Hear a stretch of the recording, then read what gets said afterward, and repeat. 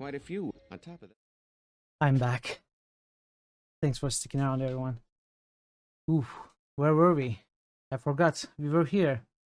The mods are right on our tail. We cannot waste any time. We cannot even test the traps. Thank you, Parrot. If this is like a physical normal mine, it will be death. We will have to retry. JFC Fuller just boosted. If you go down to the woods today, the bear sex will be quite a big surprise. 3. Yeah. Let's do the boosts. We have boosts apparently. I think I saw Ash leave. Thanks for being here all this time, Ash. You're probably gone. But I appreciate you sticking around. And have a good night, have a good sleep. Undertale.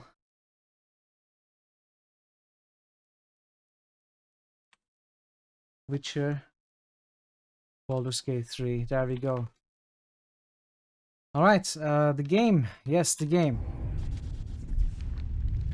This room is hip deep in mod silk, a thick swamp of it, within which you hear things rustling, and out of which skeletal human arms and hands protrude like the branches of a dead hedge. Also, thanks for the boost, JFC. I think I neglected to say that. Looking beyond the swamp, that the room has 3 exits: north, east, and south, but you can't tell what sort of trap webs hide without checking. The 4 mods appear! Try to force your way past them and escape. We will have to do that. With a desperate shout, you charge the mods in an attempt to flee. You are struck by their withering light almost immediately. It saps your breath, your strength, and you fall to the ground weakened. They're closing quickly to finish you. The last thing you hear as Barricade dies and you are wrenched back into your body is the soft, deadly flutter of their wings. Okay, we are going to have to reload. I guess we had less time than I thought we had. So now that I remember a little bit more, I think we can do it better. Enter the mayor. Premier guard their secrets well. Ooh, Strauss. Nice one.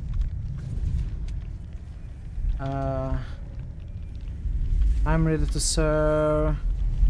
White nests. I'll do what is needed.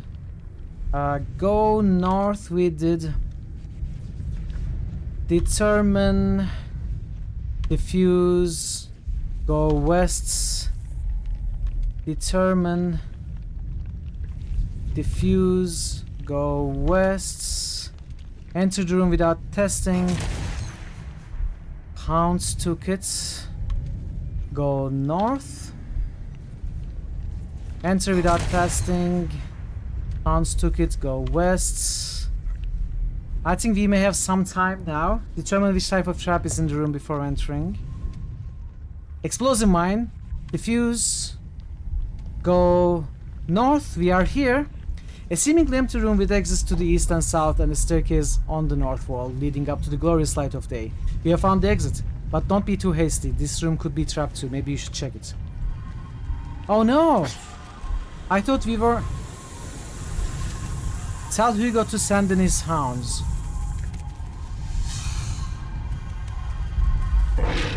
Hugo unleashes the hounds and they leap at the mounts, bringing down 2 with their paws and jaws, tearing them asunder. The poor hounds do not survive the encounter. The light from the moth's wings withers their flesh, turning them into flaking husks before your eyes. There are 2 moths left, but they aren't dying easily. Now can I force my way past them? There are 2 left. We can attack? My character has terrible fighting skills, but I think that's what I'm going to try and use everything. Oh, okay, if I use everything, it's actually a solid chance. You leap in, drawing and slashing in one smooth motion and cut a moth out of the air, dodging gracefully from their withering light. There's only 1 moth left, but it shows no indication of running away. It comes for you again. Now maybe we can try and force our way. There is 1 left, right? Let's try force your way past them to escape.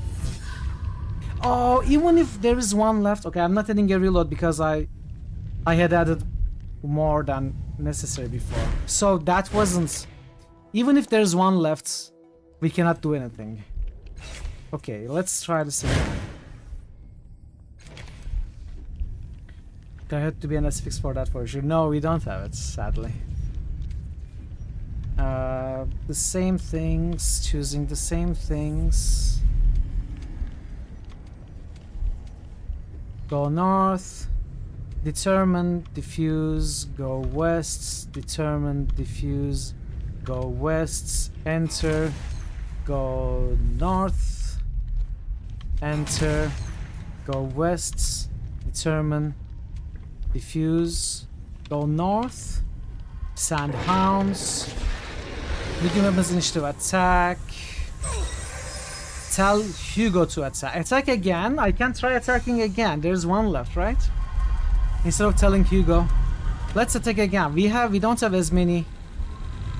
Okay, we did it. Nice. 55% chance. With a final effort, you cut down the last mouth and stand victorious among the butchered bodies. Determine which type of trap. Diffuse cipher. Go north. You stumble from the tunnels and into a quiet, oppressively hot canyon. The sky above you is filled with lowering clouds, and in the distance you can hear the sounds of furious battle. You made it. You are behind enemy lines and in the right place where Chalcedon hides Heaven's Rejoinder. Unfortunately, it's not here. You look around desperately. This is most definitely the place. You have seen it many times on ordnance maps. But massive toad-like machine that is meant to be crouching in the center of the canyon is not where it's meant to be. There is not even any sign it has ever been here. No imprints, no broken grounds, nothing. Nor are the men and constructs that are meant to guard it here. There is no one and nothing. Search for the Rejoinder. You climb the canyon wall, search the landscape, looking into other canyons and ravines. But Heaven's Rejoinder is nowhere to be found. Either it vanished without a trace or it was never here to begin with. Search more thoroughly for the Rejoinder. This search is no more fruitful than the last. You even go back into the White Nest, thinking you might have come out the wrong exit, but this is the only one. Heaven's Rejoinder should be here, but it's not. Search again. Still nothing. Search again. Okay, I searched a million times. Return to Lovak to report your failure. You retrace your steps through the White Nest and return to Lovak's bunker. He greets you with open arms and smile. Success, my friend. Whatever you did, our reconciler is operational once again, and we have recovered our recent losses. I have told Pyrekon of your heroism and she wants to thank you personally. Go to her now. She's in the bloom. Meeting with the Memovira. I believe she has more work for you there. But sir, Heaven's Rejoinder wasn't there. I did nothing. Lovak laughs. What? Are you joking?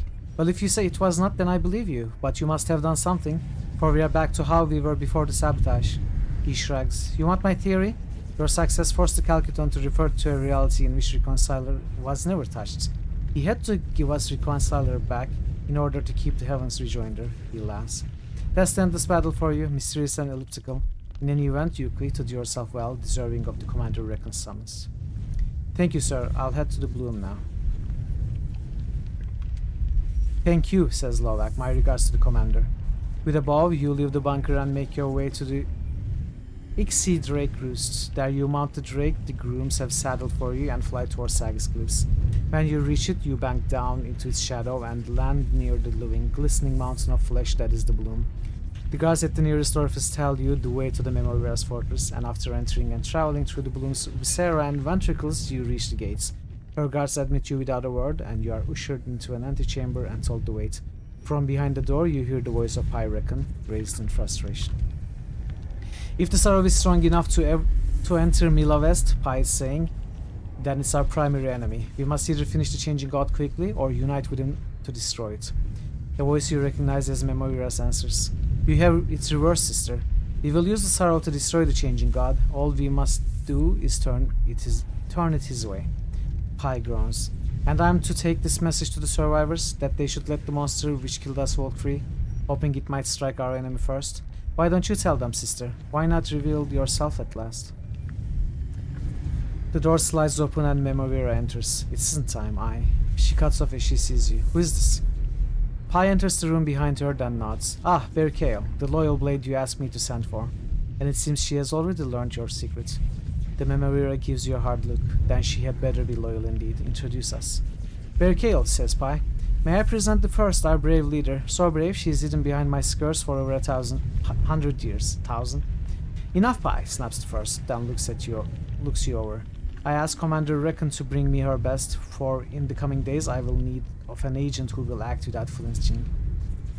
No matter what the order. Is that you, Berkale Bruna? Are you ready to do anything to stop the Changing God?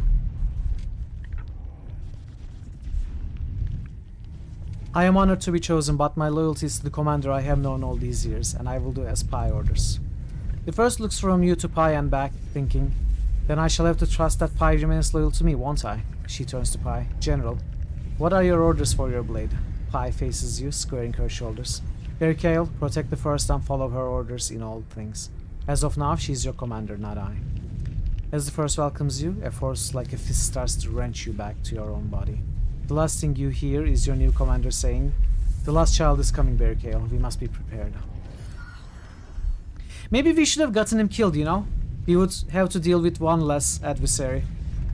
Now we have to deal with Berkale as well. If we had gotten him killed, maybe it would have been better.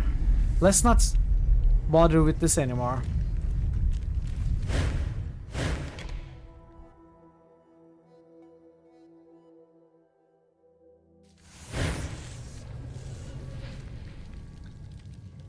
Is this Dragogen? Okay, first things first, we sleep.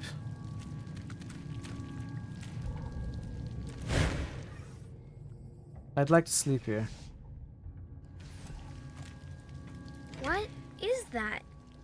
That feels great. It's called food, okay? It's called food. It's not even good food. Look at it, only the main quest left. Return to Memovira. Do I have to talk to Dracogen again? Farewell.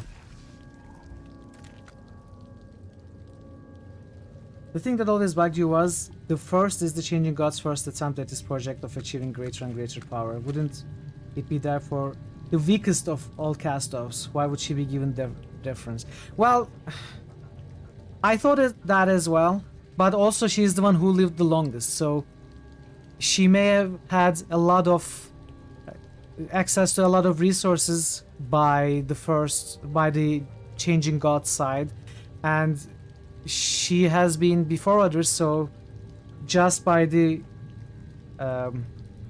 grace of, that's not the word, but just because of hierarchy, people have decided to work for her, and she may have used that workforce and time to acquire power.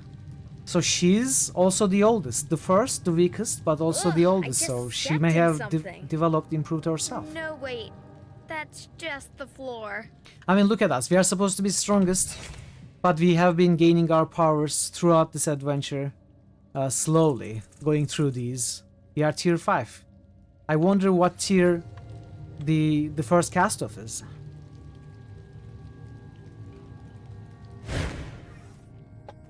Bruska nods at you approach. Well met, you need something? Mazo, I mean Ishan should have found his way back now. Is he safe? So his story was true. She looks you up and down with new admiration. I admit it, I didn't expect to see either of you alive again. Yes, he's safe, and the memory is expecting you. She will see you whenever you are ready. She gives you a surreptitious glance and to the other guard and says to you in a low tone, you should know the memory seemed angry that you succeeded. She shakes her head. I don't understand it either, but I've seen her like this before. My advice? Take care of any unfinished business you have before you go see her. That's assuming you have to see her, of course. Okay, since that, let's drink water. Ostensibly, she was also the form in which the Changing God began, so she probably inherited a lot of Changing God's charisma, which could be more important than raw power. Yeah, probably, along with your point, knowledge, wisdom. Probably. I mean, it's not like the Changing God is building upon the previous creation. He makes different creations. Sure, the later creations are better, maybe total, but some of them are fighters, some of them are nanos, some of them are jacks, some of them are charismatic leaders, some of them are just researchers.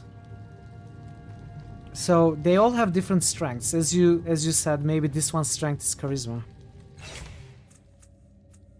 So, you lost our bonus from that.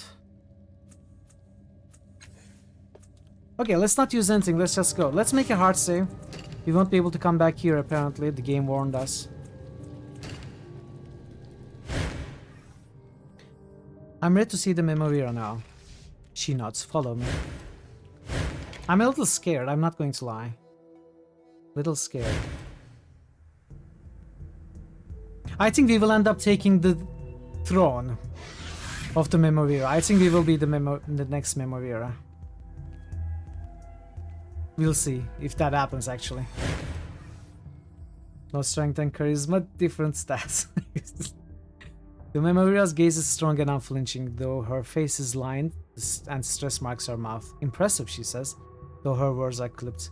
Even with everything I'd heard you had done, I did not actually think you would succeed. I underestimated her twice now, it will not happen again.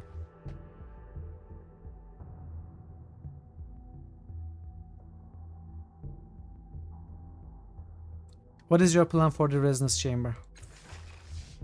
She smirks. That wasn't part of our deal, but seeing as I was going to tell you anyway, I suppose I shouldn't be stingy.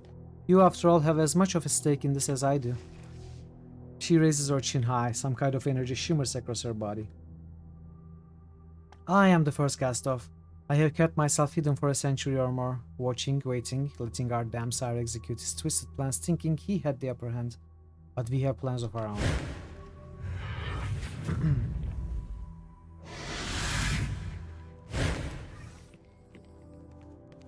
Suddenly, several familiar cast-offs materialize out of nowhere. You can't place all of their faces, but you immediately recognize Pyrekan.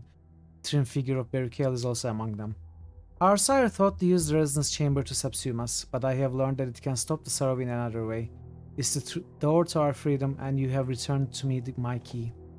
Then the Memovira, the first, makes a sweeping gesture towards Mazov behind her.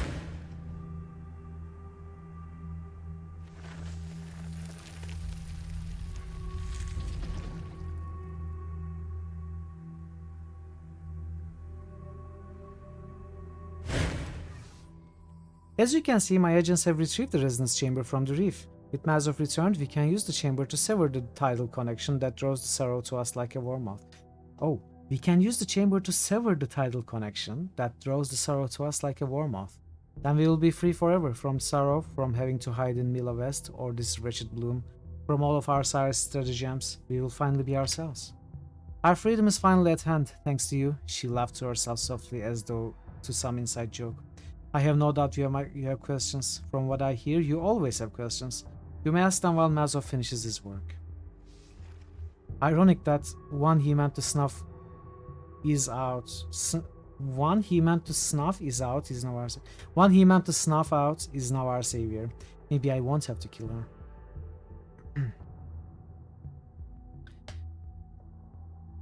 Why would you have to kill me? She cocks her head to the side. How do you... You are more clever than my information suggests, though perhaps not, if you have not yet divined why I would have to kill you. She sets her shoulders strong. You are his key, the catalyst he created to activate the chamber. He would use it to subsume all of us into himself, to kill us, do you understand? I have been trying to stop that from happening ever since I learned what our sire's true plans were. Then when you spoke to Mazov in Osophagon, using poor Zerion's body, I knew he was close. I knew where you would appear, but not when. I've been watching Mila West ever since, waiting for you. All those years spent in EA doing quality control and they still snuck in a grammar. There are many. I have seen many typos in this game. There aren't one or two. She crosses her arms. When you escaped the sanctuary, I panicked. Years of planning undone. But then you came here, to me. The trip to the heart was a fool's errand, you know. Whether you succeeded or not, I would have what I need. Either you'd be dead or our sire's plans with you, or else I'd have Mazov back to enact my own plans, and our sire's plans would no longer matter. We need to talk about the chamber. Of course we do, her tone is patronizing. Very well, what do you want to know? What can't your curiosity live without? I thought my body was the catalyst to the chamber. It is. The changing god created your body specifically to activate the chamber, to channel its powers. We discovered you had become a cast-off when you spoke to Mazov through Zerion Daywalker. Your body was designed to control the tidal connection between us. Her voice lowers. But of course our sire doesn't want to sever that connection. He wants to use it to draw all cast-offs back into himself, snuffing us out. She lowers her chin menacingly. I won't let that happen, so Mazov has reconfigured the chamber to work with any cast-off. I completely forgot to go into the mind place. There was one more character we could talk to. The commander of the mercenaries, I'm forgetting his name, starts with A. I neglected to talk to him. Ah. Can my body still activate the chamber then? Of course it can. Mazov has repaired the machine, not broken it further. Her voice gains a sharp edge to it. But rest assured, if you go anywhere near that chamber, I will kill you myself. Alice, no. I've learned that in activating the chamber, it can be used to weaken the sorrow. Is that true? She looks to Mazov. You can't read the man's expression, but the first says, perhaps. But what would that accomplish? The sorrow has been weakened many times, yet it does not die. I will not risk our lives like that. Severing the tidal connections between us is our only hope of stopping the sorrow and surviving. Aardvark? That is the first word that comes to mind, right? And also that comes to the dictionaries, but no.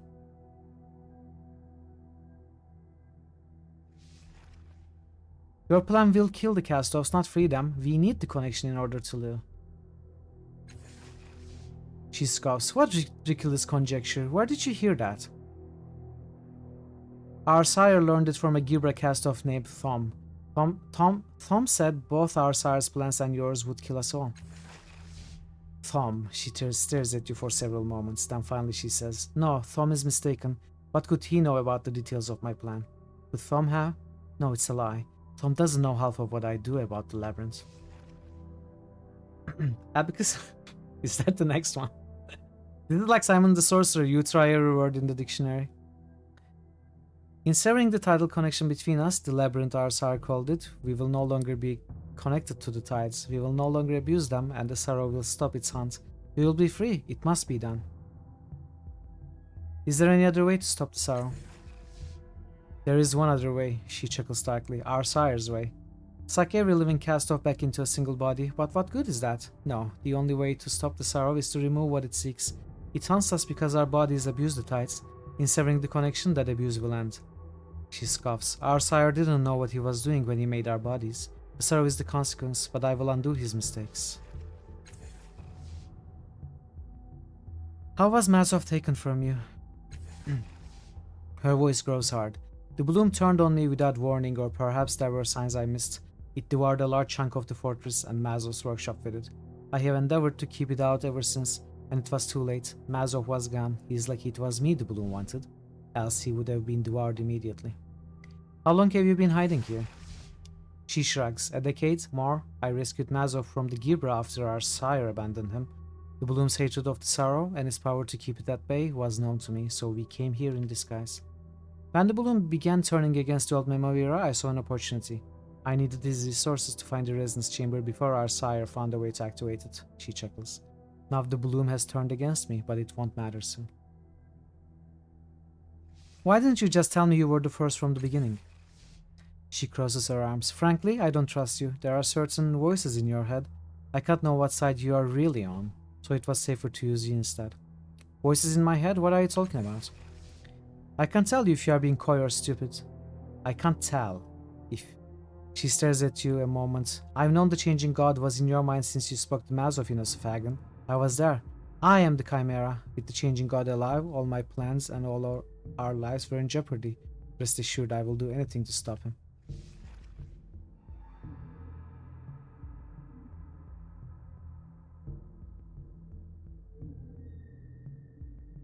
Wow, okay.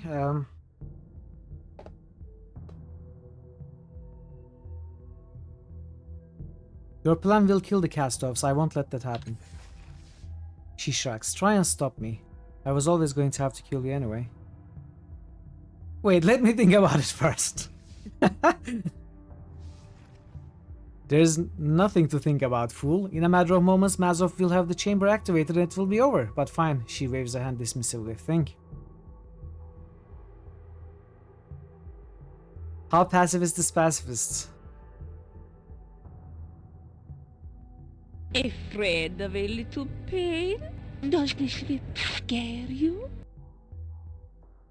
Katrina is so great. Great voice acting as well.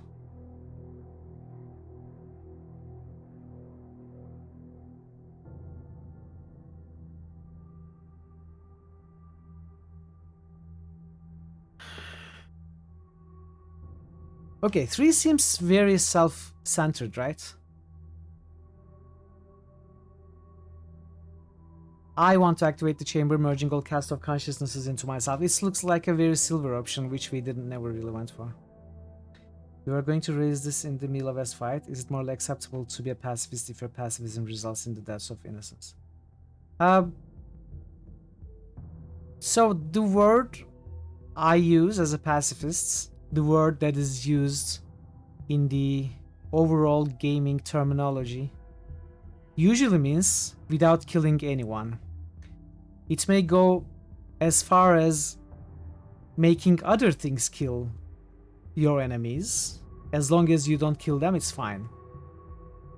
Depends on the game, of course. My particular usage here was trying to spare lives as much as possible, even if it's the lives of enemies, and not kill anyone directly. So, I guess by that definition, we did kill a moth in that Marecaster. But that doesn't count, it was a Marecaster. And we also killed a golem before. So, I think if innocents die, if we could have saved them by killing an enemy, I think it would break the rules of pacifism, because pacifism demands you don't kill anyone. That's my rule. But having said that, in Mila West, I did my absolute best to save everyone. Not just don't kill the sorrow fragments and get yourself out, but I did everything I could to save everyone else. So I do my best to try to not let anyone. The good thing about this game, as opposed to other games that you may have troubles with pacifism, is there are always other solutions that help you save innocents than just killing the baddies, right? There are other ways to do that.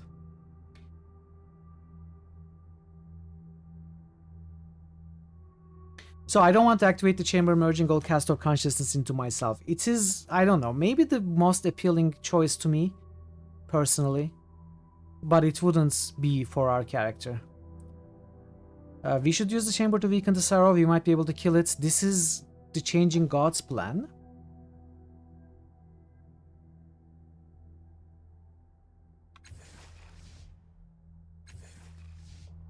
It may not work.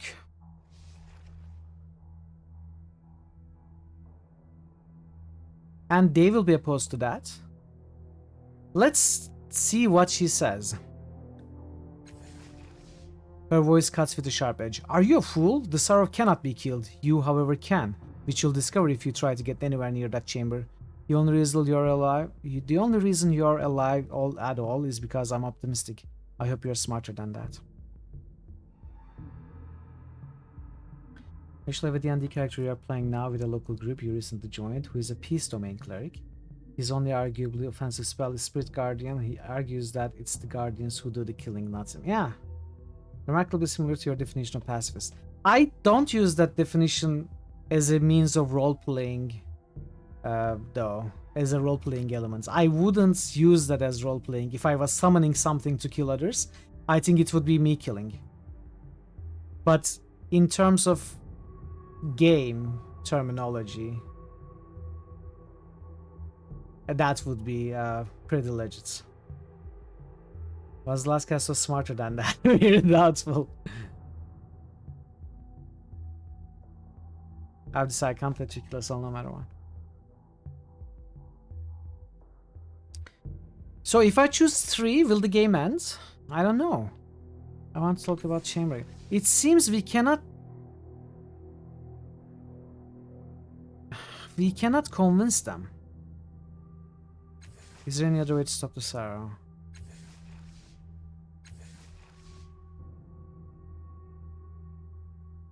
I can't let you kill us all no matter what. I'm curious to see if I choose 3, the game ends. Activate the chamber and stop the sorrow. If everyone dies and the game ends. I don't want to see that ending. I don't want that to happen. But the game may have other plans anyway. I'm curious if that actually will happen. She activates the chamber, no resistance. All of us die. Sorrow is stopped. Game over. I will see if that happens. I will reload. I will not count it as the end of the game if that happens. I'll remember Doing this that. just out of curiosity. She nods. It would be foolish to do anything else. Come, brothers and sisters, our freedom awaits.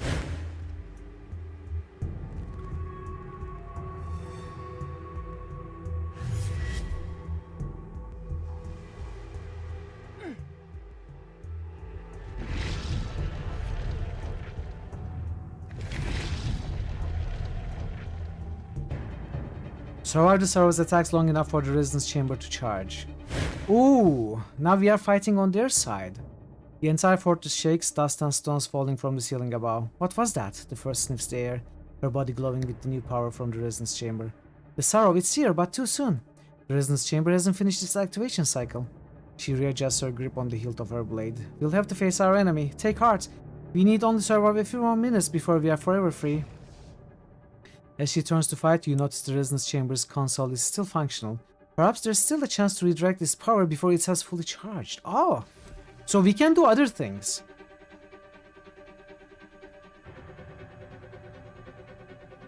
Oh, okay, you know what?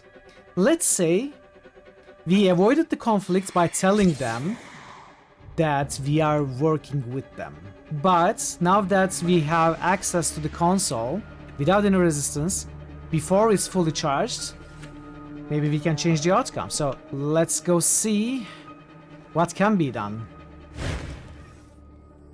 The energy pours from the resonance chamber, streaming past you to envelop the memory mirrors in its light. You direct the resonance energies towards the last cast-off. Ah.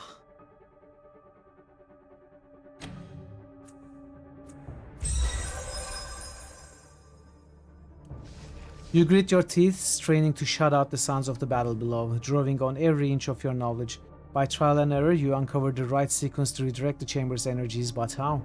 A map of the room springs up beneath your palm. One of the dots upon it is brighter, far brighter than the others. Without any thought, you press it, and the chamber's power strikes the last cast-offs like a bolt of lightning. And now there are enemies.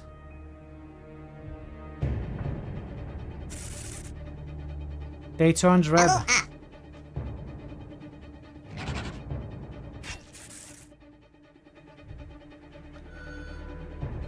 I'm impressed by how apparently energetic you are 9 hours in. I'm very excited though. This is all very exciting for me.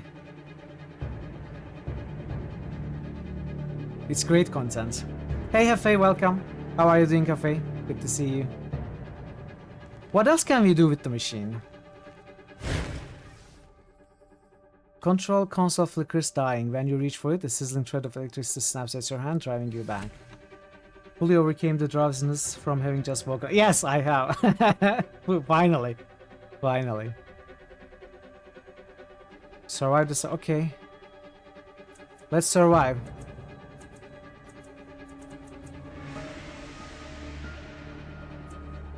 And turn. We will just end the turn.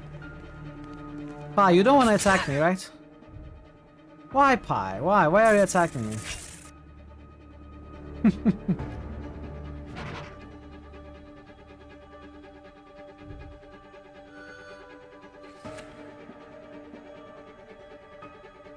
They have become our enemies. What can we do to survive?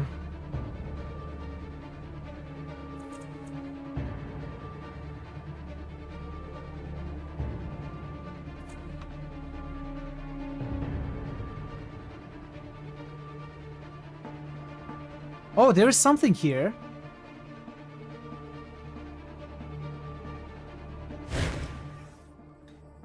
The lines inside this brushed metal disc seem to be circuits or channels for passing trans-dimensional energy. It might be possible to reverse these channels, allowing you to teleport yourself to the top of the stairs. Sure.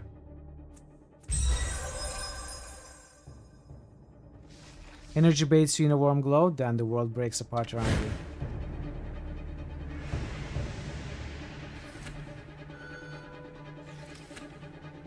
What?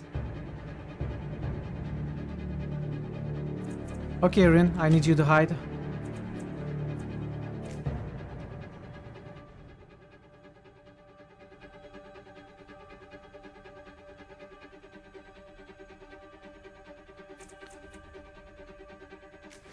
Let's see. Get Eridus to here. Oh, hide is lost. Okay, well, it was good to know that it breaks hide.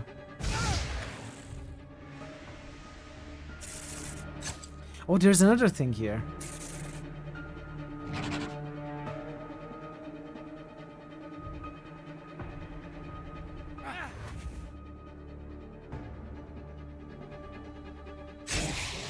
Wow, okay. Ah,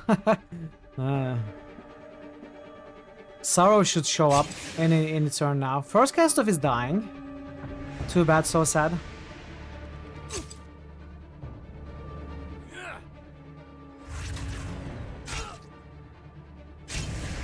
Wow, look at him jumping into death. Tibeer. Ah, they will probably... Oh, there are more. Okay, let's see.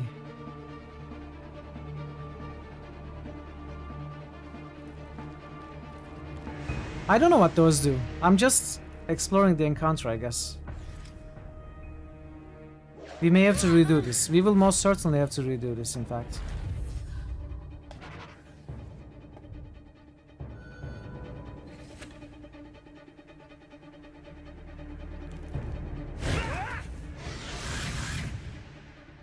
No, that was... No, Eritis! That is so Eritis, though. He goes back. No, I want to fight. No, Eritis, calm down.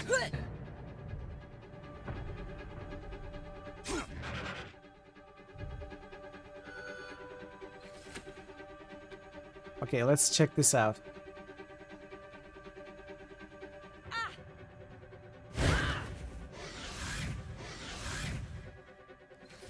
No! No! What? Ah. Everything sends me there.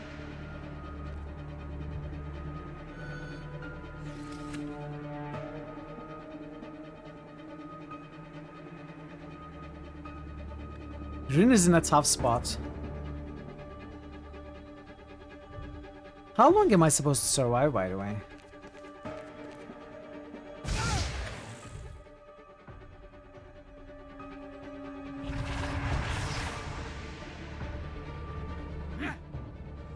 Mazov, you need to attack. I think I need to lie down. Ah, okay. For You need to attack the eternity. Sorrow.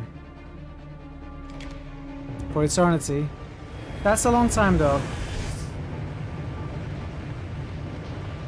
Oh, Vita! Sorrow appears here, and I just lured my characters right where Sorrow was going to spawn. And two of them are tripped on the ground. Hobbled? Not hobbled. Hobbled is slowed down. Hello. That's the stuff. Yes, that's the stuff. I'm glad you're excited. Part of why I like Ertus so much is he reminds me a lot of a D&D character you played named Sonny Bonds. Ah, yeah, Police Quest. Who also was blindly heroic and restless to the point of suicidal lack of inhibition. Got to, yes, exactly. Icewind Dale, we had a Sonny there, the Paladin.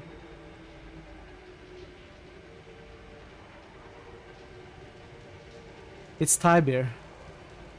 Tibeer?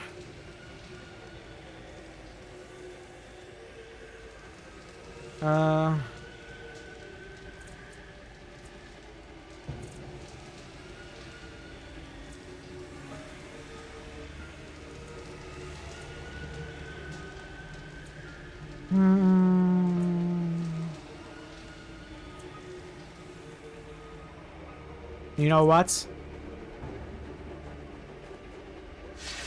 Here, you deal with the Sorrow.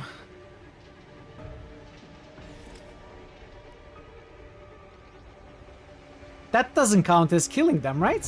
We are still a pacifist. Okay, Ertis, run the other way. No, don't run this way. This is the wrong way. Run this way. When the Sorrow comes, it's always impressive when shaking the sea. Yeah, even after seeing it so many times. It's really well done.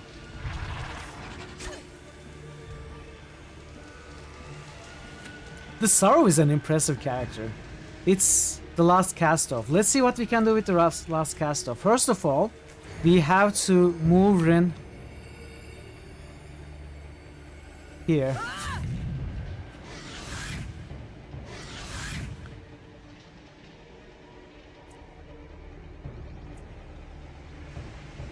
Then we summon an animated balefire.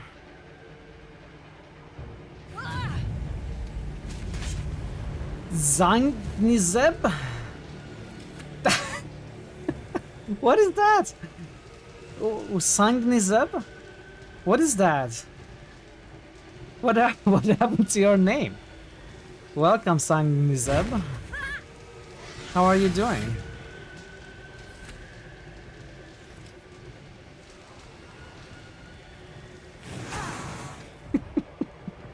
You did a dump. As a joke, you changed your name to the name of your emotes.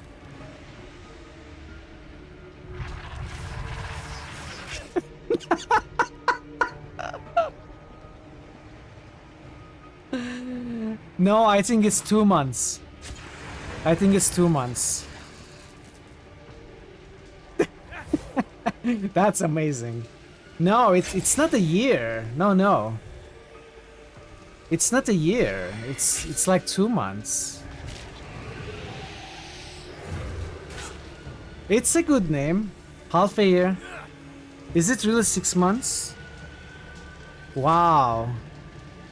Well, I hope you get used to your new name. You'll be stuck with it for a while. It's funny. It's funny. Okay, Tiber. It's time for you to run away. 2 months to change your name, 6 to get... Yeah. Well, you can find something else. I don't know. Sangnif underscore or something. Sangnif exclamation mark. Then in 6 months you can get the original name.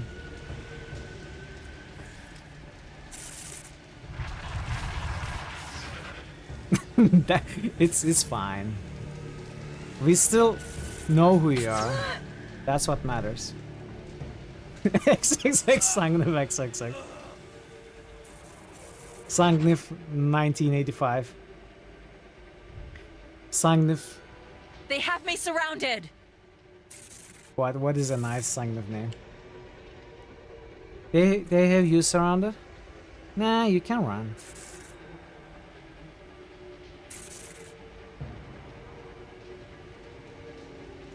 Okay. See, you're fine. And Rin has to...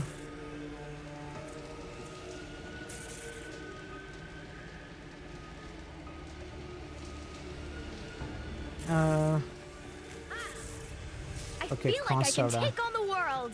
Good for you. Gangnif. Gangnam style. We can call it Gangnam style then.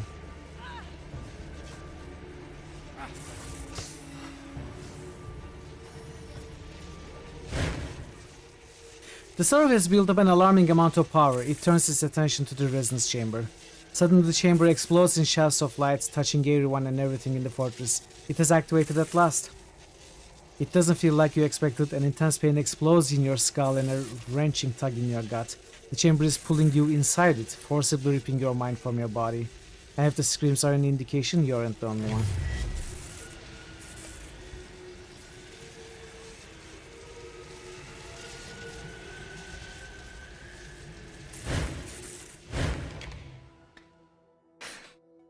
One of my mates called me Gangnif in XCOM 2. I'm ready to learn something new. Okay, we are in the mind. The familiar figure of the ghostly woman looks around her, seemingly even more confused than when you first encountered her here in your mind. The eyebrows rise high in some sudden realization. It has begun. I thought you were a memory or a copy. Why are you here? She looks at you as if noticing you for the first time. I think I am more than that. I don't know what fully, but memories are beginning to surface far more than before. I'm not certain all of them are mine though. Which memories are mine? I can't even tell that much. You're a cast-off, she says, as though confirming it to herself. A spark of life left over when the body was otherwise abandoned. She looks up and around her, as though able to see something you cannot in the black expanse. They are all here. The spark, the consciousness of every living cast-off is here now, in the labyrinth. They were drawn here by the resonance chamber.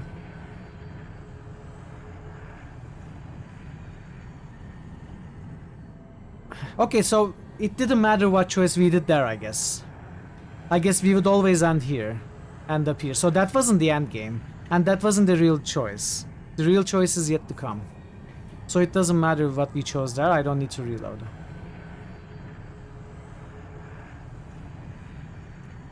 I thought the chamber would merge all the cast-offs into a body, not the labyrinth.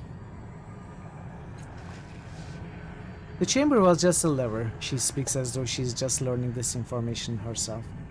The minds of the cast-offs can still be merged into a single body, but not by flipping some switch in the real world. Your fate and that of your siblings will be decided here. In the labyrinth that connects you all, that has always connected you. There's a place called the Resonance, she intones, adoring the deepest fathoms. Eyes still closed, she points to a new portal that wasn't there before. The resonance lies through there, you must find it. Your body is the key. Open it, enter it. Then you can stop the sorrow and be I'll free. remember that. Suddenly the ground and even the sky shake violently. You clutch your head in pain as though someone had pounded on the inside of your skull. Gradually the pain subsides, the air stills and quiets, but the ghostly woman's eyes are wide, her mouth agape. He's already here. The changing god has broken through the doorstep of the resonance. You'll have to force the door open, though. You have time to reach him, to stop him. She looks gravely into your eyes, but not much time. How do you know all this? Her brow furrows. I'm still asking myself that. When you and your siblings were drawn into this place, pieces of their memories filled gaps in mine. And I know what happened to bring you here. I understand what is happening now, and I know where the changing god is and what he plans to do. She shakes her head. And yet there is so much I don't know. Who am I? Why do I know all of this and you don't? I feel like I know the labyrinth. Why does it... She bites her lip, unable to voice any more questions. Why does it feel like this labyrinth was created for me?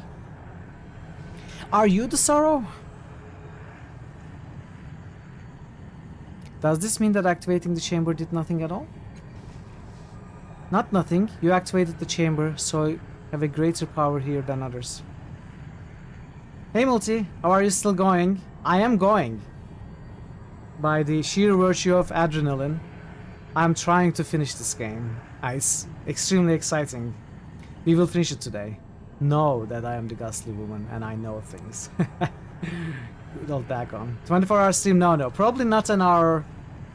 Maybe an hour more at most. I think we are pretty much at the end now. How are you, Multi? Good to see you. I'm glad you were able to stop by. Maybe you'll even boost. Also, we are probably at the very end of the game, so if you need to vote or change your votes or whatever, the poll will be closing soon. Recorders sleep. I apologize to everybody who didn't want to be watching Twitch at this hour but cannot stop because I am continuing. If you have to go, Samus is just musted Andromeda. if you have to go, Multi-Dark Please Samus go. is just musted Rogue Trader. you can watch the VOD. I appreciate you staying, but you don't have to. Bogu! Warning! Intruder alert! What's going on? Bogu with the raid. You are catching the end of the game, Bogu. Raiders, welcome everybody. Mass Factory is still winning.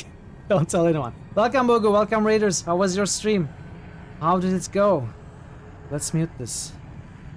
Recognize I me? greet you, godchild. Pardon! Arisa by What Bargain on earth are you Slayer. streaming at this hour? Did you I don't know. It has been 29 months? Yes. Michael, what on earth are you doing streaming at this What? hour? Shut the fuck up. Thank you for the resub, Barton. Welcome Bogu, welcome Raiders. Good to see you all. Fucked up abusers get dick. I didn't intended to end like that. Yes, you are free to go, JFC. Oh well. Congratulations, believers. Jesus, congratulations, doubters. You earned absolutely nothing because nobody believed in me. Well, welcome everybody. Thank you for the raid. How did the stream go, Bogu?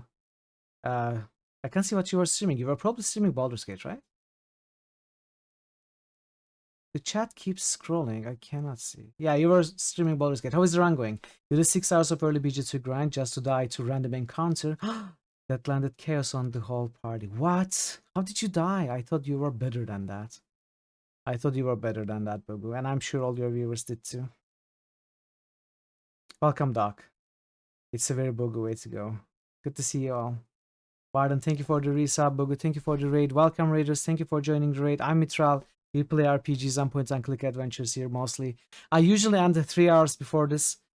Today we are trying to finish Torment, Ties of Numenera. And I was just telling everyone to go because everyone is just sleeping, probably trying to catch the end. I never streamed this late. So if you have to go, please go. If you don't want spoilers, again, please go. This is the end. This is the highly spoiler territory. But if you choose to stay, I appreciate you all. Thanks for being here. And I hope you enjoyed the rest of the stream. They're going to be laughing at you next off here. Did you actually drink a gallon of coffee? I didn't drink anything. Just 3 cups of tea. That's about it. Welcome Arcanus Archives. I mean, the game has been out for a while. It has been out for a while, but not anybody plays it. So we try to be spoiler conscious here. And if anyone doesn't want spoilers, we don't force it upon them. And I just fair warning, you know. If you get spoiled, your fault. It's not always your fault in a internet environment. You can do your best and still get spoiled. It happens in all sorts of ways for all sorts of games. 9 plus stream. Is it a mutual record? No, I have streams for 12 hours twice. Pardon. It's just after 8 p.m. here. Yeah, I know. So for US watchers, it's not as bad for Europeans, I guess. Nox was like 10 hours plus. Affiliate versus streams were 12 hours plus. So yeah, we will continue. Bogu, thank you so much again. Very much appreciated. And yeah, going. Not nothing. You activated the chamber and so have a greater power here than others. More clarity and control. If all living castors were drawn to this place, then where are they? She shakes her head sadly. They are lost. The chamber drew in their minds, then trapped them, each one with an illusion made from their fears and regrets. I can feel them now. Her eyes shut tight and she bites her lip. Their pain, their torment. They don't realize where they are, and they cannot escape, not on their own. Oh, I forgot to talk about Bogu. How can I do it? I'm sorry, Bogu. Bogu is a very good friend of the channel who plays a mean Baldur's Gate and also other games. A lot of Iron Man runs. A lot of No Death runs. He has managed to beat Fallout 1, 2, Gothic 1, Gothic 2 as well? Maybe not that. He's doing XCOM playthrough as well. He does all sorts of things and he paints minis. If we are lucky, we may even catch him paint more minis on stream. So, you beat none of the wait, you beat Gothic 1. Didn't you beat Gothic 1? I was sure you beat Gothic 1. But yeah, definitely check him out. He's a great streamer and a cool guy overall. Good friend of the channel for a long time as well. So give him a follow. Enjoyed watching me play Wolfeed and Chaos Engine. Yeah, that was a fun stream, wasn't it, Pardon? That was definitely a fun stream. Alright, let's continue now. They are lost. The chamber drew in their minds, then trapped them, each one with an illusion made from their fears and regrets. I can feel them now. Her eyes shut tight and she bites her lip. Their pain, their torment. They don't realize where they are and they cannot escape. Is that a lurker? On Yes. their own. Enjoy the lurk, Multi. Thank you, I appreciate it. Bogu is as cool as mint ice cream. You didn't die at the very end? You didn't? You died at the very end? You had enough games, you just continued. Ah, okay. Okay. I thought you beat it. My mistake. Well, maybe you will do it again. Maybe you will play it again. You make it back before you end. Maybe. There isn't much left though. Korkalom in your install was bugged. Yeah. That changes things, of course. If everyone is trapped in an illusion, why aren't I?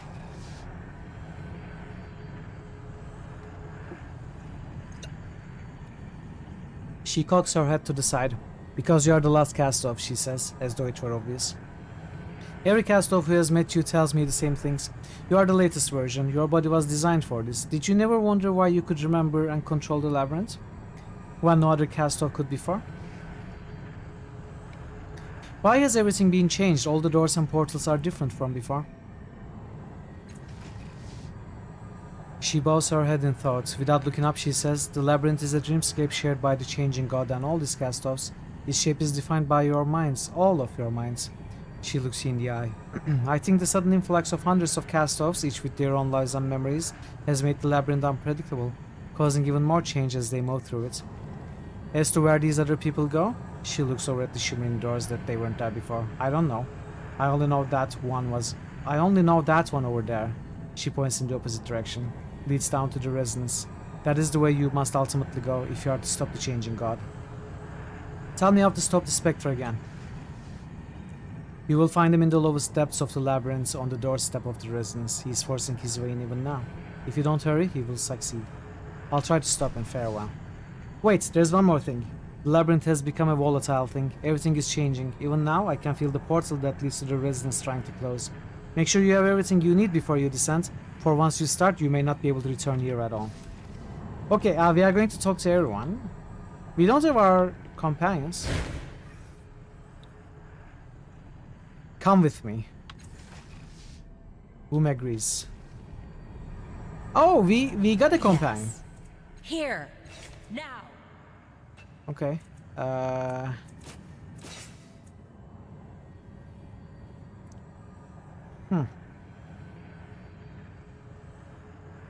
Initiative maybe? Increase edge intellect? Maybe? Stat pools? Probably not.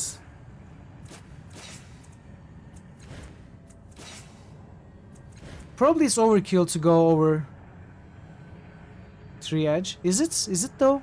With 21 pool, I think we don't need to go over 3 edge. Maybe speed edge.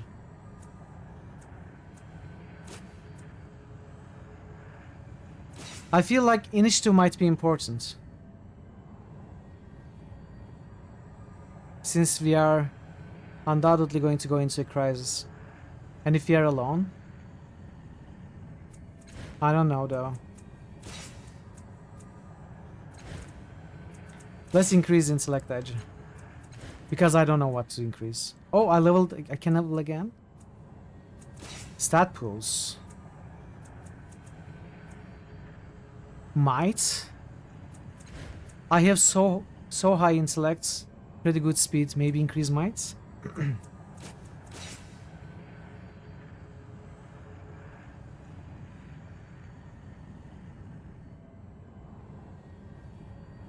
Let's go persuasion.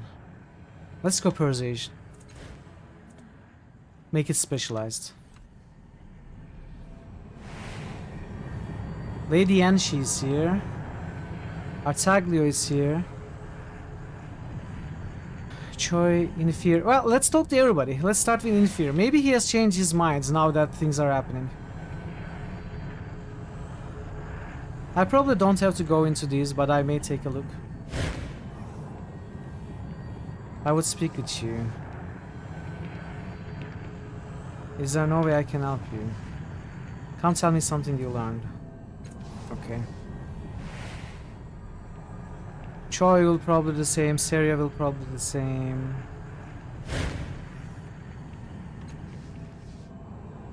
Farewell.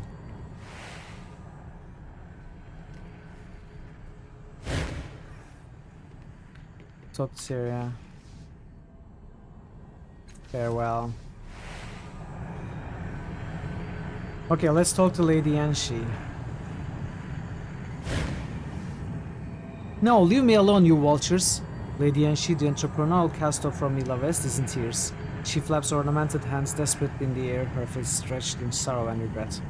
As you step closer, you catch shades, flickers in the corner of your eye of what she's seeing. Luxurious fabrics, marvelous oddities, and expensive-looking devices of all kinds are arrayed around her like a horde, and several shadows are taking it all away from her. She tries to grab her treasures before they can be stolen, but her hands flap through them like mist. Please, she cries, I can pay you back, just give me more time. There's nothing there, it isn't real. What? She blinks, and like a dream, all the shades and shadows fade away. Gradually, she recognizes you. Little sister? What a nightmare, my business had gone bankrupt. Everything was being taken from me. She shakes her head. I'm not ashamed to admit it's my greatest fear. Thank you for saving me from that. I feel like I've been given a second life. She looks around her for the first time. Where are we? What devilry has landed us here? A place called the Labyrinth, some kind of psychic constructs. Is that so? She gets an odd glint in her eye. A mental landscape, perhaps?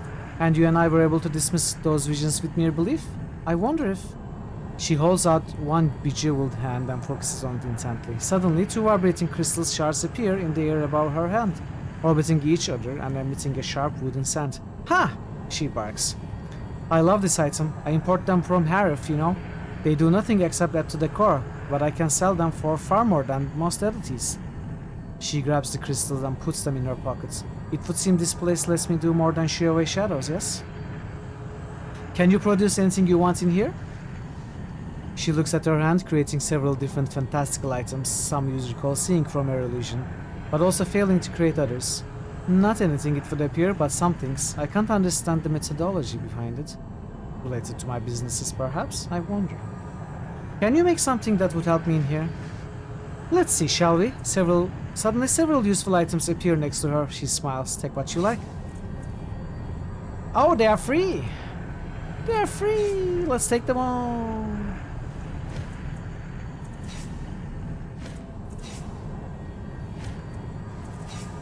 Nice. A cipher I will never use. Well, maybe I won't take the cipher actually. Let's take it. Is that a machine gun? Splurged. Only usable by whom?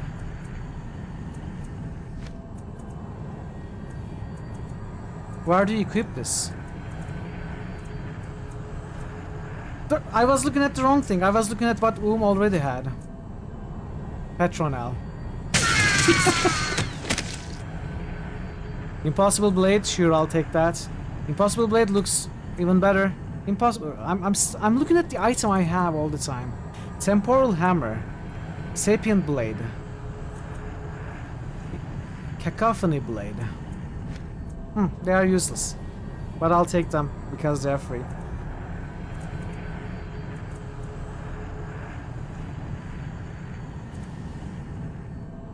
Oh, ads are coming. I'm sorry I cannot actually snooze them any further. We are going to have to go through these ads, the final ads, and then we'll probably going to finish the game. So if you're not a sub, I appreciate your patience with those.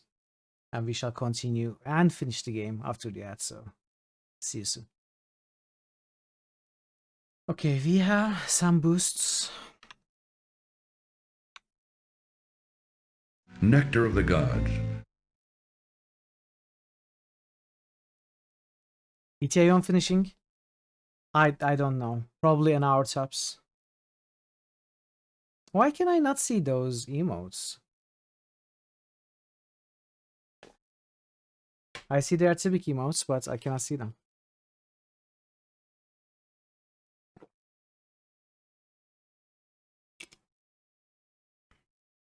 Thanks for the boost, Multi. Thanks for the hydrate, Parrot. Maybe Thor or Parrot has a better opinion. I think we should finish it within the hour. Oh man, it's getting really late.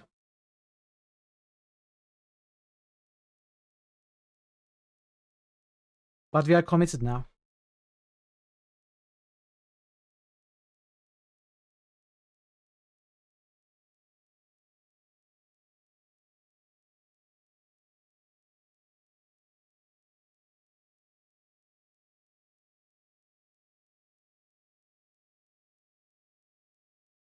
Within an hour, probably not till the next hour mark.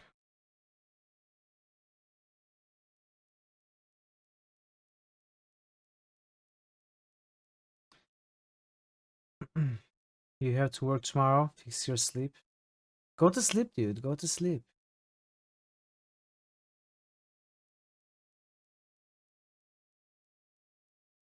Yeah, sub must have ended.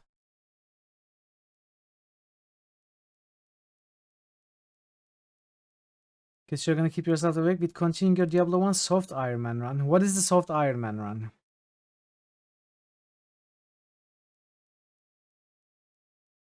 How does it work?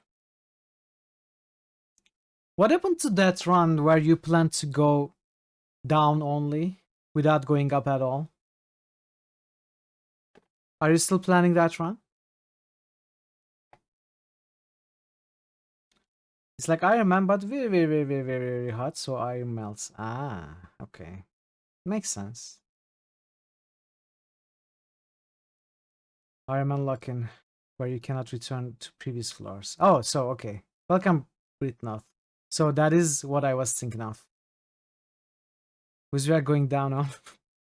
Changes from day to day, you know. You can go back to town after beating Cathedral Catacombs caves before Diablo. Ah, okay.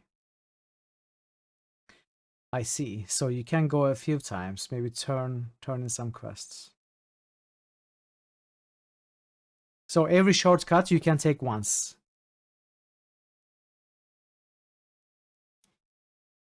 I thought you were planning to do that on stream. Are you practicing or something? Alright, welcome back everybody. Let's go back to the game.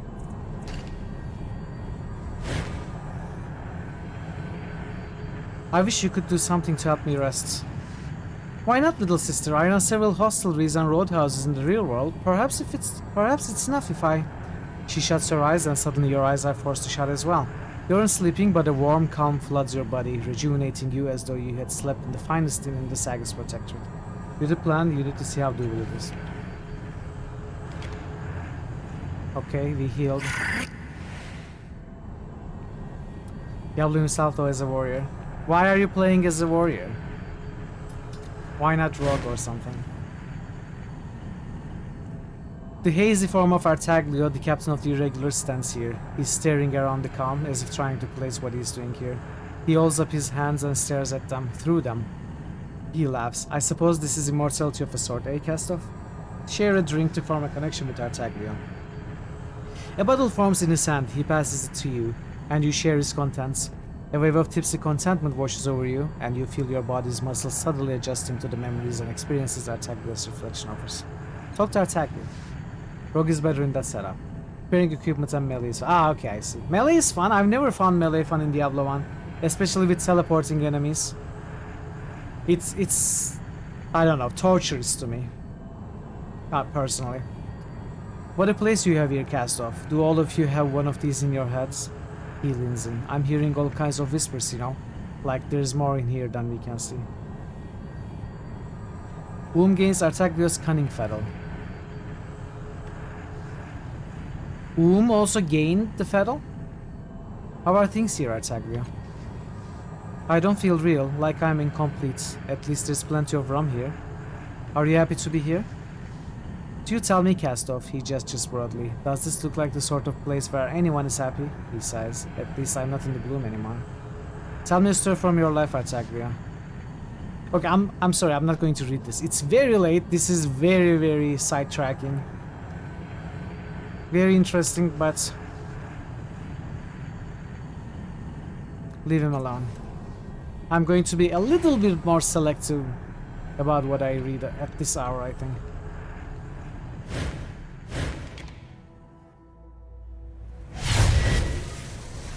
Okay, nothing has changed here, but we have 3 new portals. Let us out!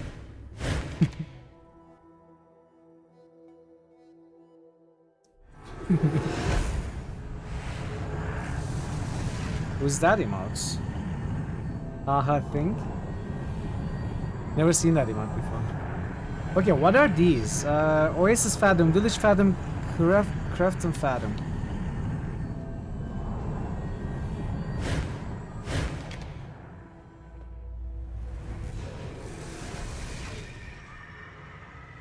Rin! Oh! We are getting our companions back.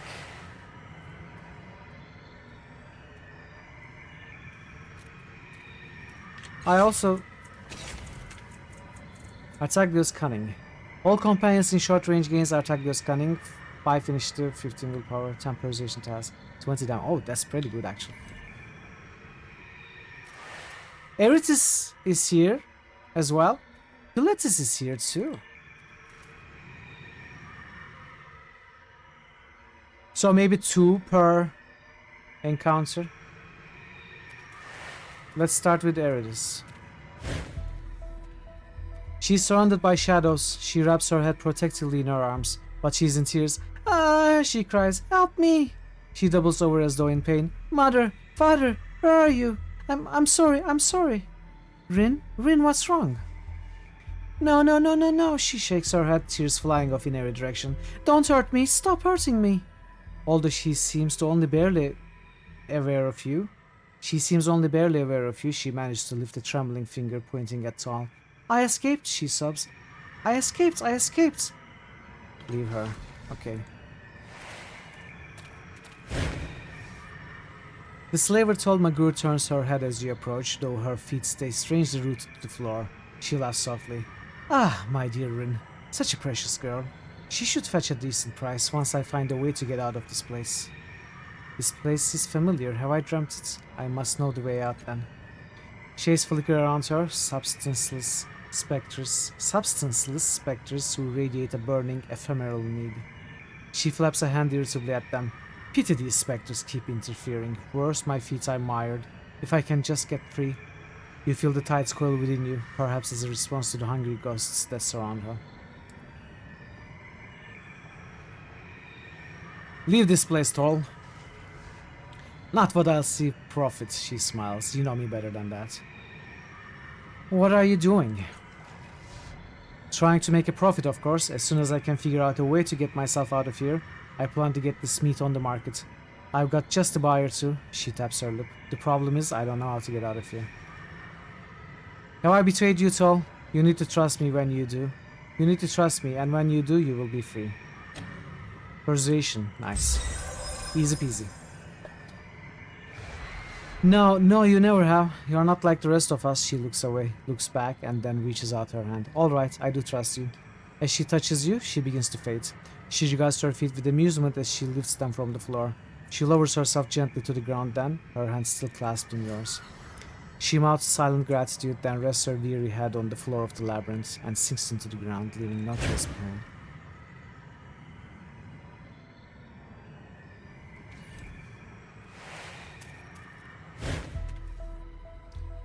She ducks, still crying, trying to protect herself from the shadows that torment her. Toll's gone now, Rin. Are you alright? She shakes her head, but you can't tell if she's responding to you. I'm sorry, I shouldn't have left. Please take me back. She forces the words out between sobs. I didn't mean to hurt you. I want family. It's alright, Rin. I'm your family now. She looks at you for the first time. You? I'll remember that. The shadows begin to fade. With her eyes on you, she lowers her arms and stands straighter. She blinks 3 times, then looks around her in wonder. It's the junkyard, she says. But not the junkyard. Where are we? Inside my mind, I think the resonance chamber trapped you in here somehow. Her eyes widen even further. That's scary. So what now? Come with me. We are going to stop the spectre and this. Right.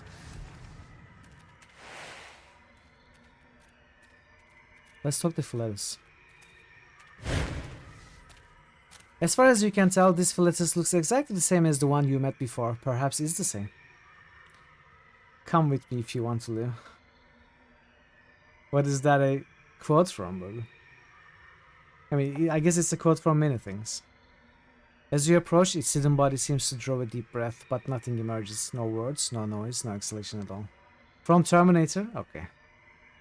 Its glass mask seems fixed upon you, but it just as easily could be sleeping within. The thing just stands there, as if indifferent, until suddenly it speaks. How many motes of light spilled upon the ground before you moved the basin? You can feel no toes at all from within the robed figure.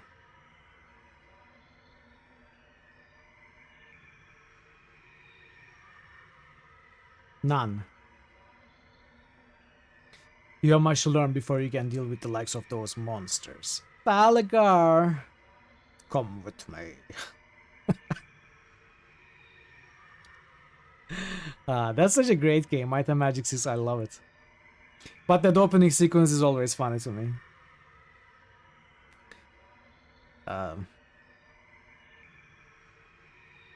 Mini. The Philetus' glass face shimmers with iridescence for several moments before it speaks again. Yes, the old calf gets sour milk from its mother's teeth. Those that seek sweeter suckling waste away but never weep. The old herder spills salt tears, but the earth thirsts without tasting. Its mask darkens, but its voice carries on with flat indifference. Did you drink the light? I drank in the light. The Philetus leans its bulk towards you ever so slightly. No, you will burn in the light. Ask. I have no idea what Philetuses are about. What did the light mean? How do your questions mean? The thing's voice warbles, as if with an echo that precedes the sound itself. Eventually words come. When the question is no, the answer is but a conclusion. What else is the answer supposed to be? I'm guessing here, making it up. Why are you here? How are you here? The Philetus cocks his spheroid head and answers without emotion. I have always been here. What are you anyway? This is not the question. What can you tell me about this place? Almost with a sigh it answers, everything. Let me try again. What will you tell me about this place? Nothing. I knew that was coming. Can you help me? A long groan sounds from within the Philetus' heavy robes. A voice that follows seems high and piping by contrast. A debauchee? Debauchee? His other diversions exhausted, sought the clammy embrace of a Nycthemeron. The romance ended tastefully, and as did the libertine. At this point, I'll take whatever help I can get, clammy or otherwise. The ropes rise and fall, suggesting the movement of smaller things beneath. Then it answers. In her ivory tower, the lady hears howling from the observation cells. Notes are taken, actions are not. So you won't help me? If Philetus' silence is answer enough. What is the question? I'm starting to figure this weird place out. The Philetus' face shines pearlescent, and its voice, for once, is heavy relief. Now you understand. A moment later, its robes seem to sweep inward, and it disappears. Yeah, sure, now I understand. Yes. I definitely understand what's the heck is going on. This is hardcore. Question is hardcore. Aerithus stands fists clenched and knuckles white. At the center of his aura, his golden cloud. It takes you a moment to realize what's different here. He's in a hollow place within the glow, though it's reaching for him with hooked tendrils and jagged spines. Somehow, Aerithus is holding the paragons and cathartics at bay. Aerithus, what's happening? Hardcore to the mega. I think hardcore, all hardcore lines can be customly called, but the hardcore is random. The others are not. Hardcore! It certainly is. I can hold them back, he says hoarsely. They aren't in me here. I can leave them behind if I try. I'm strong enough if I... Let us in, roars the Paragons. We had a bargain, Aerithus. You can't go back on it just because you didn't agree to it in the first place. Let us in, whined the Cathartics. We are in danger out here. We are exposed. It's very cold.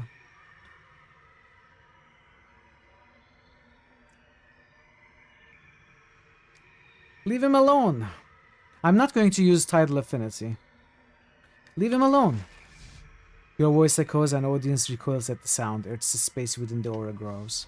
Let us into him again, the audience pleads. Let us make him strong, weak. Without us, he will be useless to you. He will be normal, fragile, weak, pathetic. All right! Yeah! I either have to use the tidal affinity to separate them, or I need to convince him to... This is worth using the tidal affinity for. This is your mind. Separate the audience and Earthis for good. This will probably come back to bite me in the ass. Following the wordless urges of your instincts, you plunge your hands into the golden cloud. Bloody, crisscrossing lines race over your knuckles and up your arms. But the audience has no taste for you. You can taste its horror and disgust at being touched like this. With a grunt, you tear the cloud away from your companion. The audience screams as one. Honor, glory, hero, punish, error, error, error. A tiny star flares at the center of the golden cloud in your hands. Another. And soon a ripple of spider-webbing flame races outwards as the nano-demons rupture one by one. The flames don't hurt, they tingle. At last, smoke rises from your empty hands and unburns. I'll remember that. You turn back to Eridus. Oh, I got an achievement. Freed Eridus from the audience. You turn back to Eridus. He's transparent, fading. He is no longer a hero, a fighter or a champion. What he is crying.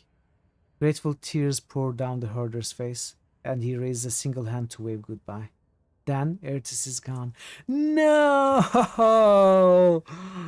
We lost Eridus fully by doing that. That's good for him, though. That's good for him. I lost a very important part of my party composition, but that's good for him. I don't regret it. Now we can keep Womb's eyes reaching out to touch where Ertis once was. Then it looks up at you, eyes radiant with gratitude.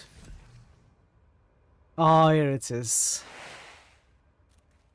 Ertis is no more. Wrapped around in an aging stone pillar is a plated creature unlike anything you've ever seen. It hisses at the air, but its eyes, rows of them like a spider's, are fixed on you, glittering.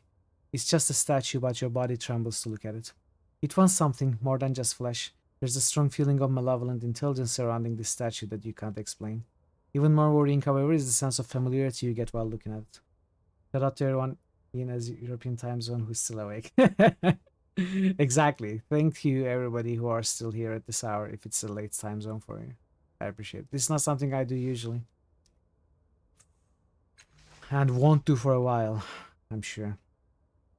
Good for him. You took away his glory, his destiny, his place in the history books. You condemn this legendary figure, they will compose epics about to a life of nobody sheep herder. But at least he will be in control. And with his experience, he may be able to change his life around. It is in him to be a hero. He was being forced to be a hero. He wasn't being given any extra strength or supernatural powers. The herder always had the strength in him, and now he can choose to do it if he wants. Butura Diablo died in Oh no, I'm sorry. I'm sorry for laughing too, but it's funny. It's funny. You were already at hell? This thing is a visitant from some more distant world, or possibly another reality altogether. The feeling of malevolence or predation reminds you strongly of when you first met Dracogen in the Bloom. You don't understand why this creature would remind you of that man, however. Try to figure out why this feeling is so familiar.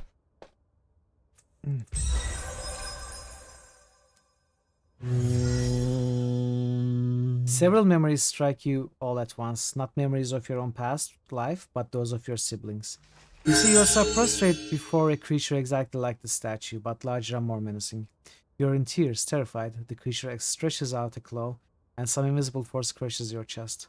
A flash. Light from the creature's many eyes sears through the retina into your brain. You fall on the floor, aware but unable to move. In another memory, you storm through a burning village in search of some artifact. The memory races forward, and you present that artifact to the creature. Another flash, you are kneeling before the creature. It speaks in your mind. Rise, my servant. Today you are no longer cast off. You are Dracogen, and you will henceforth speak in my name and carry out my will in this world. Memories flee, you are left trembling. This thing is Dracogen, the real Dracogen, not the man. It uses mortals for its own inscrutable ends, even as mouthpieces, as it did with the Dracogen you met in the Bloom. Several cast-offs have crossed it over the centuries. The creature finds the immortality and greed of your siblings useful, and your disregard for mortal lives convenient. This statue was constructed from their memories. One of them even served as a Dracogen long ago. Move side to side to see if the spider-like eyes follow you. His eyes remain fixed at the space you were standing before. Perhaps you just happened to notice them when you were standing in the right. With slow and deliberate care, the eyes swivel in their stone sockets and fix on you again. Feel the surface of the statue.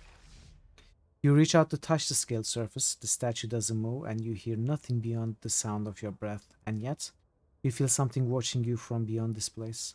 A sudden heat bakes the palm of your hand. Something tells you that touching this statue is a bad idea. We are all about bad ideas here. Let's touch it. Your fingertip scrapes across one of the gleaming scales. You hear a low, angry hiss before clawed hands close over your hand from behind and squeeze. The darkness closes and coils around you, crushing the air from your lungs. Shouted words from the beast strike your mind like misshapen burning meteors. You try to scream, but nothing escapes. Nothing. You awaken by inches, every joint aching. Something lies heavy and cold in your hand. At first, you take the gem lying there for one of the statue's eyes, and then you notice the serpent is still as whole and untouched as before. An ornament artifact, 5 armor, 5 resistance. Huh. Okay, nothing I will use, but it was a nice little story.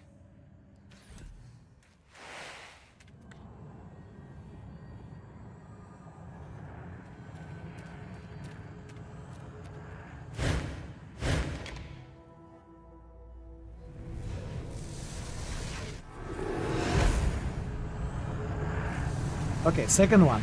Oh, no. Not yet. Let's level Increase edge.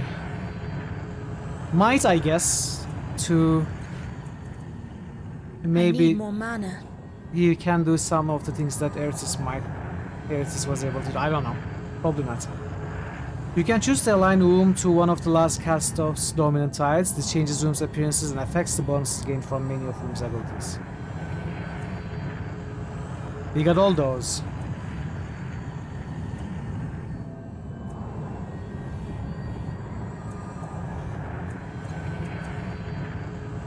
Smashing. Okay, let's see.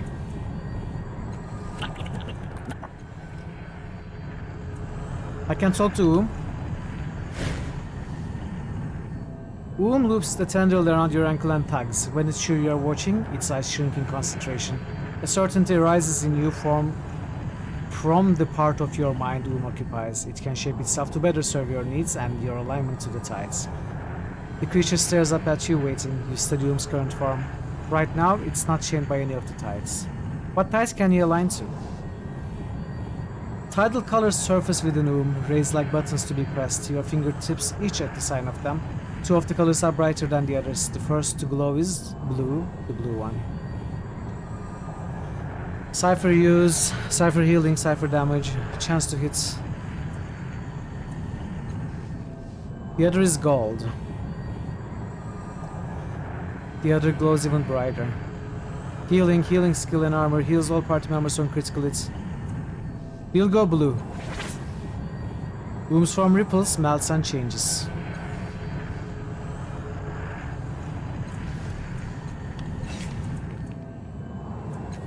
The stats do not change, it's still 10 might 10 speed. He's so cute though. Realignment, Cypher, train, same things. Alright. Second one, let's go.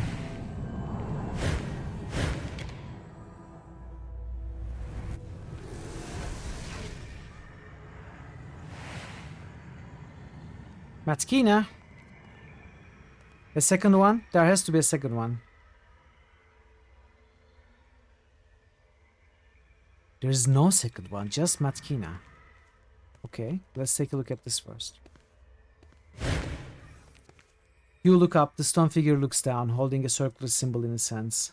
Hair, or perhaps tendrils, curl from the edges of the hood that covers most of the statue's angular face. Abstract patterns race along the folds and wrinkles of the figure's robes. Examine the statue as a whole. It's not immediately apparent who the statue portrayed. Perhaps this was a major figure in another cast-off's life and found its way here somehow. You may never know. The symbol itself is a collection of shapes, a cross within a square inside a circle. It seems familiar now that you look at it more closely. It's not simple stone either. You draw a thoughtful breath. Memory tangled in stone, a system of bounded power echoing upon itself. Touch the square. You lay your hand upon the square and a vision falls upon you, showing you a single figure kneeling at the peak of a jagged pile of bones. You cannot tell if it's a man or woman, but the cast of tattoo is clearly visible. All you can hear are the whispered words, "Thank you, thank you, thank you." You release the square and the vision fades. Touch the circle. You brush your hand against the circle and a vision unfolds you in its arms, showing you a ghostly woman's face. The same ghostly woman you met in the calm of your mind. Anguish fades from her, and then the translucent light. Before long, her face is flesh once more. You release the circle and the vision fades. Touch the cross. You trace the cross with your finger and a vision cracks open your mind, showing you a billowing, towering creature, screaming with 1,000 mouths. She's devouring herself, she's the Avenger, targeted for revenge, and she's dying. You release the cross and the vision fades. Pull the symbol free. You lay both hands upon the symbol, pull, and a vision unfolds before your eyes. You tower over the world, crossing it with great invisible strides. Faces blur beneath you, a sea of them, but all of them have one thing in common. No cast of tattoos. You and your siblings are nowhere to be seen. The image fades when you release the symbol firmly hand this statue's grip. Nonetheless, you still feel the rough edges of it on your palms, if only for a second. Huh. Another encounter that I didn't understand a single thing about. But we can go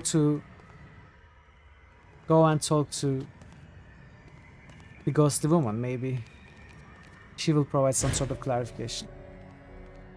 Matkina holds her weapons tightly and screams. As you come close, the shadows around her solidify. She is reliving the horrors of the attacks on Colin, and for a moment you are there with her. The first militia lashes out with their weapons, and the villagers transform their monstrous forms again. Her weapons have no effect, and her dying friends got blood that washes around the boots. Nang, Tick, I'm so sorry, I didn't know. The faces in her nightmare change and twist. You see the first's mask, Pie's face, Melmoth, the Memovira. Countless faces jeering, mocking, spilling their contempt across her. She fights savagely against the faces arrayed against her, each another stone in a wall of betrayal and mistrust. She is muttering and whimpering as if caught in a living dream, and you can hear her whispers, "Traitor, murderer of dreams, butcher, my fault, must scatter you, burn you."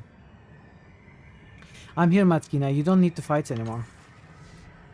"I'm here, Nang," she says. The shadows leer and twist around her, and a distorted version of Pie's face looms in the air. She raises a flame lance high over her head and strikes swiftly. Matkina knocks it aside, plunging a knife into the shadow's body. The ferocious heat from the lance washes over you even as the lance vanishes. This illusion is powerful, too powerful to just talk her out of it. In a whisper almost too soft to hear, you hear Matkina say, "I don't want to fight anymore." Shake her to snap her out of it. "Come on, Matkina." You put your hand on her shoulder to show her, and she lashes out, quick as lightning. You snatch your hand away just in time. "Come on, cowards," she screams. "Come and fight. Come and die for what you've done." Try to shake her again. You reach out again, barely pulling away in time to avoid the blade. This isn't working. Her illusion is too strong. You sense the knowledge you need to help her is in the labyrinth somewhere, but not here in this fathom. Okay. We will come back here later. Wait, did you save? Okay, yeah, good idea. Let's save.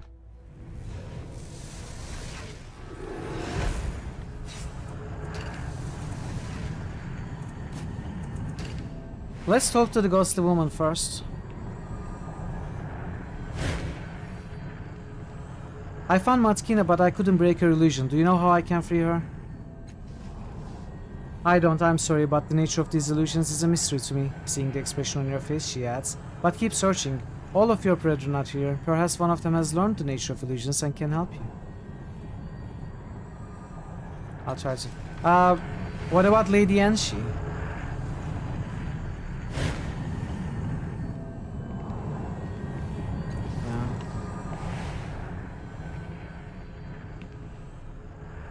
Well, let's go to the other one.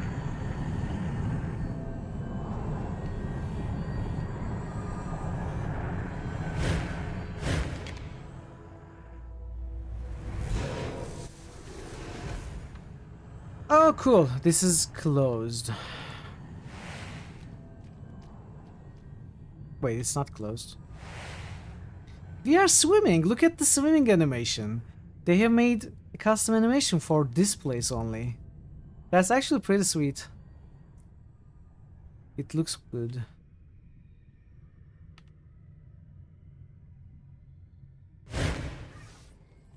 This short, spare, lean-faced Gibber is so wrapped up in his work that he doesn't notice your approach. His multicolored scales look like they were patched together from an avalanche of shreds and scraps. He squeezes a strangely ticking device in his left hand, regularly checking the readings from this instrument. His expression changes with every glance, twisting from amusement to horror to disgust. "Rhizomes are the answer, not trees," he mutters. "We should have never believed in trees, roots, and radicals. They made us suffer too much." He looks up at you in sudden surprise. "You are not a lacuna? Then we are linked, you and I, by life and memory and torment. Tell me, sister, what was the nature of your illusion?" He watches the device in his hand as he awaits your answer. "If there is no root, then even our sire is a sibling. We are all one." "What illusion do you mean?" "We suffer more in our imagination than in reality. All of our brothers and sisters have been drawn into this place to keep us here while we await our destiny. The labyrinth constructs illusions from our fears, nightmares from our self-inflicted torment. It takes the serenity of knowing oneself to free oneself." A shadow passes over his face. "I was confronted by a scarred woman from my past. Were I not certain that I had already truly forgiven her, I would not be speaking to you now. Have I not forgiven her or myself? What is the nature of our regret? Can we free others from their illusions?" All that consists is real, and the plane of consistency is the evolution of all metaphor. Some can free themselves, as I have. Some merely need to be told that what they fear is unreal. The rest? He squeezes the ticking device again. It ticks faster, and he scowls. The rest are more difficult. I suspect that if one steps into the metaphor with them, takes their hand and leads them out, they can be freed. But you must understand the nature of their regrets. I have been unsuccessful in that so far. That explains why you couldn't break Matkina from her illusion. You have to understand the nature of her regret before you can help her. Maybe studying her illusion again will help. Who are you? He looks up from his device and blinks. Who are any of us? I am a part of all that we have met. I am that part of you that can hear what you're saying. Looking down, he gives the device two sharp taps. A Fimpy, he adds. Are you a reflection of someone I met? Haven't you been listening? I'm no reflection, no lacuna, no construct of your imagination. I'm just like you, a cast-off, merged by the labyrinth, awaiting a destination. What's a lacuna? Figments, constructions fabricated from our collective consciousness. Take Loyan here, there for instance. He points at a thin blue Gibra nearby. He is neither a cast-off nor a reflection. There may once have been an actual Gibra merchant named Loyan, I don't know. Or perhaps he's an archetypal conglomerate.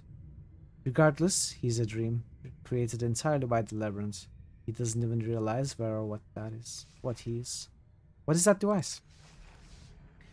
Perhaps it also is an illusion, he frowns. I seek to understand the nature of our shadows. Speaking with the others has been fruitless, so I observe, I measure, I hope. It's the latter that will be my downfall, I am certain. Wow. Okay, where is Tiber here? Mass of the Lost. I hope we get Tiber.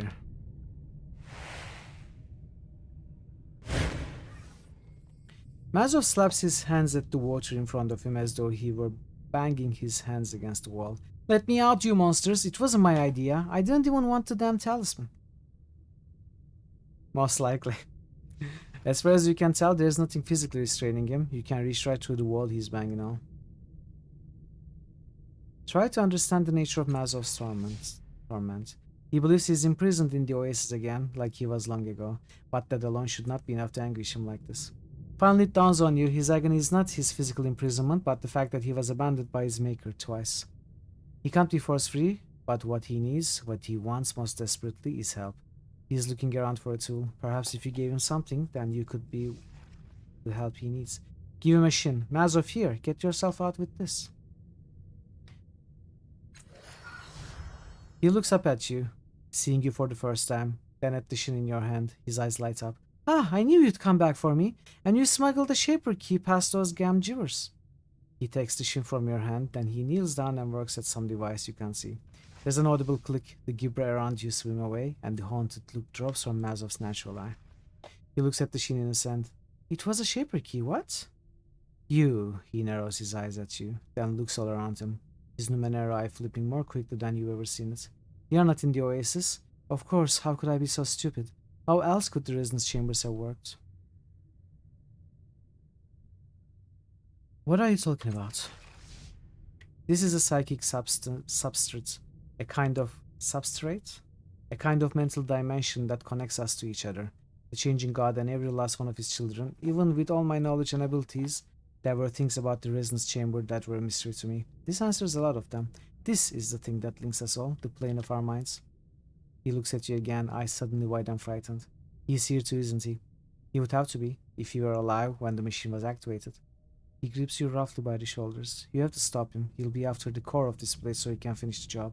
So he can snuff us out and save his own damn self. I need your help. Come with me. Yeah? He looks like he's still in his resolve. Yeah, I will. Let's... He looks down at his feet suddenly. They are fading away. What the hell? It spreads up to his knees, then his legs. He's slowly disappearing. Damn it! Quick, take this! He shows the device into your hand. Find him! Stop him! You have to! Soon the rest of his body fades and Mazov is gone. Oddly, you still feel his voice in your mind. You might still be somewhere in the labyrinth, but you have no idea where. It's a cipher. User surrounded by a wreath of fire that deals damage. Huh.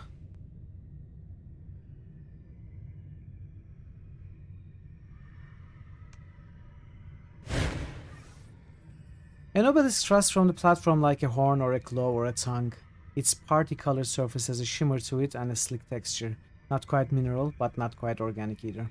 The garish appearance belies something ancient, even wise, that seems to radiate from the obelisk, as if it were here at the beginning or close to it, yet retained its youthful energy.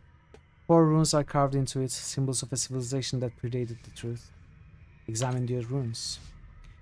They are simple shapes, something like a heavy quadrupled in profile, a serpentine double curve, a two-tined comb, and a right-angled corner, but despite their simplicity, or perhaps because of it, their meaning is inscrutable.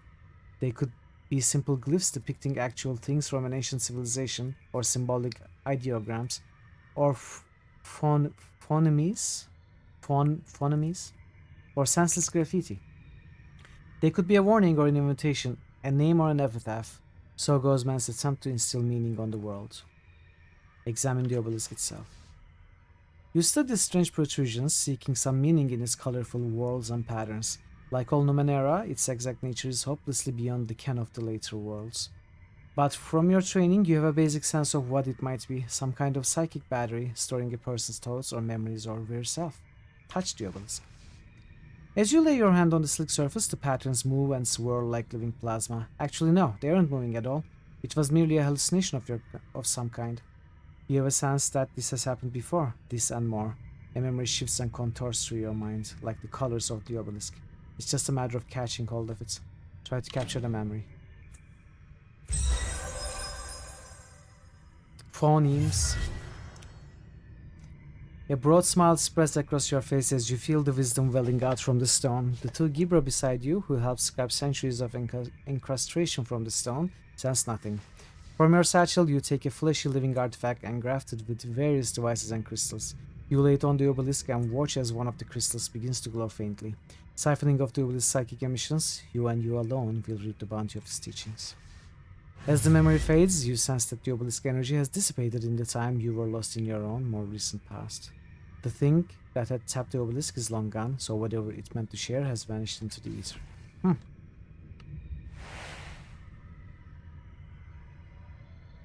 Useless. Cyber and Owen are here. Oh, they found each other. Oh, nice. Finally. Loyhan is here.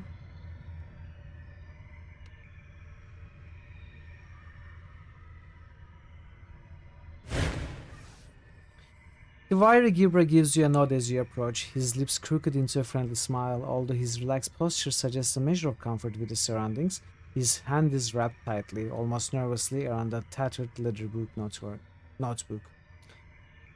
Inexplicably, the book seems unaffected by the water. Loyhan Stoltz, he says with another note, census taker and demograph plenipotentiary by appointment of the Giash. He opens his book, leaning its back so its contents remain hidden, and pulls out the quill pen. Might you spare a moment for a few questions?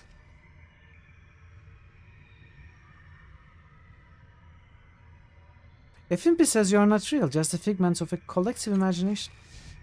The Gibra shrugs. As you can imagine, we census takers receive all manner of imprecations. I suppose this imaginary jab relates to the chief demographer's decisions to transition us to statistical sampling methods. He waves a webbed hand, creating a slightly eddy in the water. I assure you, every person counts, even me, he adds with a wry smile. Is it really a good idea to use a leather-bound book underwater? He glances first at the tomb, whose marbled cover shows no sign of wear or tear, then at the quill pen between his fingertips. After a moment, he shrugs. I suppose it could be a Numenera of some sort, or maybe the leather is tanned from some sort of hydrophobic hide. He looks again from the book to the quill, then back to the book. Strange though, he concedes. Truth be told, I hadn't particularly thought about it. Can I see that book you're holding? You may not, he answers. Out of the question. Absolutely forbidden. He peeks inside it and snaps it shut again. As you can imagine, it's replete with sensitive personal information. The Giash Watch saves the privacy of its citizens, and naturally, as Giash's agent, I must do the same. I think there might be something important in the book. Please let me look at it. I'm ready to learn something new. Oh, all right, he mutters, but I'll need you to give it back to me as soon as you're done. He hands you the book. Far from being full of personal information, it is overwhelmingly empty. There are only 5 pages that aren't blank. Each is a solid color: indigo, blue, gold, silver, and red. In the center of each is your familiar tattoo, like a deletion, an absence of color. Still, something about them draws your attention. Examine the blue page. There is a time to question and a time to obey. As a soldier, you know the difference. As a friend, even. Does she really mean to put her trust in this pedant? His study is adorned with trophies and accolades. A particularly large one commends its recipients for solving a complex fraud permeating the entire operation of the caravanserai. Vanity, the very organization of the room, not a clutter but catalog, is a shrine to self-love. As an officer, you disappear behind your ribbons. You obliterate yourself. This puzzle breaker has done exactly the opposite. Obedience. The order is given. Your job is to secure the services of a brilliant mind for whom no conundrum has proven insoluble. To ask, to wonder, to ponder, those are tasks for another. Let the endless battle end, let dying stop. These are cast-off memories. There's some familiarity to them, but there's nothing new to this place. Examine the indigo page. Smells: brackish water fouled with schist, burning hair, garbage rotting beneath the sun. It's you they are burning. Your feet are wet. And they are burning too, differently. They are flayed and filthy salt water sets your nerves aflame. Why? Why are they doing this? Through the smoke? Through the pain, you see ruined lands, poisoned, stripped, murdered. The natives want you to look at the stone tablet. They gibber about the contract graven in the rock generations ago. A trade, a promise. It wasn't you who made it, you swear it. You swore it before, as the folks first pleaded and then howled about the living sphere they grew for you. How they sapped the land's health and drove the earth below the sea to quicken the sphere. Madness, pain and madness. Your entire life, pain and madness and fire, a few hours and nothing else. Then it will end. It wasn't me, I wasn't even here. Death without reason, punishment without crime. A legacy of ash washed away in a rising tide. Examine the cold page. Lying prone on the dune, the pale grey cloak and cold blending with the drift, you are surely invisible to the distant caravanners. They can no more see you than they can detect the iron wind howling their way. They are ignorant of the line being drawn across their lives. As ignorant of the calm just before as they are of the coming storm. Later, this moment will matter. Not just for them, for the wind can also know no master. What it sows can be reaped, its fruits fermented into toxins. Your brothers and sisters are hard to kill, faith is hard to kill. Too many of them still revel in the bodies of your fathers gave them, groveling for the half-chewed meat he's tossed away. When the flesh fails, faith will follow. No one loves a father who can protect them. The drift begins to stir, the wind is coming, and with it, change. You give those who lie in its way no warning. Examine the silver page. Across from you is a fellow cast-off, a fellow officer, a fellow gambler. Eyes inscrutable, cards impossible to guess. The other players are broke, their company's bonuses and leave, and even material pissed away at the table. Tomorrow some will die for want of shield ciphers. Others will live because his captain drew a trump card. Chance. But it's a chance enough, and probabilities become inevitable, and the battle never ends.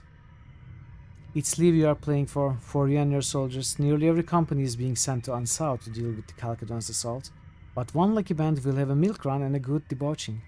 Not yours though. The cards in your hand are low. You know your bluff will be called. Tomorrow your grants will be in the thick of it, and this luck neighbor will be playing nursemaid to an iron priest. Luck, dumb luck, grinding beneath it all pride and striving. Red page. You are singing. You were born singing. It shifts your senses away from the smells. It shifts your mind away from the shame. You like the doing of it, to escape from being trapped into your own thoughts. You've seen others that he made, cast-offs, strong and fast and beautiful. Human, even a Gibra once. Swiss swimmer, smelling of burnt copper. To yourself, in the dark, you sing to them, and their lives beyond the ghetto's bounds. Milk Run, just stealing Shadowrun terminals. Is it something in Shadowrun? I have no idea. You could live, couldn't you? Any action, any change would surely be better. But perhaps not. Every song has its place, and space that holds its sound best, where echoes and reverberations harmonize. This is your place. You like to hear for better or for worse. You are your own shackles, so you sing. I'm ready to learn something new. So many memories, so many lifetimes trapped within this place. The weight of it is overwhelming. Return the book to Loihan. Your book is basically empty. The only pages with anything on them are just marked with my tattoo. The Gibra's gill flutter in what seems to be an expression of agitation, and he clutches the book to his body. Well, basically, eh? That's an important qualification. Then he shakes his head and groans. Very well, I confess, I'm not even the one who filed out those entries. I think they've been here the whole time. He groans again. The chief demographer will have my scales, I fear. But truth be told, there just doesn't seem anyone to interview. Odd, isn't it? You go on Shadowrun's missions in Shadowrun, and mythically a milk run is literally defined as a very easy mission. Ah, collectively understand to be too good to be true. Okay. Always end up at least being much harder than advertised or at first trial. Got it. You're a census taker with an empty book that miraculously stays dry underwater. Can't you see that FMP is right? You aren't real. I'm ready to learn something new. Loihan's inhuman face takes on a very human look that is part embarrassment, part relief. Ah, he says. Then with a pop, he disappears. Ah! Like the wind, I'm gone. Yes. Let's level me up. Oh, okay. Intellect.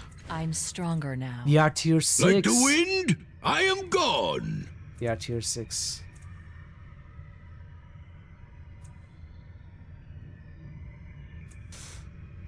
What do I want?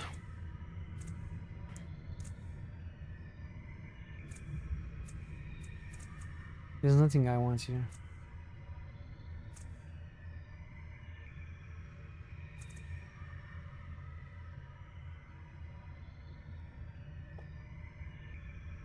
Alright, I'm getting tired. I'm getting tired. And the game isn't ending before the next ads, are they? Is it? 10 minutes before the next ads. We won't be able to finish the game by then. We will have to go probably towards 11 hours of stream. Oh man. It's only been 10.5 hours, Misal. Come on, what's the issue? The issue is the tears streaming through my eyes because of sleepiness. And we still have more to read. Charm. Charm is good.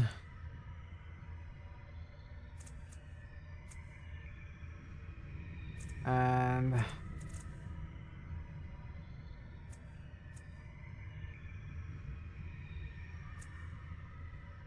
mind control. Perfect. Let's go to Tiberium.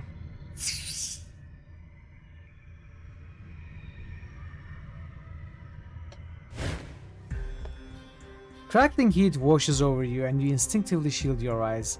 When you move your hand, you are no longer in an underwater marketplace. Thor Obliterator has just cheered for 100 bits. I found some burb seed on the ground. It should give you the strength to go on. Thank you, Thor. Thank you. I'll pay half of Parrot's cost with those bits. I owe Parrot 200. I don't remember what 200 of what, but I owe 200 for the useless information about the heart. This will go towards paying half of it. Thank you. At least you're actually close to the end this time, unlike the last couple of times where correcting you would have been a spoiler. Yeah. 200 bushels of vanilla shortbread. Yeah, how do you remember? Wow. You're supposed to be kind of forgetful as a bird. You stand at the center of a village in flames. Tiber, a bruise blooming on his swollen cheek, tries to touch the back of a large man facing away from him. His hands go through the man as if he weren't there. Come with me, Owen, Tiber pleads. You don't need to stay here. We can leave this place behind us and never come back. He's dead. I know he died, didn't he? Owen turns. Fresh blood spreads around the wounds in his white chest, and his face is heavy with sorrow. You never learned, he says, shaking his head. It was never about the lying or cheating. I would have forgiven all of that, fool that I was. His eyes rove over the burning huts that only the three of you can see. They needed us, they hired us to protect them, and you sold them out. Remain silent.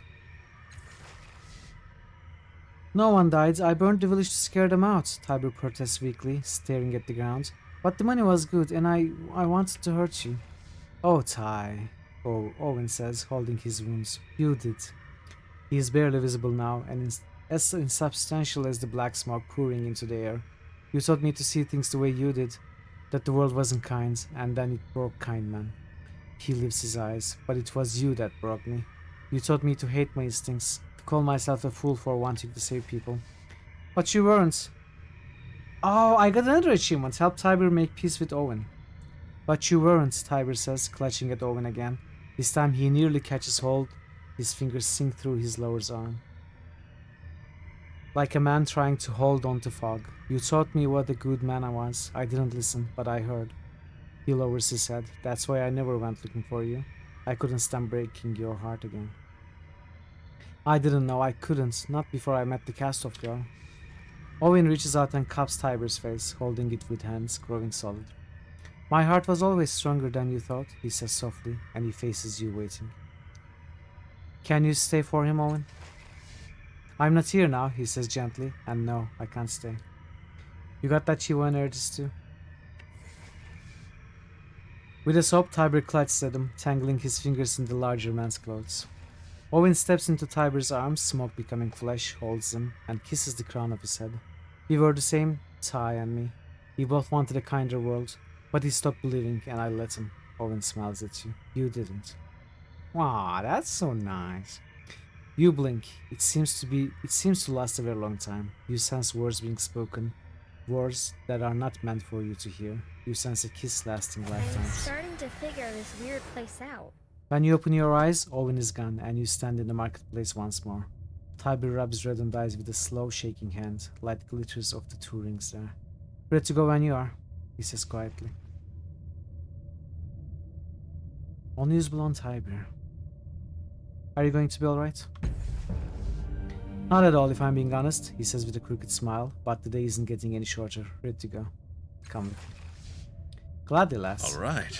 That's nice. That's a good end to the Tiber story. I'm very happy about that ending. Very happy. I am very happy with Eric's stories and with Tiber's stories and with Rin's stories and too even. The way how she decided to stay with us. Those are all very, very good story endings. Very satisfactory. I didn't really chase after the other characters. I'm sure there was more very interesting stories to be found.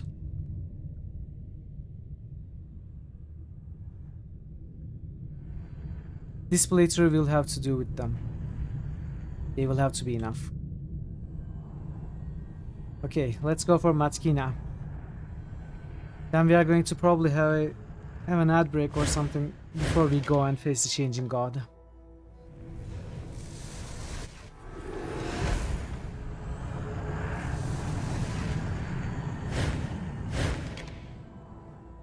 As I said from the start, all the companions in this game are really top tier. It's just that your favorites are even better. All companions are top tier, except some companions are more top tier than others. Here's Avalon Rotter. Really? Wow, I had no idea. He's a legend, obviously. Try to understand how you can help her.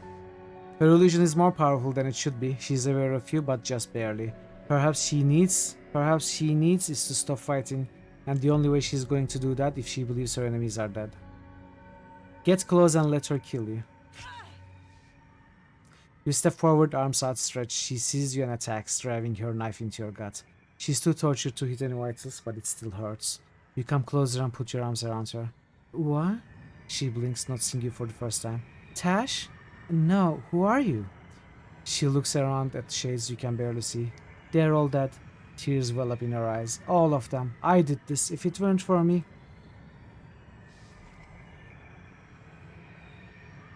These deaths shape you, Matkina, but you decide how. Dwell on them or let them make you stronger.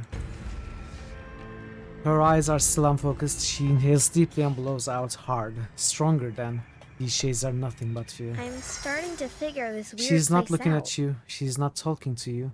But then her head snaps back. She sees you for the first time. What are you doing here?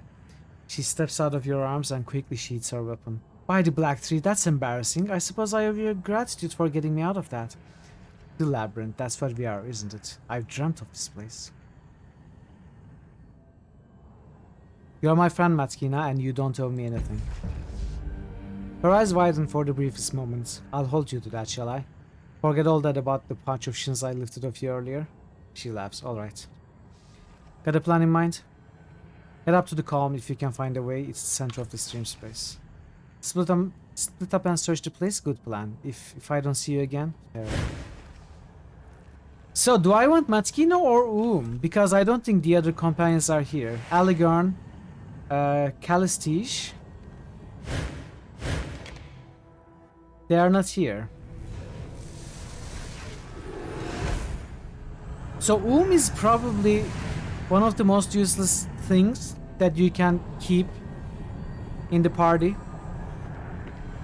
That's counting every single thing, including consumables and other oddities. At least oddities can provide you with some money when you sell them.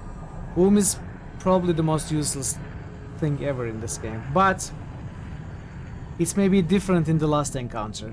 I have hope that there's something special for in the last encounter. I hear and Absolutely brutal! That's the truth, though. Obliterated. That's the truth. He cannot even take place in skill checks, I think. He's very cute, though. There's that.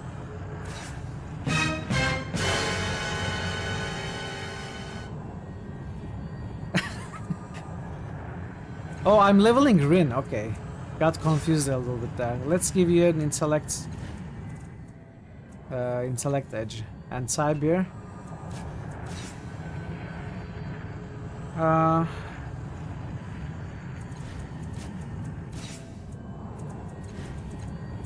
Okay.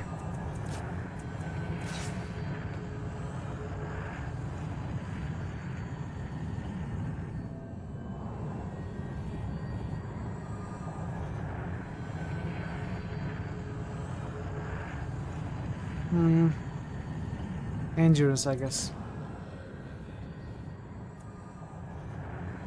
So we are going to have to take another short and certainly the last ad break. I'm going to level up Tibir, and after the ads I think we are ready for the final encounter. So yeah, once again, thank you for your patience. I wish I could stop the ads, but it has to happen. So I'll see you after the ads, hopefully. Stick around. I'm ashamed to say you don't have in your party long enough to know if he can take skill checks. You assume he could? You really should play through with your underused characters once you're done. I don't know for sure, but there was a skill check before, earlier, you know, in this scene, when we had and Rin Life-giving water. with us. There was a skill check and couldn't take place. So maybe it was because of that certain skill check. Maybe cannot participate in every skill check. Like he certainly cannot participate in skill checks like persuasion and stuff. Maybe he can do smashing and stuff like that. Who knows?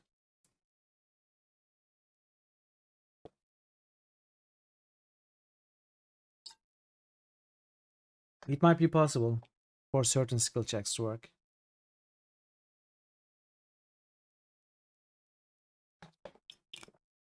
But yeah, that one skill check,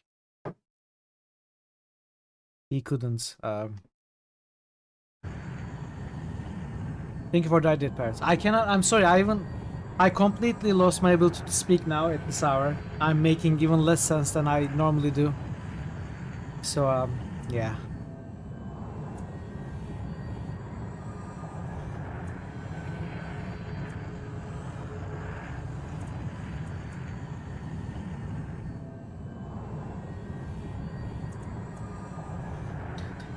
Well, yeah, not completely.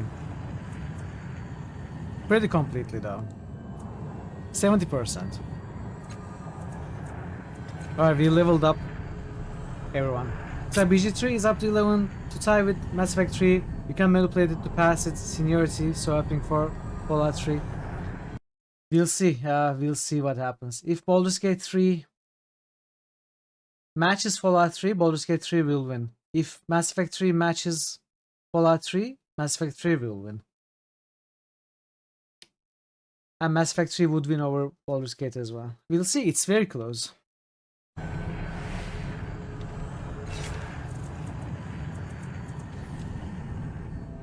Let me look around if there's anything else that I'm forgetting. Generally pretty hype for a BG3 run. It's so much better than launch. I'm curious about it too. I'm glad someone is hyped about it. Most people say, oh, we saw it everywhere. You don't need to play it. It's already everywhere. You should play other things and stuff like that. But I'm glad at least there's one person who's excited about the prospect of a Baldur's Gate 3 playthrough.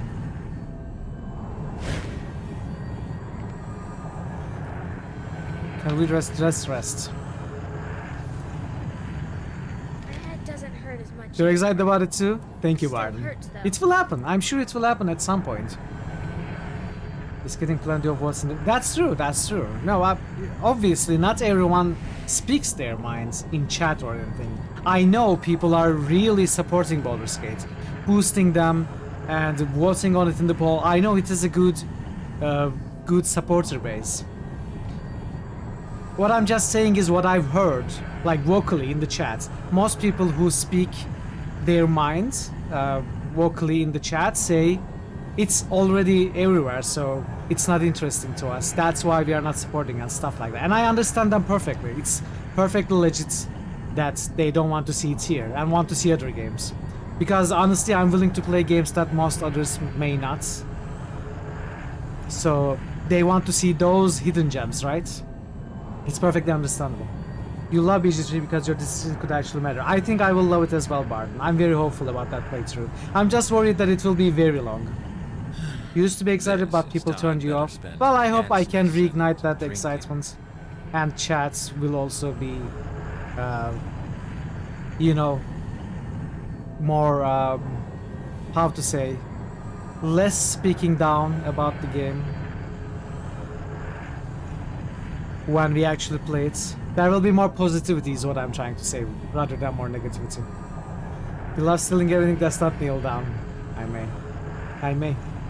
The only big issue with the BG3 is that Act 3 is too long. It seems to lose focus, start to feel it's a drag rather than as fun. I kinda heard that people really get put off in Act 3. Yeah, I heard that. BG3 is very long and I want to play it one more time before you experience it vicariously. You already know your decision Mr. is going to make. Really? You think so? You think you know every decision I'm going to make? Actually, I won't be surprised.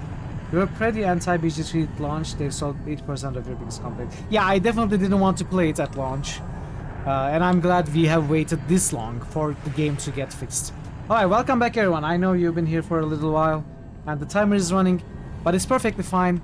I think we have done every single thing that we can do before going through this. It's not a spoiler, but the issue is that the number of side quests just explodes in Act 3. It seems to suddenly feel like the game has a lack of focus. Relative lawful good. It seems to. I never play lawful good, Brock. What are you talking about? I always play neutral or chaotic good. I never play lawful good. You must hurry. The changing god is at the gate of the residence now, forcing his way in. If you don't stop him, you and every other cast-off will die. Okay. Alright, time to go here. I may not be a rogue, I don't know. I may play something else. You hated Act 3, rushed to it's and loved Act 3. You hated Act 2. Make a pretty solid argument for him going bard, not rogue. I may bard or cleric is something I may play. I may either play a bard or a cleric. Or even an oath paladin could be interesting, because paladins are actually very, very interesting to me in the 5th edition, as opposed to previous editions.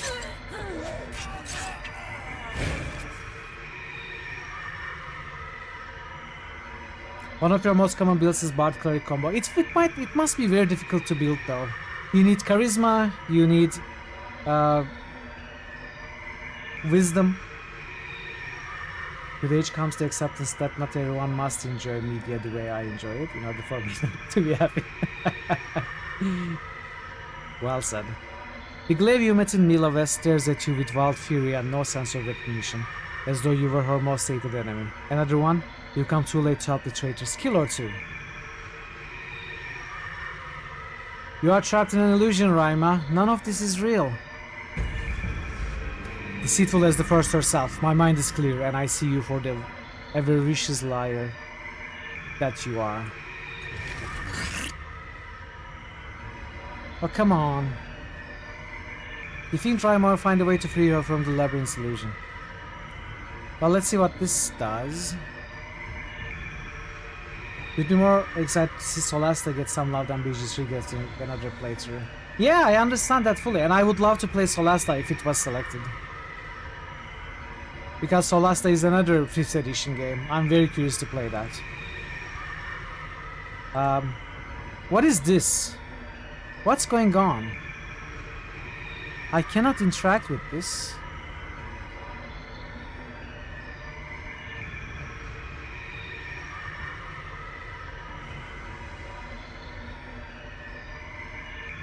What am I trying to build? Hey Fermata, welcome. Long stream. Yes, we are trying to finish this game. It's been going on and on, Ferma, you wouldn't believe. Welcome. It's so good to see you. How are you doing? You know, these last few days, I've been waking up with a Fermata stream, well, Firmament stream alert on my phone. I go to my PC and you are done. I haven't been able to catch any of your streams recently. Hope you are doing well, Ferma. It's so good to see you. You won your first playthrough of BG3 because you hate the 5th edition rules of the burning passion. You took a 3-week break, went back to it with the attitude that it wasn't a D&D game, acted like it was peculiar rule set for a specific game. That makes okay, if that's what helps you go through it. Let's go here first. Yeah, we are trying to finish this game. We are very close to the end. But it's just refusing to be finished, so... We may be here for a few more days. Or hours. It's the agents of our coward sire. Hold the line, remember the Nano's fate, and avoid the pylons. Oom's turn. Days pass. Oh, Oom can interact with this. As you approach the crystals, their fastest twinkle in the moonlight. Slow pulses of aquamarine light radiate from the center. The patterns, even repetition, instilling a remarkable sense of clarity. The fabrications of the labyrinth become crystal clear the closer you come to the crystals. Not really good time.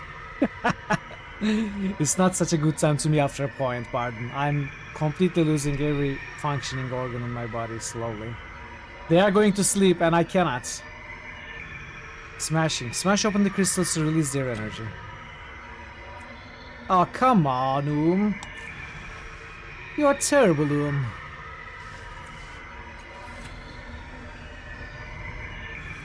Still going, it's time for sleeping. What? You are going to sleep multi? Oh.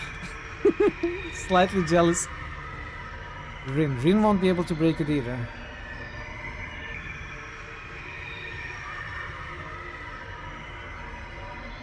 Let's run.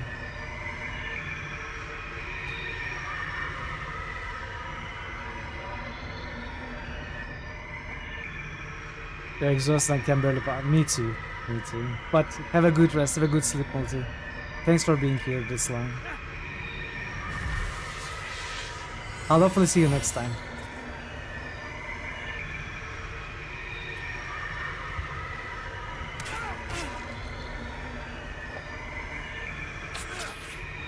Defeat, free or incapacitate Andronis' squad.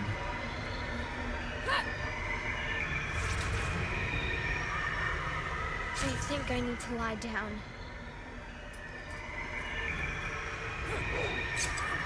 Why are you attacking Rin? Go attack your enemies. They're up there.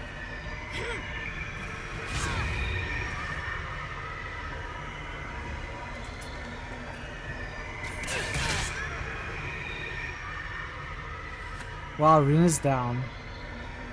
Can Tiber smash this? Tiber, smash! Smashing. 10%? What is this check?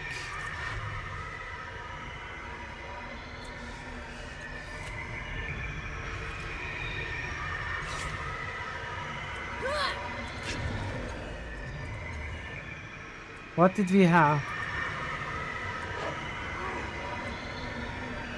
Oh! What is this? I didn't see that.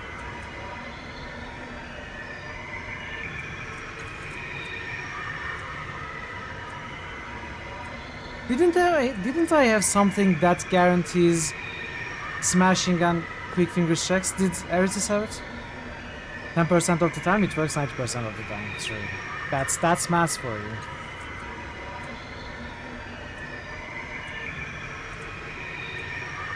That's weird. I thought I had something. Maybe Eritis had it.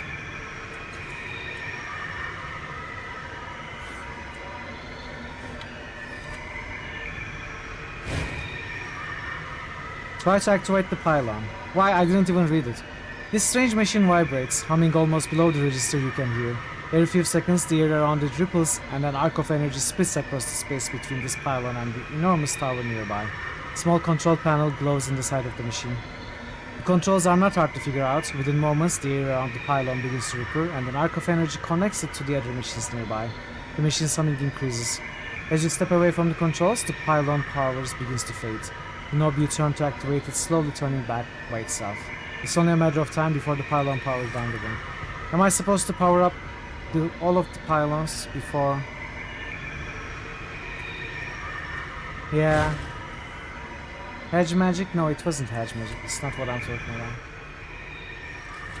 Okay.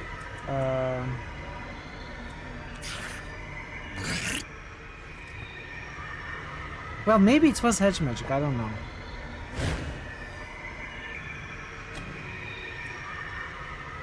Come on. Okay. Oh man, Eritis could help so much here.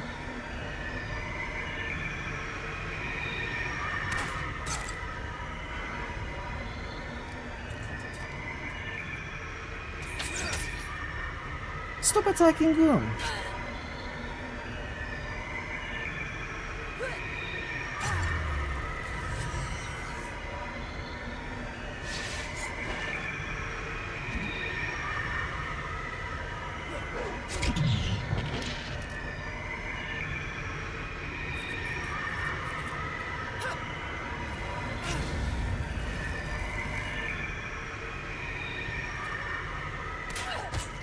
Why are you attacking that thing? What is that thing doing to you?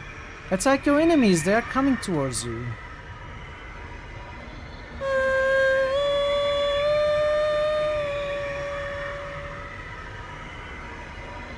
Let's talk to Raimon.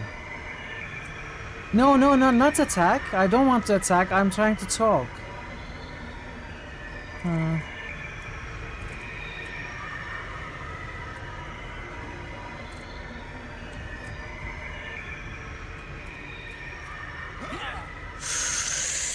It was right click to talk? I'll try that.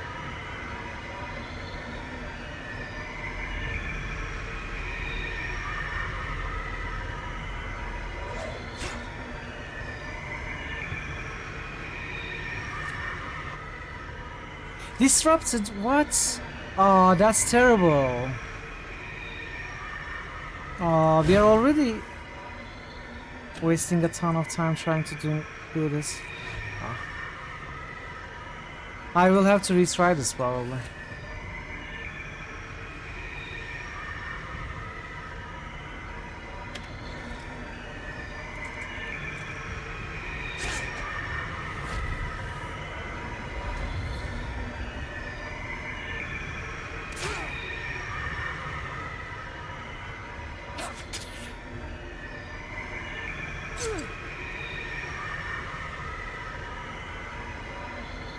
Alicorn is good at smashing if you can bring him over. No, Alicorn wasn't even here. He wasn't anywhere to be found in the labyrinth.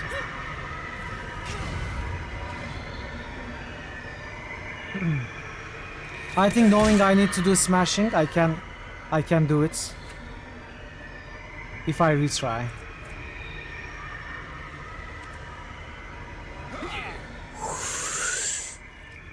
Well, I didn't try that. Honestly, it didn't occur to me that it might still work here, Thor. Because since the companions had other special encounters.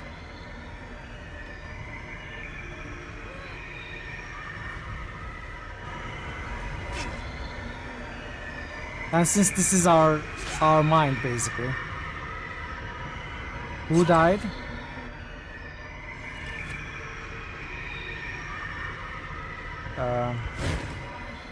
Come on, 40%.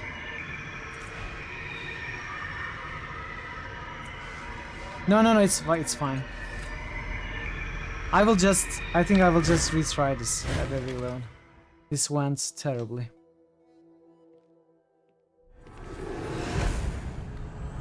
Let's see what we can do to boost the smashing. Yeah, first of all, we can try to do it with the last cast off, so...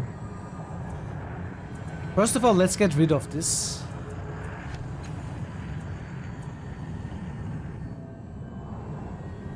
Let's use this. I'm ready if you are. Let's get some buffs.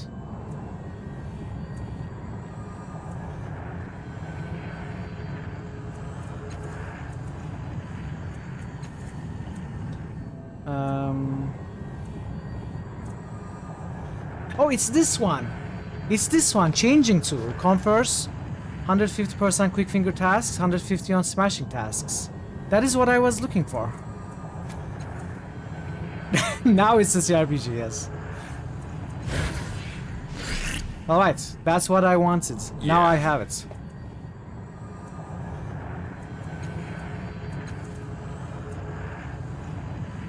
Dulcian. Another Dulcian. Why does she have two Dulcians? I love you, cheese. And we just need to find a doorway to cheese. That won't help us. Not here.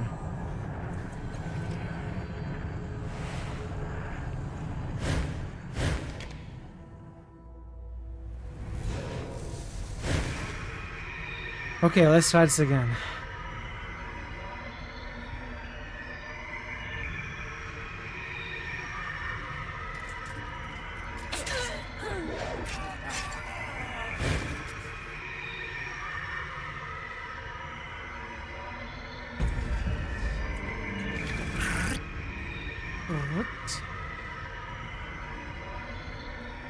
It's Tybir.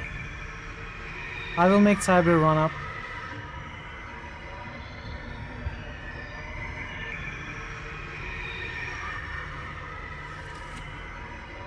I will... Okay, right click.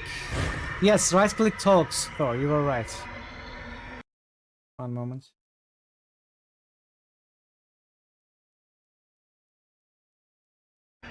She stares at you, consumed by thoughtless hate. The first soldiers must not reach the cave. Raima, it's me. I helped you and Andronis make peace in Mila West. Persuasion normal skill. Try to persuade Raima that what she's seeing is illusion. Easy. Thank you, Thor. That really helped. She screams for a few seconds. No, you're trying to trick me, aren't you? No, I'm not trying to trick you. Well, let's break this anyway.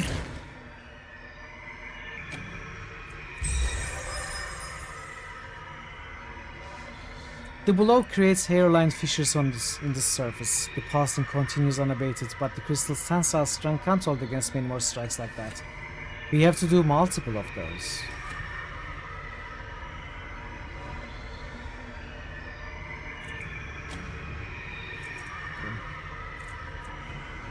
No, let's not hide.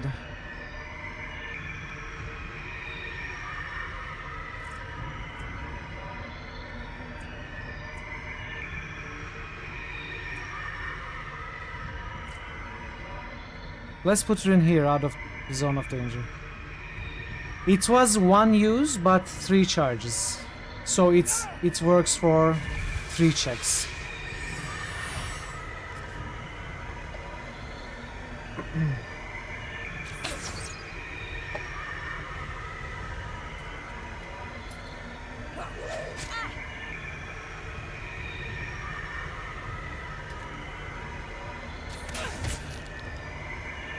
Ooh, critical, 29. They are having problems there.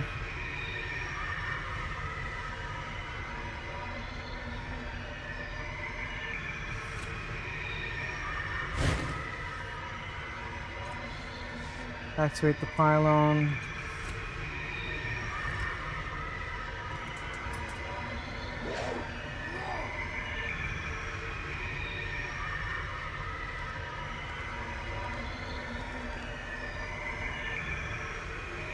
They have me surrounded!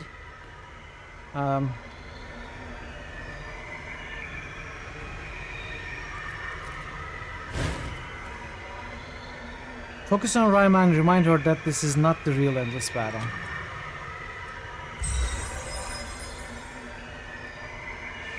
As you point out inconsistencies between the world she can see and the real one, Raima slowly relaxes. Bit by bit her shoulders droop, then go lax, and finally she lets her weapons fall to her side. What happened? She looks around, recognizing you and what's going on around her. Closing, yes, yeah. I see. Well, I doubt you are here just to save me. You helped me in Mila West. I'll support you as best I can. I am definitely not a machine, and I'm feeling that I'm not a machine. Ooh. Kung Fu. I know of it. Does it count? Another blow and the hairline fissure becomes large cracks. Reaching your fingers into the thin gaps, the glass is cool to the touch. You brace a foot on the stone curb and pull back. With a sharp snap, a small piece of the crystal tears open. A blue pearl lies embedded in the ground beneath it. The energy from the pearl presses against your mind, aching to escape. Next turn.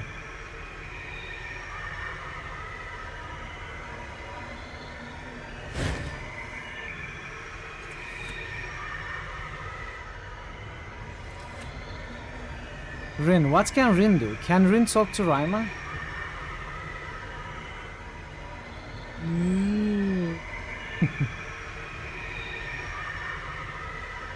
Do you have a nighttime routine that you will have to follow before going to sleep, or will you turn off PC, collapse face first into bed?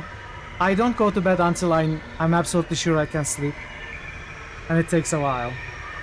It's even later than this hour, but I don't have any routine. I just turn off the PC and, as you said, collapse face first into the bed.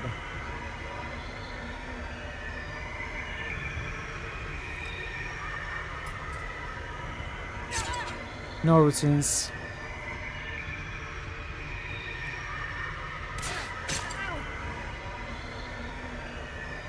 Can see that you're really struggling. You're a man of principle, focus.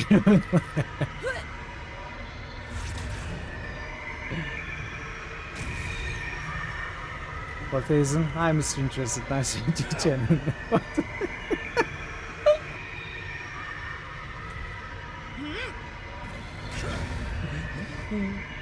That's what he would say.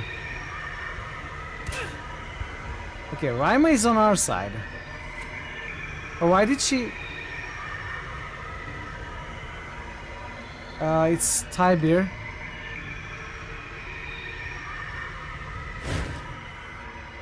Activate the pylon. The air around the pylon ripples, an arc of energy connects it to the machines nearby. Almost immediately it begins to gradually powering down. Okay, one more. No, we have one turn to activate all three, I think.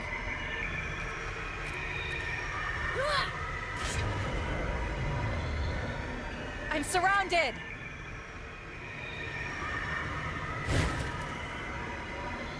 Turn away. I need Rin there. I need here.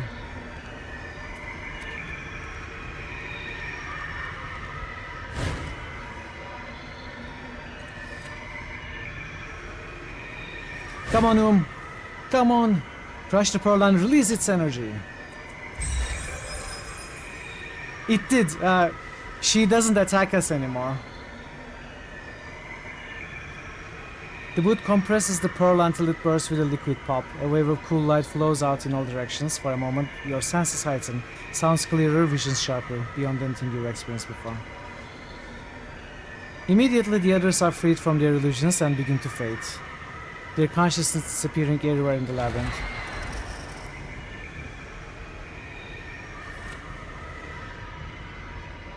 Not these ones though. Okay, I didn't have to trigger. rejoicing. I didn't have to trigger this crisis before I solved this one. I thought they were connected in a way. Well, we solved one though. It's I guess something.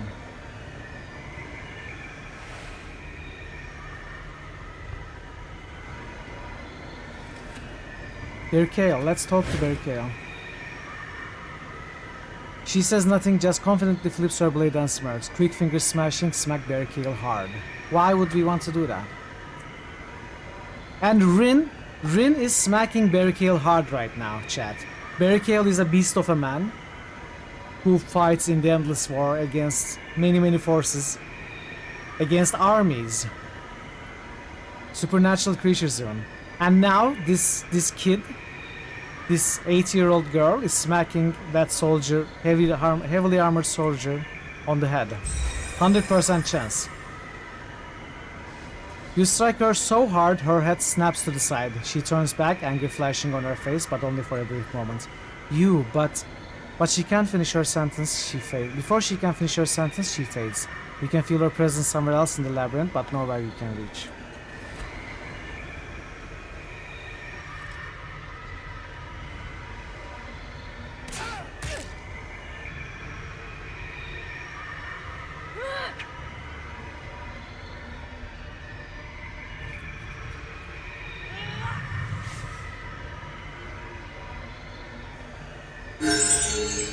Level up. Okay.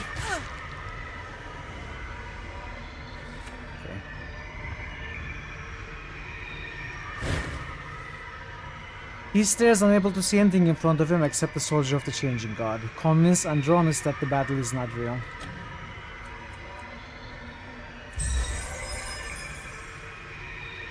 Oh, that's...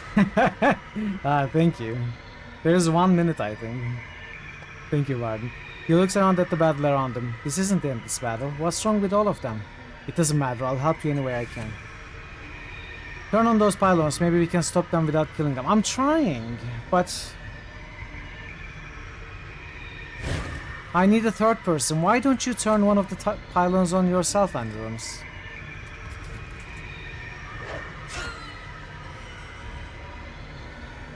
They have me surrounded! Zerion. The Jack stares at you with dead eyes, completely lost in the illusion that he's fighting the endless battle and you are the enemy. This is an illusion, Zerion. Ask the dead if you don't believe me. He furrows his brow, then his eyes roll to the back of his head for just a moment. He gasps as though in pain. He gives you an odd look, cocking his head to one side. Interesting, is all he says before he begins to fade away to some other part of the labyrinth. Now we have to activate this. I need Rin in there. Will she even survive? Better than I do right now.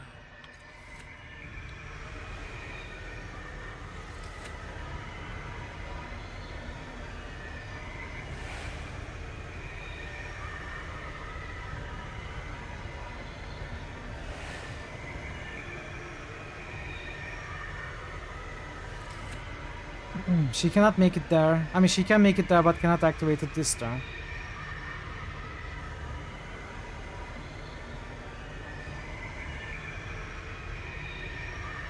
Don't mess with Rin.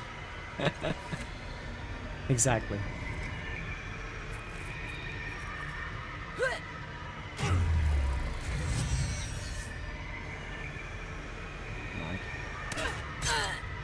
Okay, we have no enemies now. I think. Activate.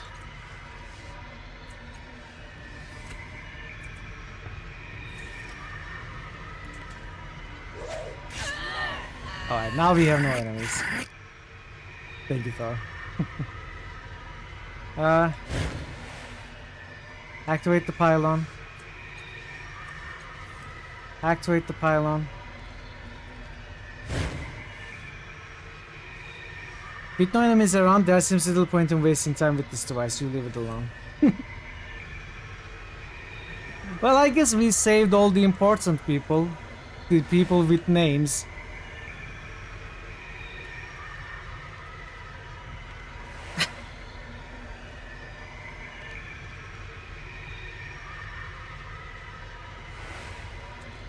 I'll count that as success. I won't bother trying to do better.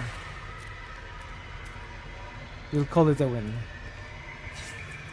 I didn't kill them, so it's a pacifist win.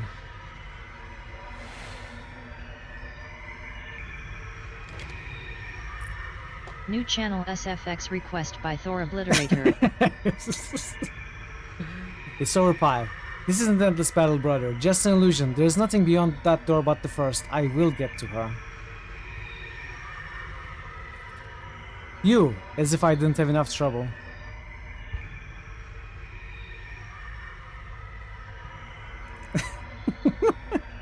It's over, Pie. We have the reconciler of truth. Surrender and I won't have to destroy you. This isn't the endless battle, bro. Okay. Why is it repeating?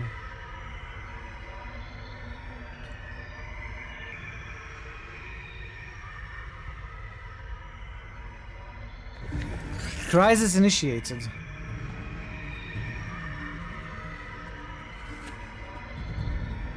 I cannot talk to them.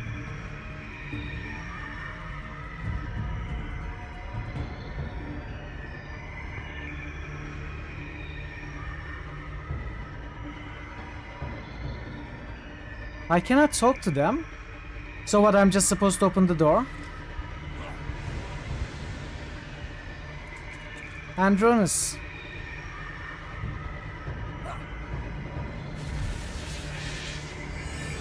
He just used something called Essence of Violence. I'm a pacifist, Andronis. Didn't you get the memo? Well, you are not a pacifist, so yeah, go kill them. I don't care. Can't say I mind that. Tear off the strong glass panels covering the yellow lights. Next turn, maybe. Read no more smacking for you.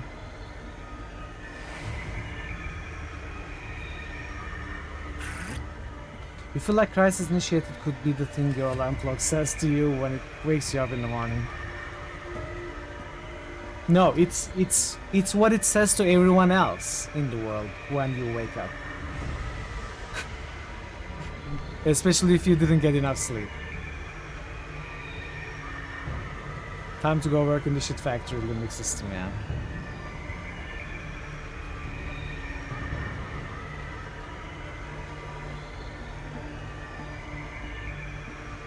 I don't know what this is, but I like it. Inside this episode opens and doesn't the flamethrower reverse you take Christmas. No, I'm just saying you can be dangerous.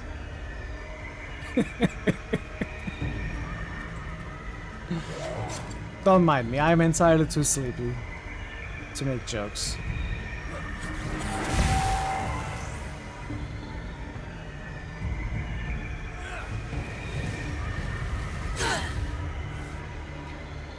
Defeat Kalkedon and Pyrekon or find a way to open the cave door. We will open the cave door. Hopefully they won't kill each other. I would like them to stay alive. Smashing quick fingers. 65, come on, please do it. Oh. It's great when you're a bit salty. It's alright.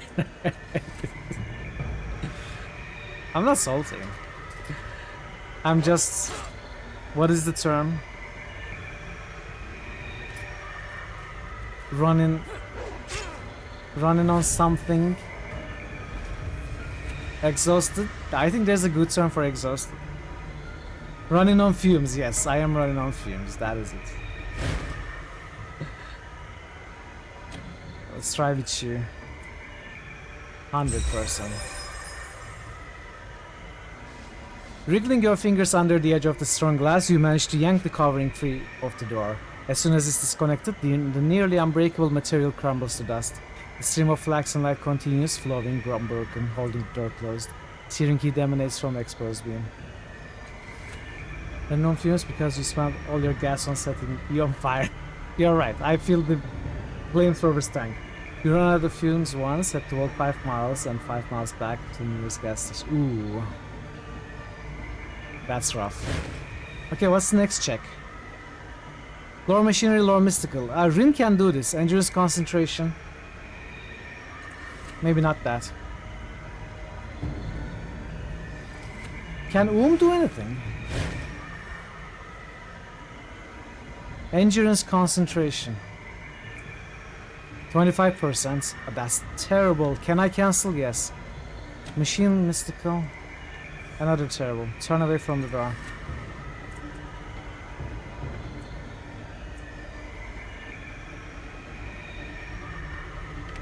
Pass. Just constantly understate this level.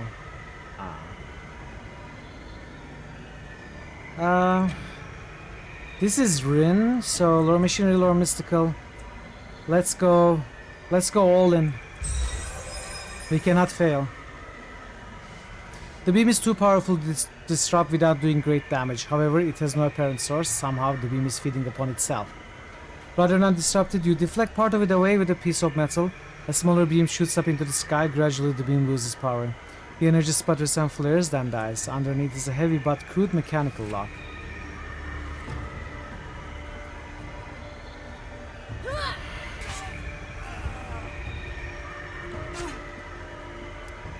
Where is...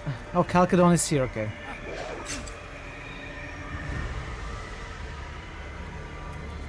Why are you attacking that? It's like a pillow. There are people attacking you and you are focusing all your energy on hitting the pillow. Why?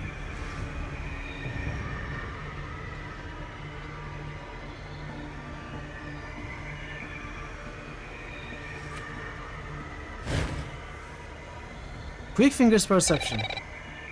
The light flowing across the stone doors has faded, but the gate remains held shut.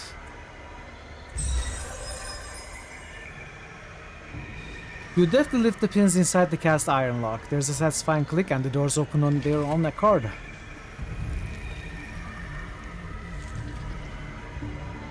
Finally, I wasn't wasting any more time with you lots.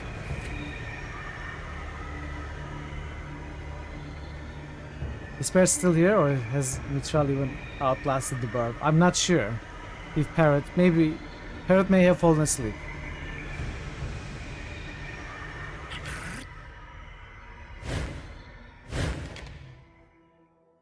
Alright, pacifism preserved. Changing God is here. I need to heal my stats.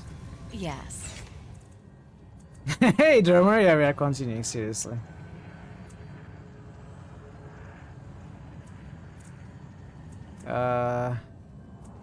Extra effort. I was down Gandalf when Mitchell started Days pass. started 3,000 years ago. Come on, don't make me laugh. Laughing takes the energy I don't have. I need all the energy, you know, the scraps, little bits of energy to finish this game. And we are there. We are there. Just need to... just need to be a little... Okay, I don't know. English is hard. Let's... Refills all might... Stat pools, might, speed, and intellect. What was the thing that refilled all party? For all party members. Third man, use this. Alright, we are healed up, just like that. That cipher saved a ton of time. Let's level Improve skill with more smashing, of course. Or actually I will give you a might edge. Burp.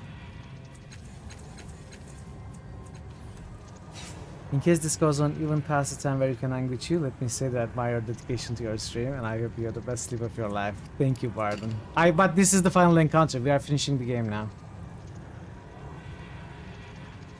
This is his new method of getting drunk. I honestly feel a little bit drunk. I'm not gonna lie. It does feel like being drunk a little bit. Oh, you are leaving now, Bard? If you are, have a good rest, have a good sleep.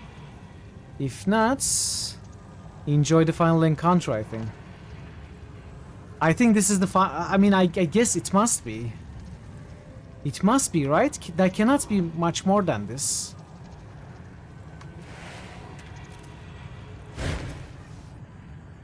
You have walked into the middle of an argument. Neither of the speakers acknowledges your presence. Their concentration is fully engaged with the other. One of them looks like Andronis, the cast-off from Mila West, but he carries himself very differently. Confident, haughty. This must be Andronis before he was cast off. The other is the first cast-off is you saw her in the Memoria's fortress, but not simply as scarred and beaten, a younger version. I suppose you don't remember. Okay. No, Marilal, Andronis, or rather Changing God says. I gave you my reasons, and I have had enough of explaining myself to you. Her eyes burned through the blank stare of her porcelain mask. I've aided you in your researches, uncovered secrets of the tides you never knew, would never have figured on your own. I'm twice the thinker you're an accident. I won't deny the advantages your awareness provides, but do not deign to suggest we are anything like equals. The first thoughts are jumbled and confused. Her mind is in a loop, reliving the same moments over and over again. Stop arguing, this isn't real. She throws her hands in the air. Stop arguing, this isn't real. I can't be. You are a father to me. But I've seen what you really are. You're a narcissist. You have forgotten the fear of death. TikToker circle light. I have one of those as well. It's actually a very handy face light device. Me, Barden Slayer, pleased to meet you. Is that your barbarian, Barden? He falls silent, retreating deep into a reflective stillness. At last he says, I haven't forgotten the fear of death. I live with it every day, with the reminder of what it has taken from me. Don't you realize that everything I do is in service of gaining it back? It's not just for me? His face hardens. What do you think you are to me anyway? We are your children, all of us, and we are looking to you for guidance and help. We want to be your allies, but you keep setting us aside. And now you are withholding something that could save our lives. Now you are speaking for the rest of them, eh? Making yourself first among equals? Well, I have said this before, but apparently it wasn't clear to you, so I will clarify, and you can relate these words to the others. His voice is as cold as a dead star. I have but one daughter, and you are not... Ah, of course, the Changing God is the father who created the device. The probability engine. Of course, I never thought of that.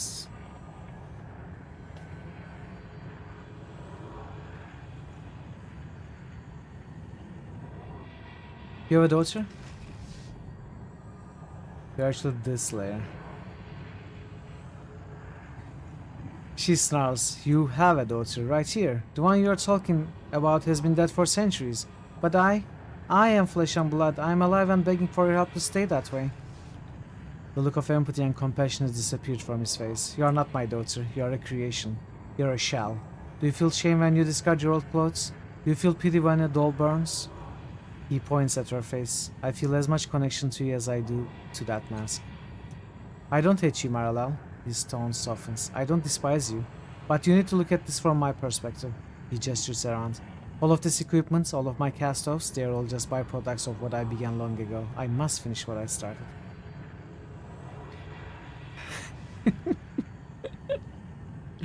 How will you finish what you started? How will you finish what you started, she whispers. The sorrow hunts us down because of what you've done. I know that, gods. He rubs his fingers angrily over his head. The sorrow is an unfortunate byproduct of my work. You know that, so my solution is simple. I'm going to find a way to bring you all back into myself. My mind will be whole again, and whatever evil the sorrow thinks I have done will be put to rest. It will leave us alone forever. Not us, you. If you suck us into your head, we will no longer exist. She shakes her head. I won't let you. We will find another way. He laughs, not scornfully, but as if she says something genuinely hilarious. How? How will you find a solution that has eluded me? By definition, you cannot.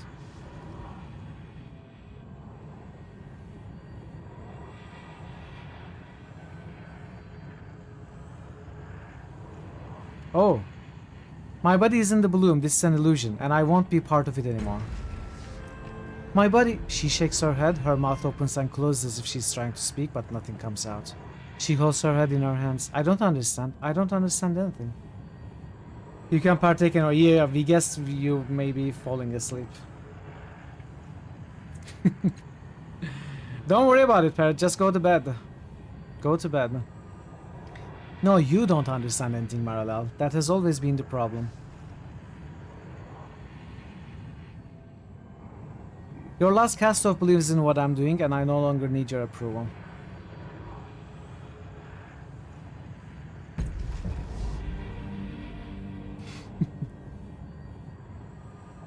Though it's clear from her expression that she doesn't understand the words coming from her mouth. I no longer need your approval. I think I'm ready to try something. She blinks several times, her eyes suddenly clear, the illusion is shattered, she starts and gives at you. Fire up Orb at some of Eliminator that has vanilla just shared for shortbread. 100 bits. Fire up at some of those vanilla shortbread seeds you owe him. Lord, thank you so much for another 100 vanilla shortbread seeds. Thank you, very much appreciated. Mitchell is in fact the perfect gaming AI given form continues to withstand scrutiny.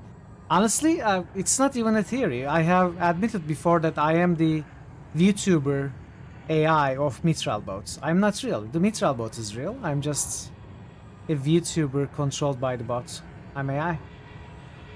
I'm not perfect though. That's where you're wrong. She blinks several times, her eyes suddenly clear, the illusion is shattered, she startles and gapes at you. The changing god's avatar dissolves into dust and memory, as if it had never existed at all. A portal opens where he stood, beckoning you further into the labyrinth. Its grasp is undeniable. Controller behind AI is Myrtle, yes. Will Miss Albert allow his subscribers to survive the AI overthrow of humanity? Is that what you really want to know? Exactly. Do you really want to know? She crosses her arms and regards you quietly for a moment. Why did you choose to save me from that? It was the right thing This to do. seems to be where... Ah!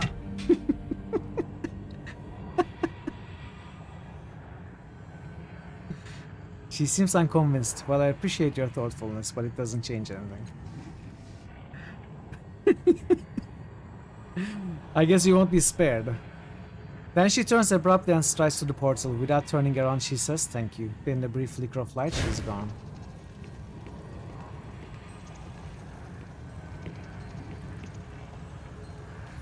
This wasn't the last screen. Okay, we are going in. Let's make a hard say.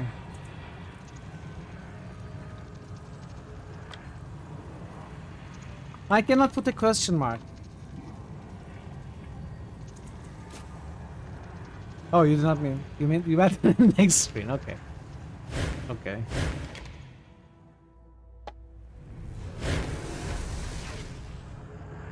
This is the probability engine. I mean, not the engine, but the intensive care unit that he put his daughter in. There's something on my face. I'm not sure. Okay, portal. In long run, Mitchell will have to duct tape his to his chair to keep it upright. Unreachable. What? The portal out of this fathom just lies out of reach. You'll have to find some way to get rid of it. Oh, there's something here. The dominating image on this panel is a map of the room, 5 platforms in a circle around the central platform. It looks like controls to raise the floors, connecting the various platforms. Deep cracks radiate out from 3 different places, as though someone had smashed the panel in a hurried rage. Controls are unresponsive. Plastic band of constricting. And yet you feel something. The floors are like those in Deep Fathom, where you first awoke after your fatal fall. Platforms, as well as this control panel, are mental constructs like everything else here. They should respond to your will if you just exert it. Focus your will on the floors to this fathom, command them to rise. You stretch out your mind, trying to feel the tides flowing through this place. You can certainly feel their energies, but the floors remain stubbornly inert. Apparently it won't be that easy. Okay, we have to use the title surge then. The tide surrounds you, swirling throughout the entirety of this place. You exert your will, pushing power through those channels and into the control panel. Even as you watch, the glass reshapes itself, the cracks healing as though they were never there. With a hum and a chitter, the controls come to life. The platform you're standing on pulses with an orange glow, showing the floors in their current state. Touching the platform on the screen should shift the floors.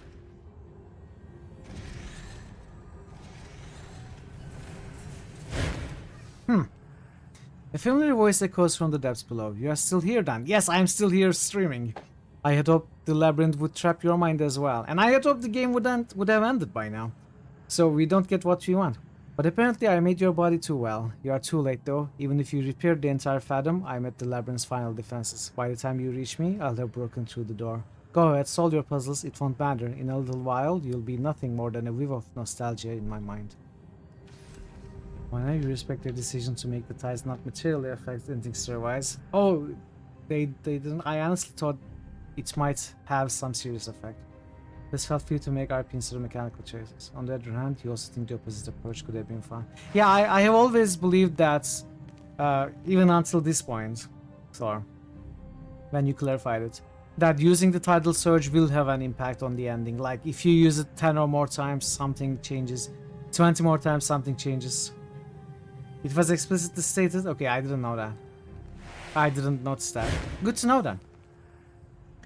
The map on this control panel is fully functional. The platform you are standing on pulses with an orange glow, showing the floors in their current state. Touching the platform on the screen should shift the floors. Okay. The Spectre's voice booms from below. There's no reason this should be easy for you. You hear a great shot from the depths. Suddenly your mind is buffeted with a powerful blast of tidal force. Man, your title choices. Oh, okay, I misunderstood.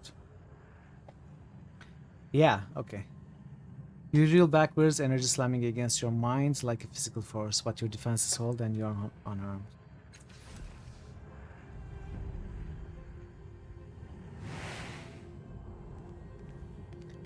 How can we go here?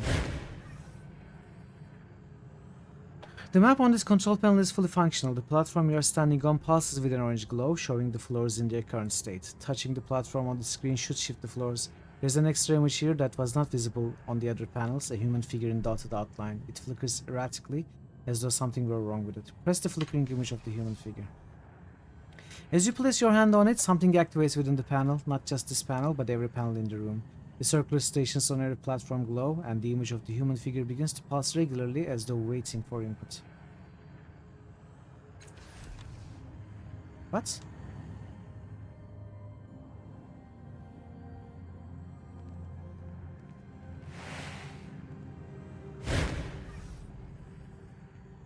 Pulsing image of the human figure? Tiny needles puncture your fingers. There's a flash from the circular synth plate next to the panel, and a finger-long blade in the center starts spinning and humming around its axis. As it spins, it projects a three-dimensional image very similar to yourself. Your own body flickers in and out of phase. The blade spins faster, brighter. Your body's flickering accelerates until finally the blade dissolves, and standing on the platform is a fully grown human that looks remarkably like you. Oh no, another set of ads. We have to deal... Okay, it's almost 6 AM here. Well, we are going to have to bear through those ads again. The figure before you looks almost exactly like you, but a man instead of a woman. He doesn't bear your scars, but otherwise his face is like a mirror. Hello, he says pleasantly. You must be me. Who are you? Well, I'm a short-lived version of you. He looks you up and down. Basically, our creator used these cloning stations to rapidly prototype different body types and features before deciding on a final shell for his consciousness. He looks at the control panel. These look different from the controls I remember. It looks like I'm stuck on the most recent setting. He flashes you a smile. Not that that's a bad thing, of course. I'm sure you won't mind. New record for stream. New record for stream. I think my record is 12 hours, 40 minutes or something.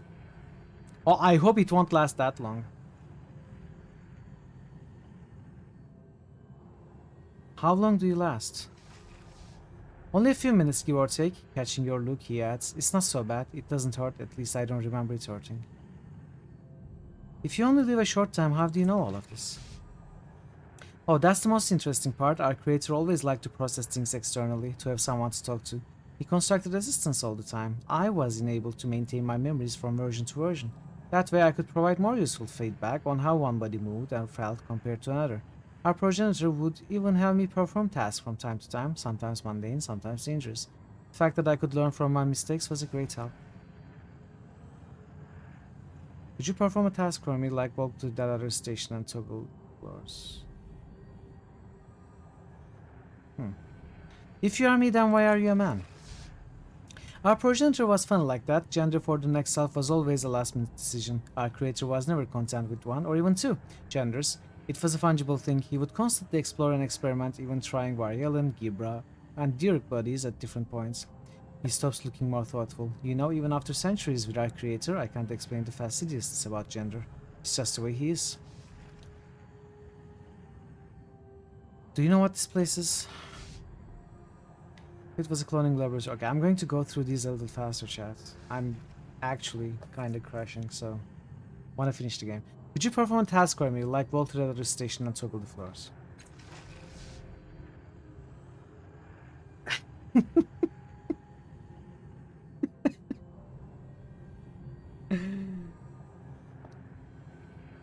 You use your fun look, but says, sure, I can do that.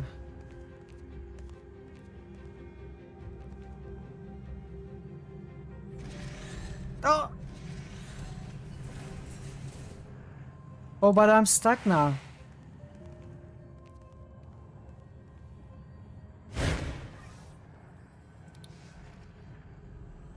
Connect this platform to the one on your left.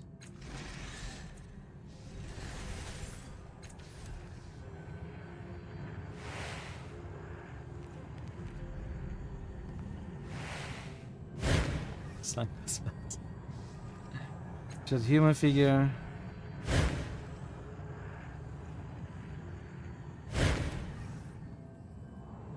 Toggle the floors at the station.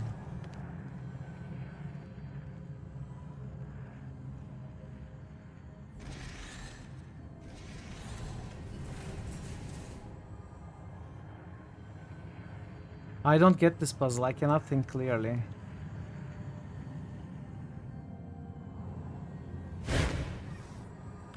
If I connect it to the one on the right. Alright, ads are coming. I think I may just continue chipping at this puzzle. Try to solve it. But I do appreciate your patience with the ads if you do get them. So one with the left. How does this work? So we can go to this portal and go through, but is that... Oh, wait. Ah. I see. I see the problem. I see the problem.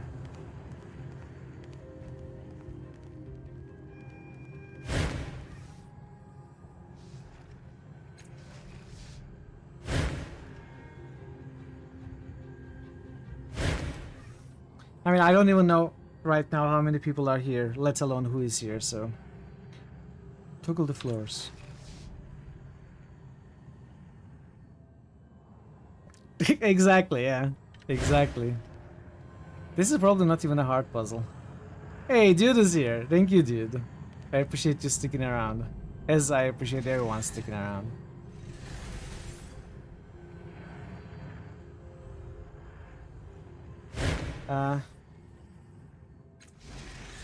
Left. Far side of the fathom.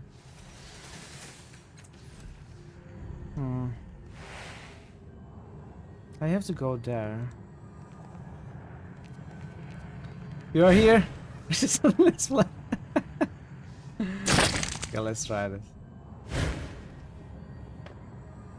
This should work.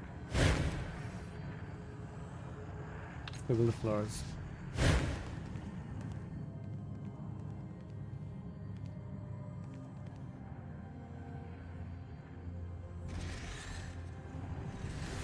Okay, I did it. This is what we needed to do.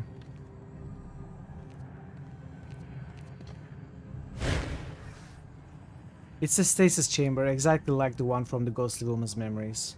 There are no controls on it anywhere, nothing that could help you raise the floors to reach the depths of the labyrinth. The woman lies inside, clearly visible through the shimmering energy field and looking as though she were asleep. Her features are exactly those of the ghostly woman.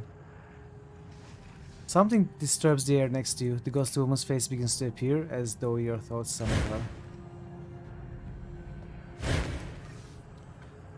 You did summon me, she says, intuiting your thoughts. I can discern your memories more clearly than the others, even more clearly than my own.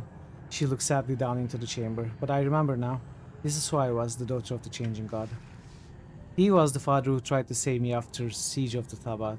He discovered how to transfer consciousness, my consciousness, into a new body, hoping it would save me, but it didn't. My sickness followed me in my mind, so he put me in here. Getting some Dragon Age Origins vibes from this specific bit. You remember a tomb where a ghost appeared. Is that like coming through? Yeah, yeah. She's not really a ghost. It's weird. The ghosts here, they are more like remnants, memories in the mind. He tried to find a cure for me. Oh wait, I didn't read this, did I? No, I did. He tried to find a cure for me, and when that failed, he tried to bring me back from death itself. He thought I was unconscious in there, but I remember. The memories are fragmented, and they are there. I was aware of everything, and with so many new memories flooding my mind, I was able to fill in the gaps I didn't know. Does this mean you're a cast-off?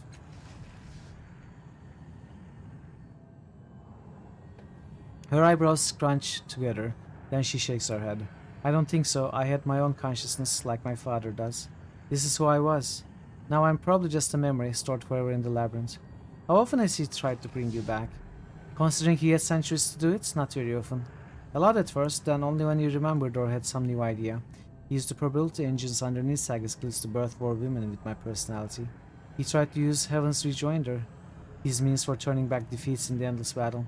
Once he tried to kidnap a version from me from an alternate reality, but she died in a tragic accident. He never tried that again. How much do you remember from being in that tank? I can't tell you in time measurements. I only know I was in a tank until Sorrow attacked us. My father fled, saving himself. She laughs once, but there's no humor in it. Maybe he figured he would bring me back even without my body. It's the kind of thing he would assume. Maybe he didn't care. Does that mean this Fatum is constructed from your memories? She looks around her, taking it all in for the first time. I don't recognize. No, wait. Yes, it's all twisted and disordered, like in a nightmare, but yes, I think these are my memories. I need to get to that portal. Can you build me a path? I'm starting to figure this weird She looks place you out. directly in the eye, strong and certain. Yes, I can. The writing is top-notch, Barton. I love the writing in this game. And it looks really beautiful as well. I think they have pretty much mastered this Pillars of Eternity engine in this game. They have done a very well job with the engine. If you have the power to heal the floors, would you have the power to heal me as well? While you're in this place? Yes, I think I might. You feel nothing more than a tingle as she places her hand on your shoulder. Then an immense weight of tranquility fills your body and mind. The reading sucks.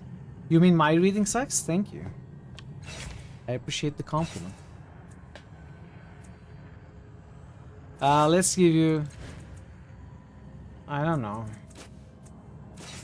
Let's give you... Intimidation. When did I give you intimidation? Huh. It's a lot. You mentioned earlier that if this game was given to the Final Cut treatment, it could have been more settled. Having to read all that... Yeah, I know what you mean, Drummer, I know. I'm just kidding. It is a ton of reading. That's true. I won't say it sucks. I won't say it sucks. It's a lot though. If you are not into that kind of stuff, then you will have a problem with this game for sure. Don't get me wrong, your reading sucks too. I know that. I know you think that. Remnants of Planescape Torment. Yeah, spiritual successor for a reason. Let's go.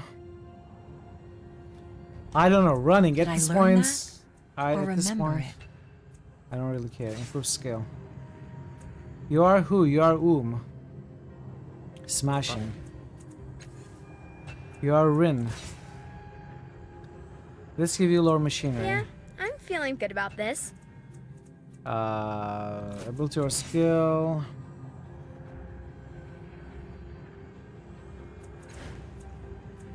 Extra Feels effort. good. Alright. I think we might be at the end. We might be at the end finally.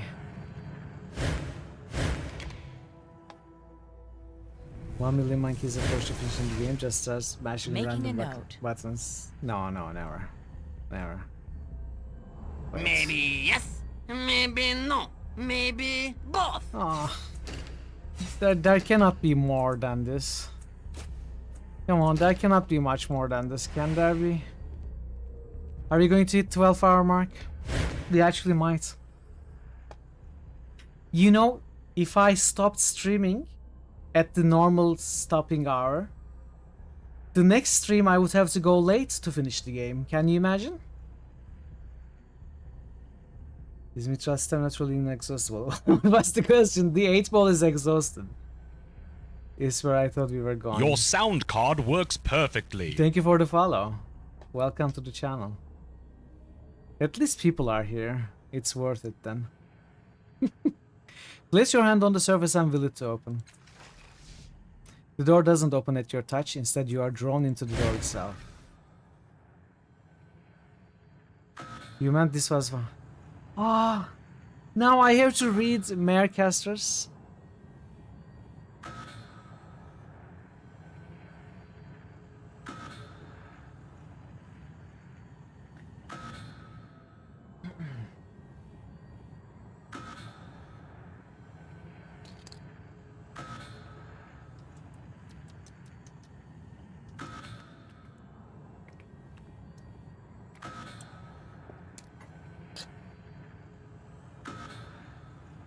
I could sing it instead.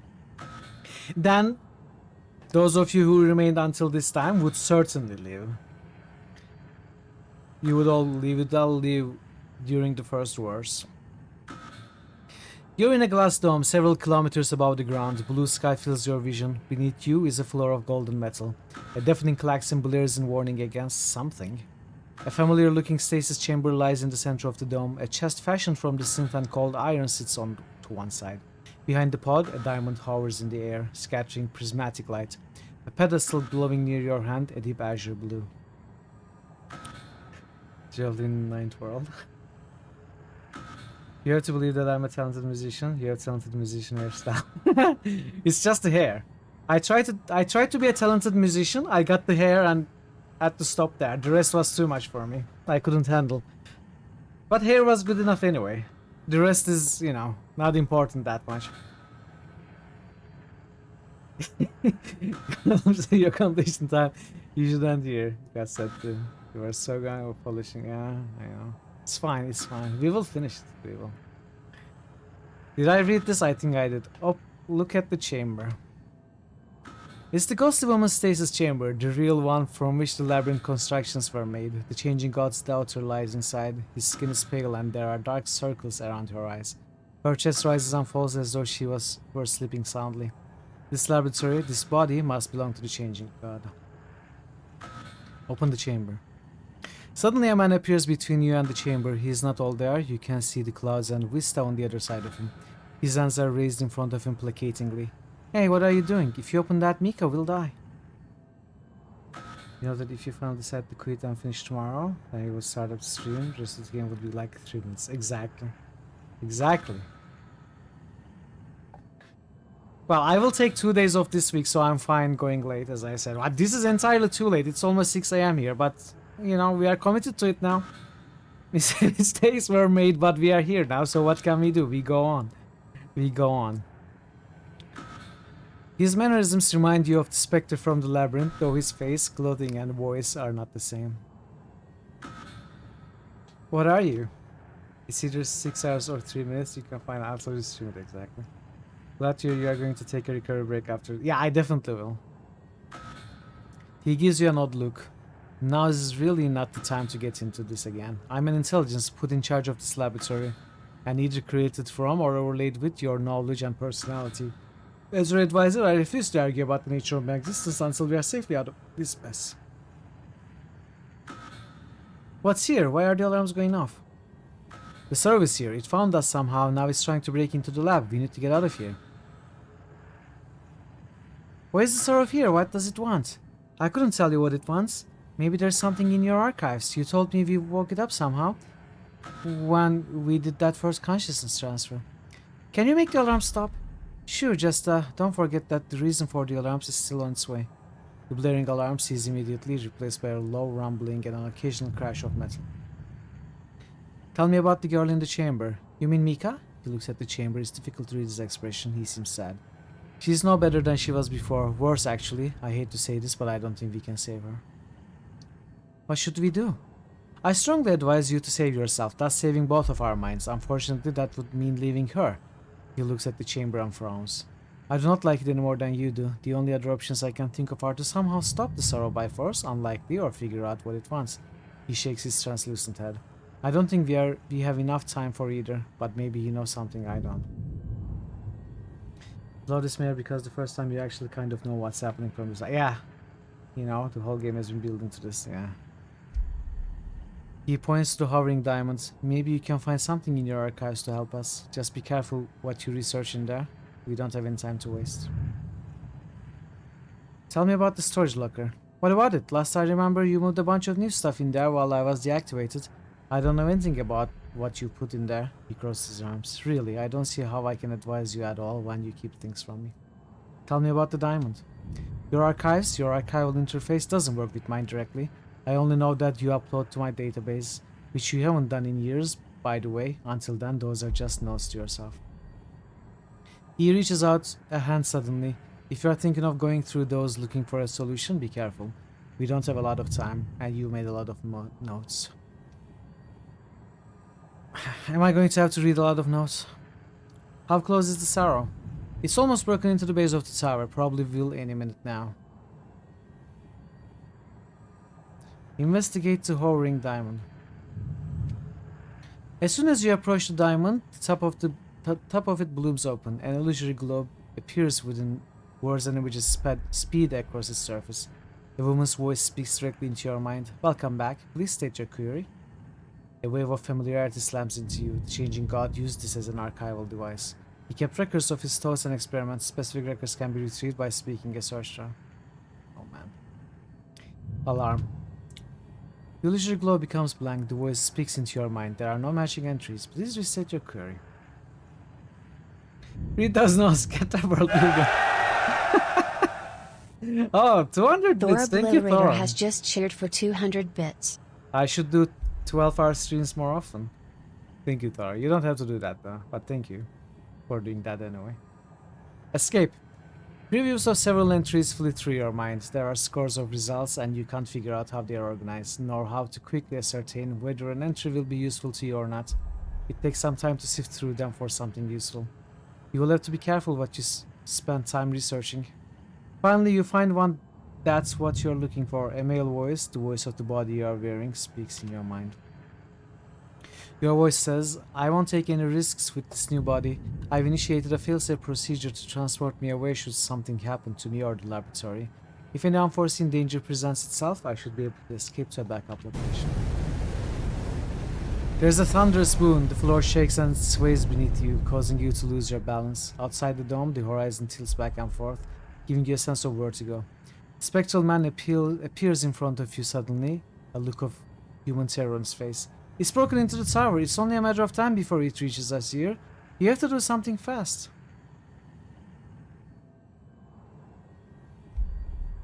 Go back to the archival diamond. What can we learn? The Sorrow. The voice says I don't know what the Sorrow is exactly, just that it's old, really old. And it doesn't pay much attention to established laws of space-time. I wonder just how established those laws really are. Anyway, I first came across mention of it in my research of the tides. It appears to have been some kind of guardian against the tidal abuse. Evidence suggests that it may have been solely responsible for the destruction of one of the prior worlds.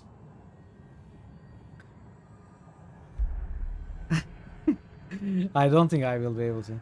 My experiments with consciousness transfer appear to have woken it. I don't believe it's after me specifically. But at least I won't read all of that in my retry, so they will be much faster.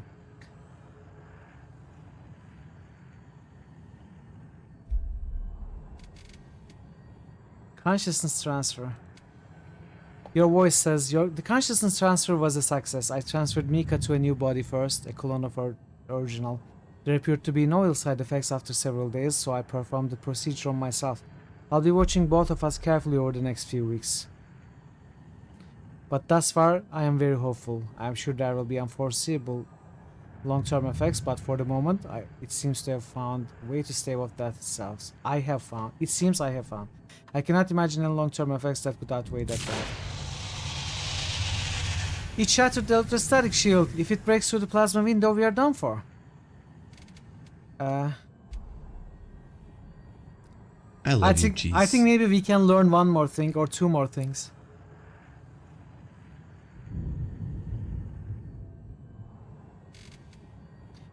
Let's read about the tides. The tides have proven to be an extremely fruitful path of exploration. Tabat don't realize what they have unearthed. They saw these trinkets just as more Numenera, but these forces may even have the power to turn back death itself. I certainly hope for her sake.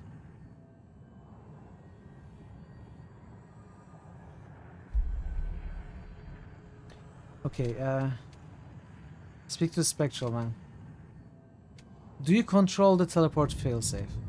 Yes! Now there's a good idea. Problem is it can only teleport one person. The girl, your archives and your equipment will all be lost. Of course you can just recreate me from your own consciousness, so it won't be a total loss. Anyway, why do you ask?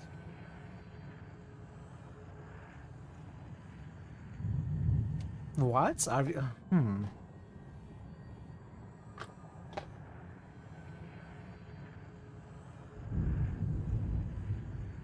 Can you set it to teleport the girl instead of me if something happens? Whom you say? Whom I say? His Elysian broke furrows. I could, but what's the point? Outside the stasis chamber, she'll die within months. A couple of years at best. It's better for you to live, so we can find a way to save her.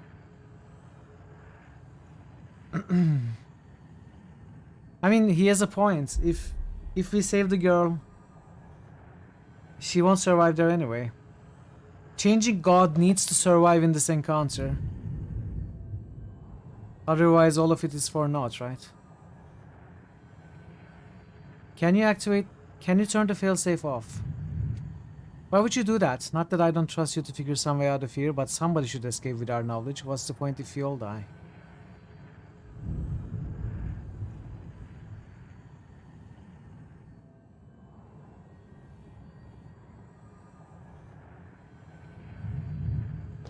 I want to explore this, but I really have no energy to do it on stream, so... I don't know what's the better ending. If you open the synth chest, the girl dies. If you read more, sorrow breaks in, we all die. If you run away, I think it's business as usual, the game continues and encounter begins. If you turn the teleporter off, or if you send the girl away, I cannot be certain what happens. Well, let's turn the teleporter off. I won't run away while she's stuck here. He advised across his arms, across his chest. He looks, he's about to refuse, and then he says, right, it's done. I think this is idiotic though. It's a failsafe. It would only activate if everything else failed.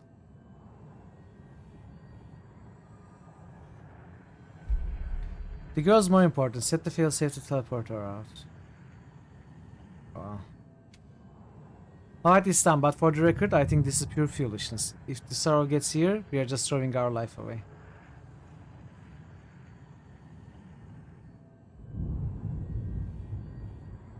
What if we can transfer changing God's consciousness into the girl? If you're too tired to think, you'd wholly recommend behaving like Eris. Yeah, he doesn't sleep. I could learn something from him. What happens if I open the synth chest? The chest is locked with a keypad bearing 17 strange symbols. You're about to lose hope when you realize you know which symbols to press to unlock the chest. Oh, this is not where the girl is lying. You enter the correct code before the memory can slip away. The chest opens with a soft click. The only items of note inside are a wooden shaft with a multi-colored crystal tied to one end and a large hemisphere made of azure steel. Examine the azure steel dome. It's too heavy to lift for yourself. It's a wall projector. Examine the rod with the crystal on end. This is nothing mystical about the wooden half, but the crystal on the end is definitely from a prior world. You think it might be a domination rod. Crystal saps the will of any creature it touches.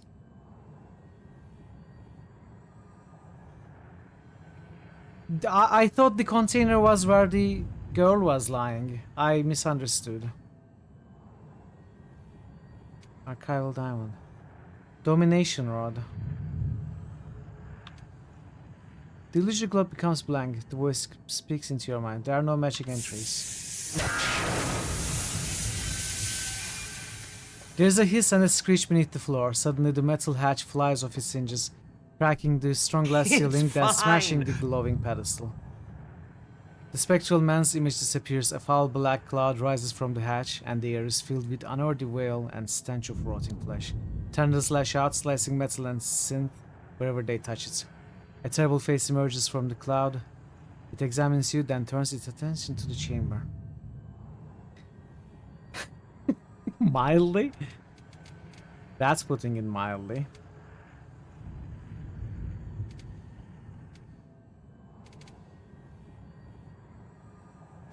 Use the domination rod against the sorrow. With a shout, you shove the crystal deep within the sorrow's form. Nothing happens. Sorrow turns his horrible attention to you. One of his tendrils darts towards you, slicing through both the strong glass wall and the steel floor. It reaches your face and you feel nothing. The tendril goes right through your body. You realize that the dome is fading away. No, your body is fading away, as some device tugs it safely away to another location.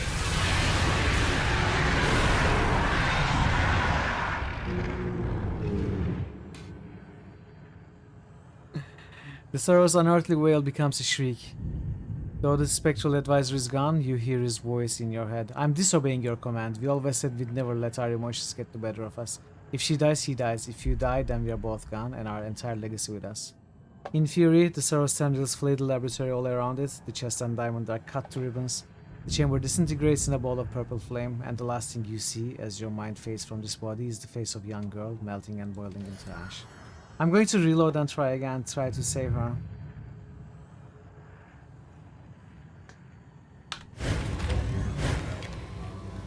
Let's try this again.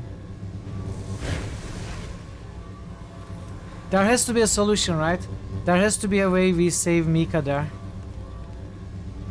Because it's what's happened in real life.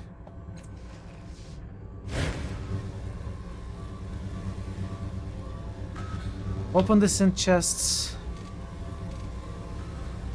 Examine the rod. Take the nomination rod. Examine Azure's steel dome. Touch the pulsing light on the pedestal. The pedestal dims and a man appears between in front of you. You'll soon wake up realizing you finished the game at all. Maybe you should call it until Friday. No. We have to finish it. We have to.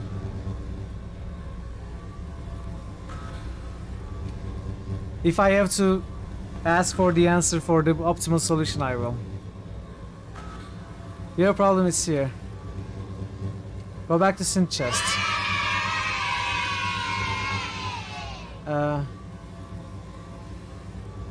Investigate the hovering diamond.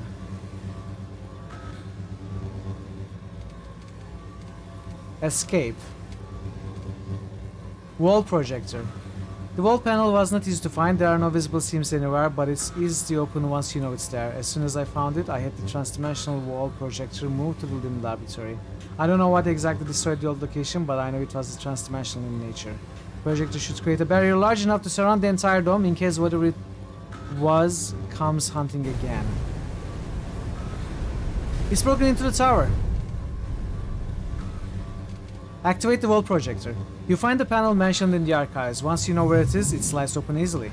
You place your hand on the black glass inside, it grows warm at your touch, and there is the smell of light rain.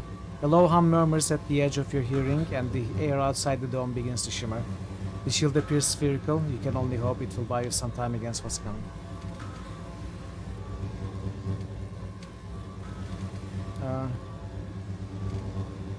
Speak to...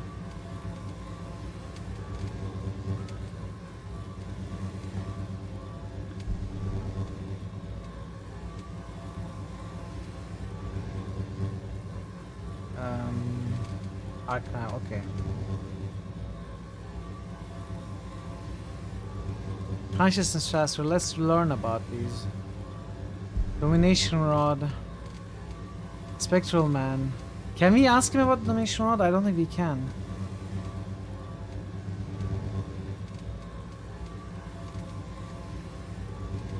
Azure Steel Dome. Cannot do anything with it.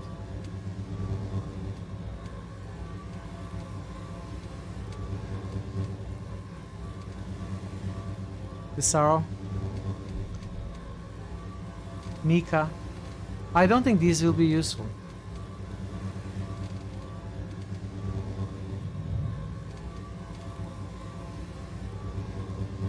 The tides. Mika. Mika's condition has not improved after the consciousness transfer. If anything, it has worsened. I've traced the cause to the weapon I received from Tabat after I did their failed siege at Sagisclis, but damned if I know how to undo its effects. There's an agonized pause. I don't understand. I should be able to figure this out. I will figure it out. I just need more data. I've discovered a theoretical process to merge my consciousness with yours, but I just need more data. With luck, I can run experiments in the next few days. It shattered the electrostatic shield.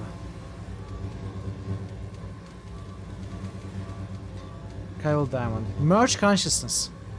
There is only a single entry for that query, the same entry from when you queried the word Mika. The entry said he would try it the next few days, but that entry is dated several months ago. If he did try it, he never entered anything about it into the archives.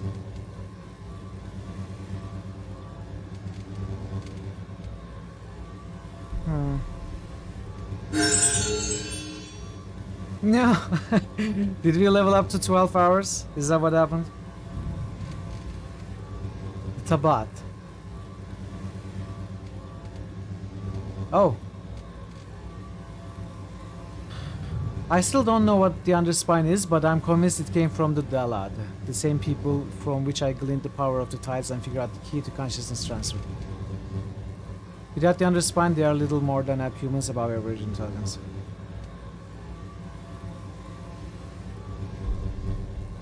The Dalad people are believed to have existed long before the Ninth World. Dalad is probably not what they called themselves. Their true name is unknown. They made great use of a force referred to in these archives as the Tides, using them especially to affect individual psyches. The civilization of the Dalad did not decline, but was completely wiped out by a creature called the Sarrow. So the Sarrow must have destroyed the Dalad because of how they abused the Tides. If the weapon that caused Mika's illness was from the same civilization, then it stands to reason her illness is tidal in nature, like a tidal surge perhaps.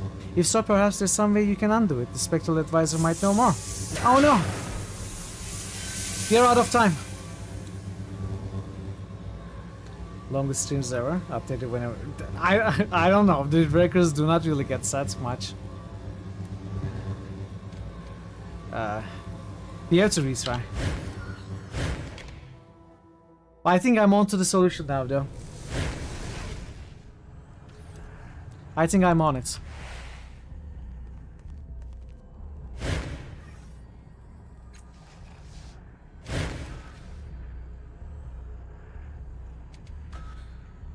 Investigate hovering diamond. Open this in chest. Pulsing lights.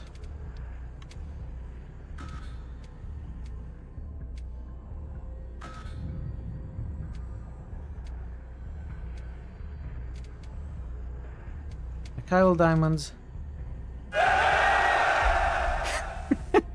Did you finish this game before? I did! Just cheered for 100 bits. I believe in you, Mitral. Oh, thank you so much for the bits, for the motivation bits. Thank you. They really help, I'm not gonna lie. I finished this game at release, but I don't remember from that playthrough. Do you also believe I can fly, Barden? Do you believe I can touch the sky? Tides. Consciousness transfer. Archival diamond. Wait. Synth chests. Crystal dome. Domination rod. That's a waste of time. Wall projector. Synth chests. Activate the wall projector. Archival diamond. Sabath. Dalad.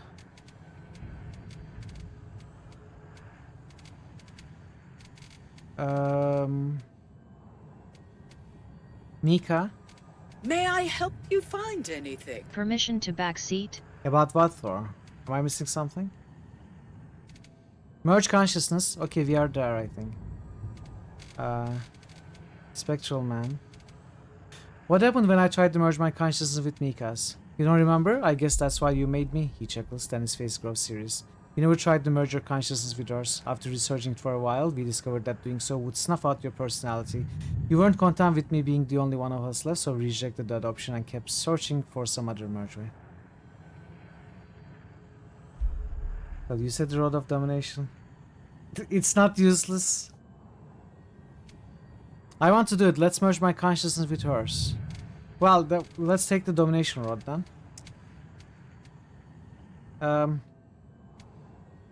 Archival Diamond. But Domination Rod. Okay, we asked about it as well. We don't know that it's necessary. So there's something to do with it as well?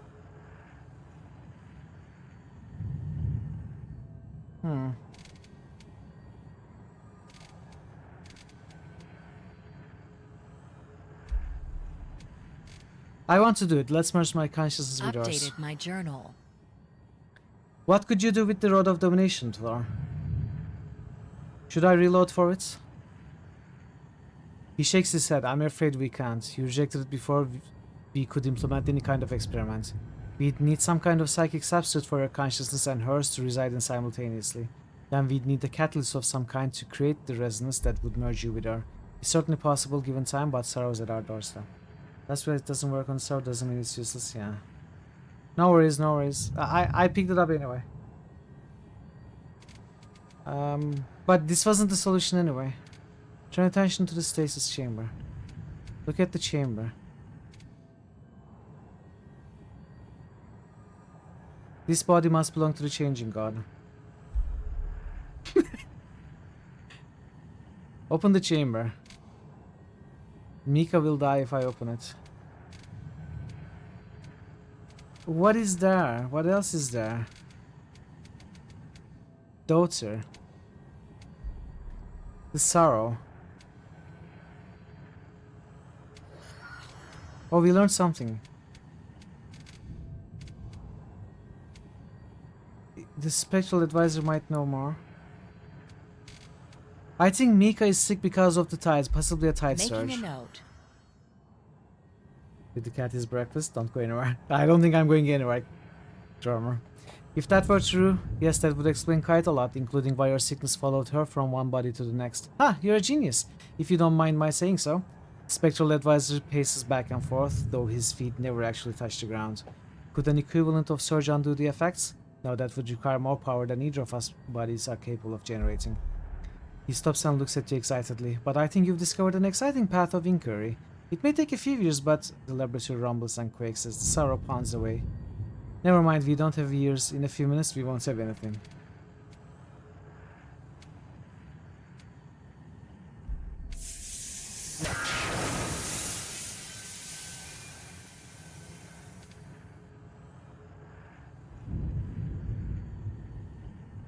So I couldn't do it.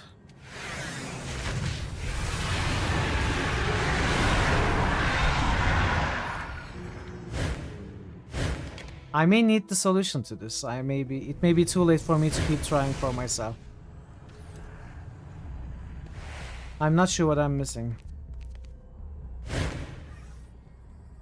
Triggering this. Oh, really? Swords for everyone! Hey, Dragon Jam. Hey, Raiders. Welcome. Welcome, everybody. Dragon Lao. Good to see you. Thank you for the raid. Welcome, welcome. Let's give you a shout out.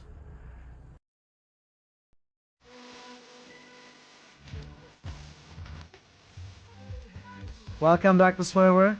Welcome, Hardy Worgen. Welcome, One Lang Johnny. In a moment, the clip will begin. They are waiting for the clip to begin in a moment.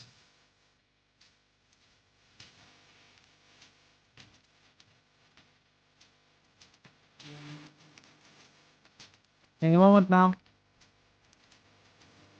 Welcome, Herbal. Welcome, Dr. Swerver. No, I'm completing this game today. Okay, I don't think the clip is beginning, chat. I think we've been duped. I think we've been duped. It said in a moment, but no. Welcome everybody. Thank you for the raid. How was the stream? What were you playing? Let's see. You were playing Sam & Max Devil's Playhouse. It was great. Did you finish it? How are you enjoying it? Welcome everybody. I'm Mitral. I play RPGs and point and click adventures. This is not the time that I stream at all. I should have ended 6 hours ago. But we are still here trying to finish this game. We are pretty much at the end, I think. So I hope you enjoy whatever remains of the stream. I'm completely out of energy, so my apologies for that. But yeah, I appreciate the raid. Thank you. Yeah, former episodes. Yeah, I had good fun with the seasons of Sam & Max. Though I like Your sound card works perfectly. I hope you enjoy all of it, Dragon Jump. Thank you for the follow. Welcome to the channel. Let's continue. Let us continue. Place your hand on the surface and will it open. Out of the 3 seasons, Telltale seasons, the first one was my favorite, by the way. I don't know if you played all of them before. But I definitely had the best time with the first one.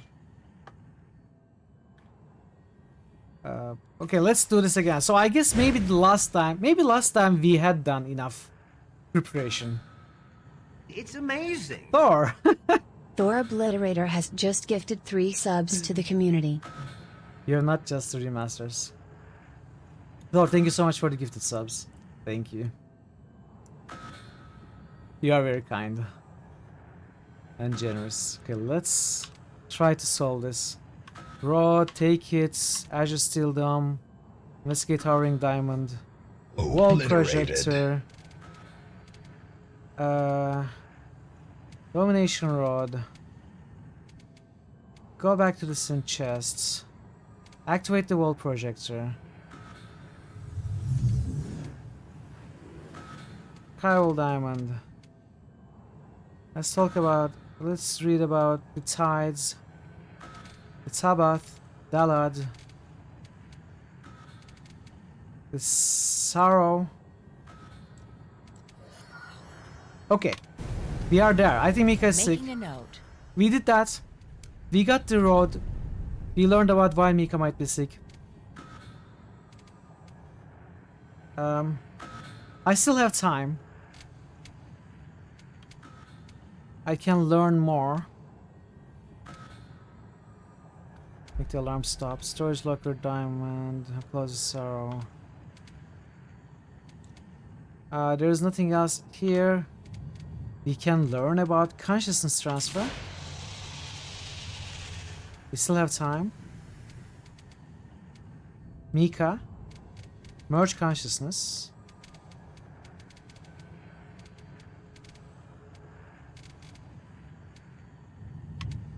I'll remember that. That didn't work. Okay, we learned that as well. So we learned that they didn't try merging consciousness at all. We got the domination rod, and we learned about the tidal surge thing. I'm just gonna ask for any of those who knows. Is there anything else I can do here, or is this all the preparation I can do? Because I'm ready to move on if this is all. Is there anything I'm missing?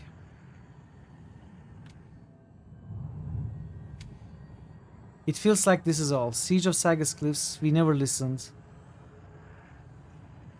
Maybe that has something. I'm sorry, I'm just not reading these anymore because I am exhausted. Leave her alone. I'm the one who initiated consciousness transfer. Take me. So we couldn't save. We cannot save the girl, can we? Is there a way to save the girl? General outline at the smear. We haven't found anything. Okay.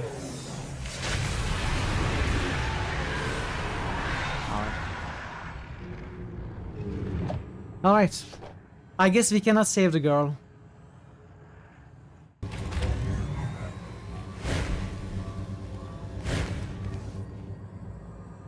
ghostly woman appears next to you. She stares at the door you just emerged from, her eyes as round as the moon. I remember now, all of it. I told you I was aware of everything while I was in that chamber. I remember my father abandoning me. I remember too how you risked your life for me. After the sorrow destroyed the stasis chamber, I woke up here in the labyrinth. I wasn't aware though, not for a long time. Not until you came and started changing things. But I couldn't save you. You tried, which is more than I can say for my father. You risked your own life. Besides, if you had died in there, you and every other cast off would have never existed. Maybe there are some realities you can't change. So you're not just a memory? No, she says, firm and certain. I'm not a memory nor a reflection nor a lacuna. I'm Mika, the full consciousness of the changing god's daughter. In the mare, the advisor said we could cure you by merging your consciousness with your father's. Her eyes widen. Could it be? Yes, the resonance could be used for that. She shuts her eyes with a wince and says, but it would require all of your consciousnesses, not just my father's. No, I cannot ask you to do that. I want to give you your life back. You have suffered more unjustly than any of us. My life is not worth the lives of you and your siblings. Anyway, who knows? There may be yet another way to bring me back. But it's your choice in the end. You must do what you think is right. What do you mean I started changing things? You are the last cast off. You are one my father created to witness this place, to command it. We have been changing the labyrinth since you were first born. You are the one who will decide our fate. I understand that all that I need to do. So what do we do now?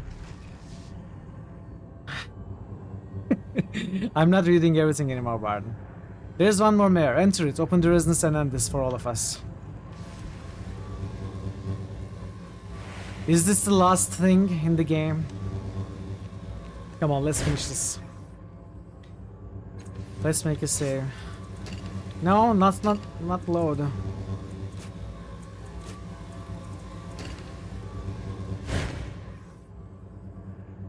Okay.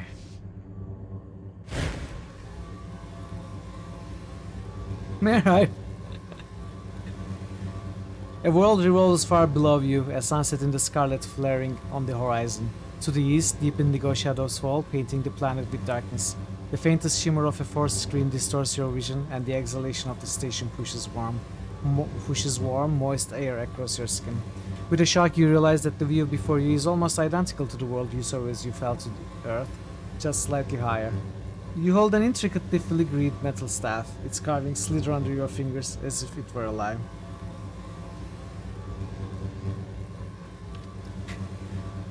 You're in a great hall. I don't care anymore. Let's just kill everything, run past the contents, don't not think, not read, let's just do stuff, finish game, right? I've become Eretus, the destroyer of worlds. You're in a great hall that is more like an organic space than a constructed room. Hey, Jack. Hello, good evening. 12-hour stream. I don't know what I'm doing with my life, Jack. I don't know why I'm here still. I should have ended 6 hours ago, but good to see you. How are you doing? Welcome. Machinery literally sprouts from the floors and walls with no sign of where the synthetic metal gives way to the substrata from which it has grown. Maybe you have kinda influenced me in a way, Jack, with your 12-hour streams. Maybe it's because of you. You're confused and going to bed? Never seen a Mitchell at this hour. Yeah, I've never seen a Mitchell at this hour either. Yeah, I've never streamed this late before. But here we are, trying to finish this game in the last 10 hours, really. In the last 10 hours, we were close to the end. You're a bad influence, yes. You're a very bad influence. Though humid, the hall feels clean and fresh, healthy and vibrant, full of promise. This early, yes, at this point. A holographic map of the moon hovers at the back wall near a small glowing pod. The voice speaks as if from the air itself. Are you certain this procedure will give you final control over the cast-offs? If you are mistaken, the chamber may fail, or worse, detonate with you inside. The voice is familiar, but you can't quite put your finger on its identity. What are you talking about? You had me run the calculations, remember? I told you there was a slight chance it might explode with you inside. Though the chances were vanishingly slim, and come on, it was only the other day. I realize you a lot on your mind right now, but we need to focus. We've been trying to get this right for years, centuries. The resonance chamber is ready in Sagas. We just need to make sure this body will work as a catalyst. If something happens down... Oh, this is the moment we were sent down. This is the start of the game. This is exactly what happened at the moments of birth. My photoreceptors. Parrot, why aren't you still not going to sleep? Go to sleep. Let's ban parrots, tell them to go to sleep, please. If something happens down there, I'll signal you move to the next vessel if you don't get out in time. Well, you got me. Let's use it for the dance. Eternity! For now, just settle into the pod and we'll make sure this body will work for us. Thank you, Pet Parrot. You pinpointed the source of the voice. It's coming from the staff in your hands. You peer at it more closely and you see a glowing, ghostly image. The holographic advisor from the other mare. No, this advisor looks different, augmented. It has the ghostly blue-limbed, smoky appearance of the Spectre. It is the Spectre. Try to remember how the staff works.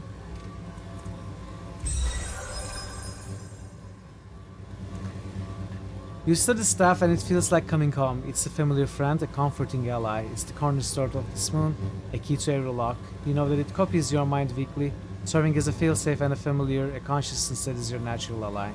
When it speaks with the Spectre's voice, and when it manifests, it can create a ghostly image of the changing god's original body. I know you. I would hope so, considering that you duplicated me from your own mind less than a week ago. Now let's get you into the chamber, and are you feeling alright? I don't know. Do you? Maybe. I cannot think right now, so maybe you do. Maybe you don't, though. I'm a cast-off, but I've entered some sort of time loop and I'm in my body, but before I was born. A cast-off, really? That means one moment. You say that you have cast your mind back in time to your body? A note of triumph enters his voice. That means that this body is the proper catalyst. You'll be able to activate the resonance chamber. Alright, I need you to listen very closely to me. Your body is the key to stopping the sorrow. You just have to get into the chamber and our struggles will be at end. I appreciate your honesty. His voice becomes curt. Wait, if you're a cast-off and this was already your body, that means we didn't make it to the resonance chamber in your timeline. If you change history here, you run the risk of destroying yourself. So what happens?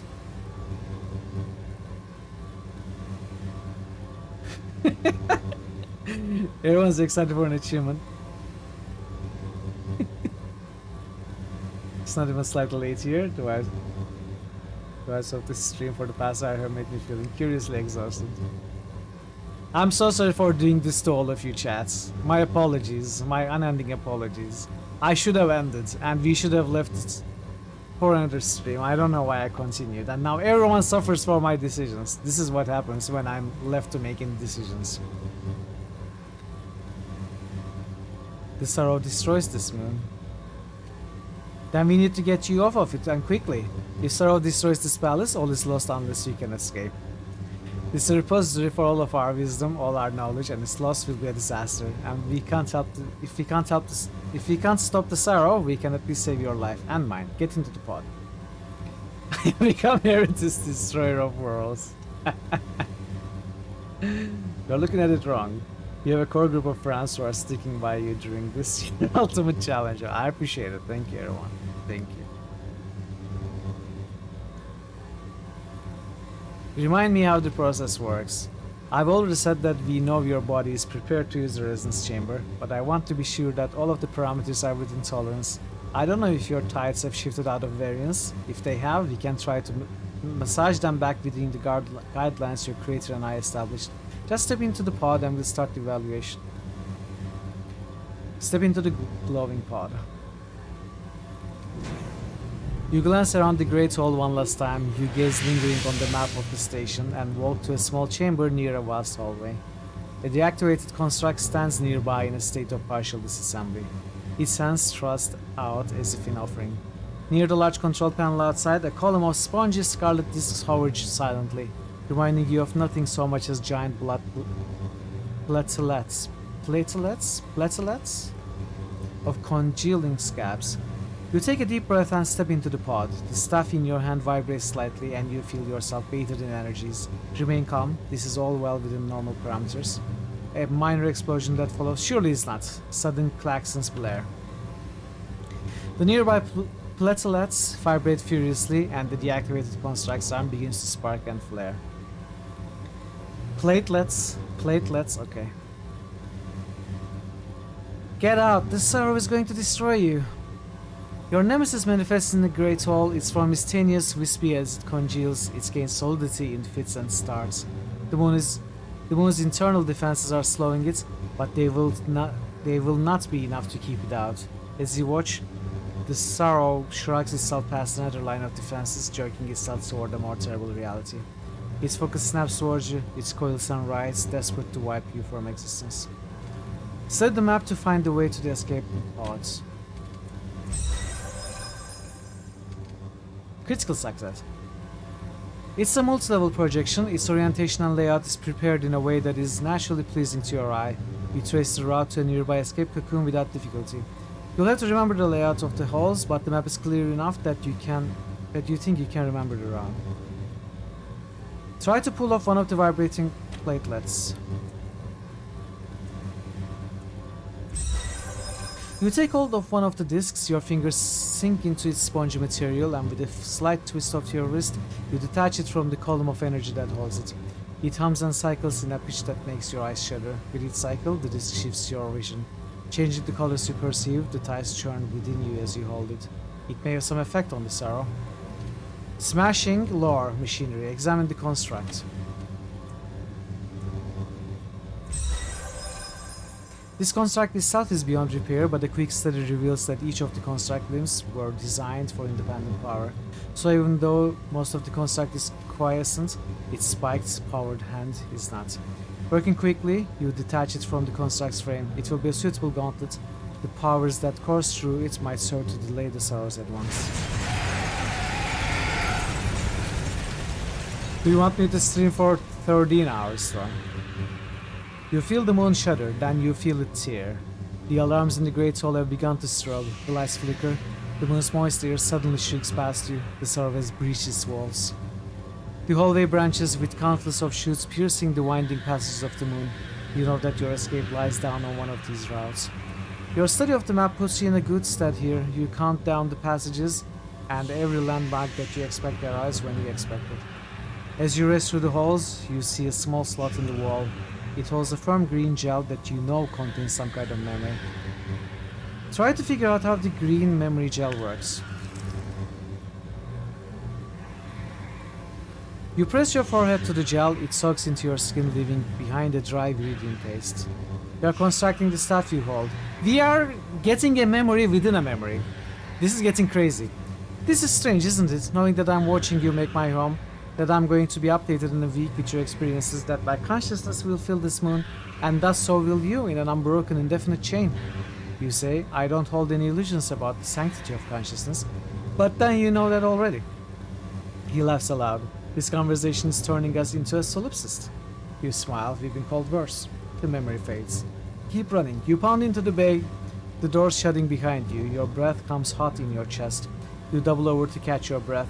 Several cocoons are arrayed along the outer wall. You'll need to activate one and it will spin its webbing around you.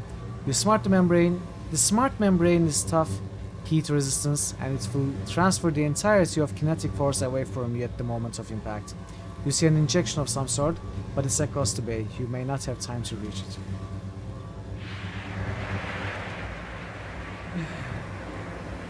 The sorrow tears apart the wall in a fury of light and tidal energy. The flickering energies inside its hood betray no emotion except hunger. It's inexorable. The most you can hope to do is slow it. Use the platelet you tore from the column of energy to slow the sorrow. You hurl the platelet across the bay. The instant it leaves your fingers, it begins to change its shape. It becomes a cloth, a shroud, and it crawls over the sorrow, enveloping your enemy. It molds itself across the creature like a giant scab, fixing the sorrow in place. For a moment, you dare hope that you have arrested its motion, but the scabrous fabric cracks, peels, and falls to the floor in a pile of organic flakes. You only have one defense left. You hardly trust it will be enough to get you to the cocoons and off this doomed moon. You better run straight for only hope of escape. Run across the bay to use the injection. Just what I needed. Let's...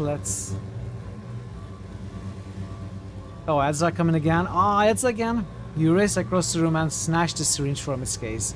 Reading the label, you see that it's a stimulant designed especially for a cast-off. It confers heightened awareness, resistance to pain, and improved accuracy and focus. And you reason if you use it now, it's in your own body. If you use it now, it's in your own body. It might carry you into the future if you survive the present. You're up for your lives. You slap the injector into your thigh and trigger it, and you feel instantly calmer. The world is brighter, and you hear the sorrow's inexorable progress. You have a few bare moments before it comes. The sorrow recovers all too quickly from your previous attack and comes for you again. Use the gauntlet you took from the construct. You slip the gauntlet over your hand and hold it out in a warding gesture. The energy that blasts from it tears the sorrow apart, decohering it utterly and stripping your foe to its component filaments. I honestly didn't think that would work, mutters the Spectre. Silence reigns in the bay for a moment, and then the sorrow manifests again. Threads of acid smoke weaving themselves together. Guess not.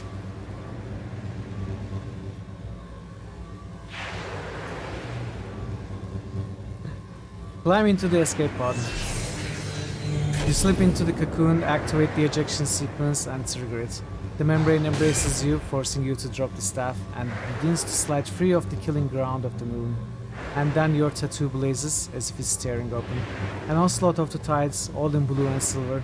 A stream of information too fast and too large to process.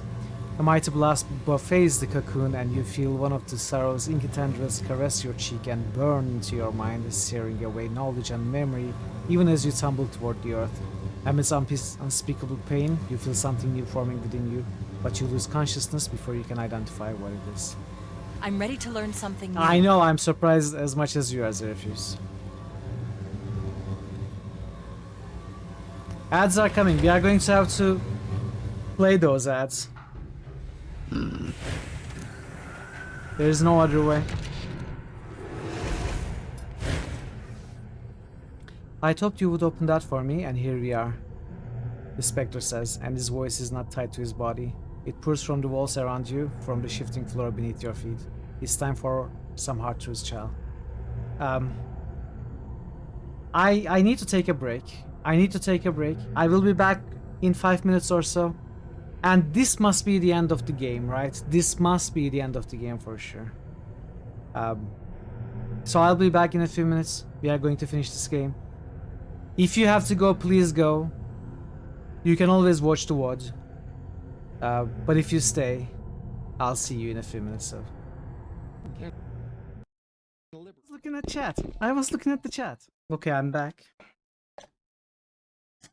Forgot to put on my headphones. I have tea. We can go for the next 4 hours of the game. No worries.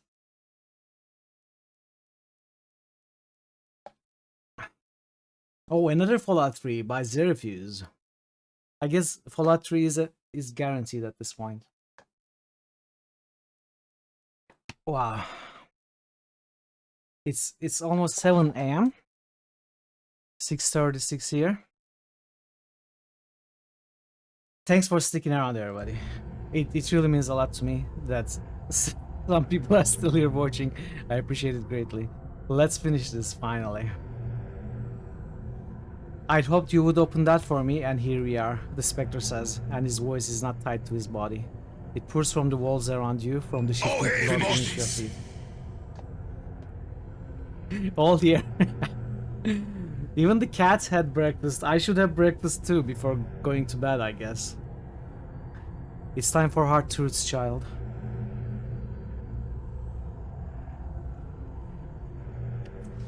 Before you can finish, the air twists in the room, an explosion of light, and a scarred figure steps out of it. How is this for truth? Her voice is worn and hard behind her mask. The resonance is mine. It belongs to me and all cast-offs. I have worked too hard for it to be otherwise. Stand aside, old man, and let us determine our own destiny. I am up, I have tea. It should keep me for 4 more minutes extra. His smile is disconcerting. Your destiny? You're a part of me. Your destiny was never yours to determine. And the resonance is not yours to claim. He gestures a hand in your direction. Only the latest cast-off can open the door. That body and I are the only ones capable of using the power beyond. You're out of your depths, Marilel, and this no longer concerns you. He ignores her and turns to you. I needed you to open the door and you've done that. The cage I can handle on my own. His voice presses down on you like a hand as if trying to drop you to your knees. When I enter the resonance, it will be to return my errant children to my mind and where they belong. Leave me to it and we have no further quarrel. What say you? You'd think someone who calls himself the changing god would learn from his mistakes. Irritation flashes across his translucent face. I'm not here to debate who I am or what I've done. I'm here to claim what's mine. The ground rumbles menacingly beneath your feet. And what is that exactly? What are we fighting? If I can help it, we are not fighting anything. We have done, up until this point, a pacifist run, and I would rather not kill anything at this point. And what is that exactly? He looks at the ghastly form of changing God's daughter as if noticing her for the first time. His surprise is brief, chill wind, whipping across the darkness between you. You, he mutters. You're her ghost, the one that haunts me. My daughter is dead. Do you hear me? I can't bring her back, no matter how hard I try. Is that so? She has nothing more to say, but her brow crinkles just slightly. She's confused as though she doesn't recognize this specter as her father. Is that creature my father? He looks like what I remember, but he doesn't feel. He shakes his head. Enough! I don't wish to fight you, cast-off, but neither will you keep me from this. What will it be?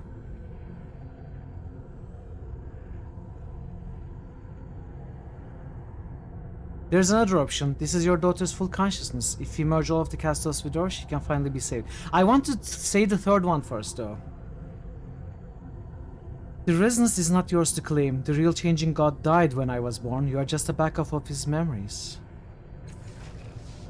Ridiculous, Calcadon growls. I've served our sire for centuries. This is him. You speak in simple terms, Spectre says, arching an eyebrow. But you are dense, even for one of my cast-offs. I am the changing god, and you are standing in my way. Look at all this, wow.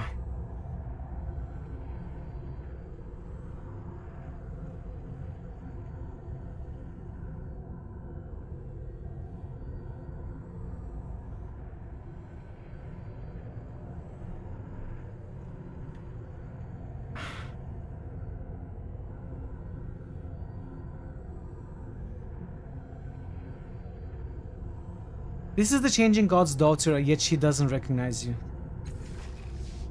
He flinches and turns to face her. She meets his eyes, blinking once, and shakes her head. You're not her, he says, then with more force, he repeats himself. You're not her. Of course you don't know me. He turns his head from her entirely, staring into the dark. He sighs. Consciousness needs to be continuous. You're a copy of what the changing god was. I know who I am, the Spectre snaps, but he looks troubled by your arguments. This is foolish. He shakes his head. I remember speaking to you on the moon. You are not the changing god. You're an assistant, an update. He answers slowly.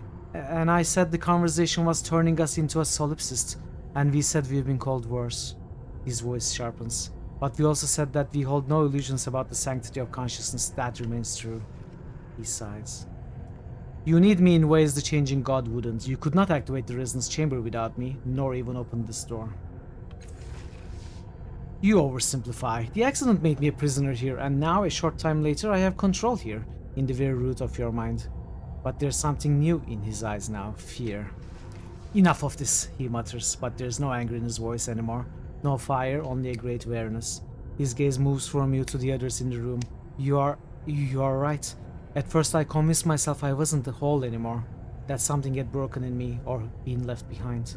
He stares at his hand or through it, but it makes sense. I'm not him. I'm close, as close as anyone, but the changing god is dead. I'm starting to figure this weird place out. Why are we still gaining experience? We are not gonna play more, are we? I don't want to level up anymore. I want to finish the game. Is it true then? Has our sire been gone all this time? He studies you for a moment. It would seem you and I no longer have a quarrel. You did it, he's gone. She barks a short laugh. You accomplished something I could never achieve. I suppose I owe you my gratitude. Okay, let's make a save. This may be the end, chat. This may be the end. First cast though. Well, are you going to open it, or do I have to kill you and open it myself? That's the woman. You won, now do what you came to do. Well, we no longer have any quarrel, do what you came to. We leveled up, chat! Nice, we leveled up. Let's level up our character. Let's take 2 hours to decide what skills we are going to put in. Increase edge. Who are you? You are Tiber. I'll increase your intellect, so you are smarter. Rin. Increase stat pools. Give you more intellect. Doing does beget learning.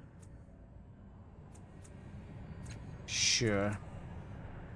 This looks good.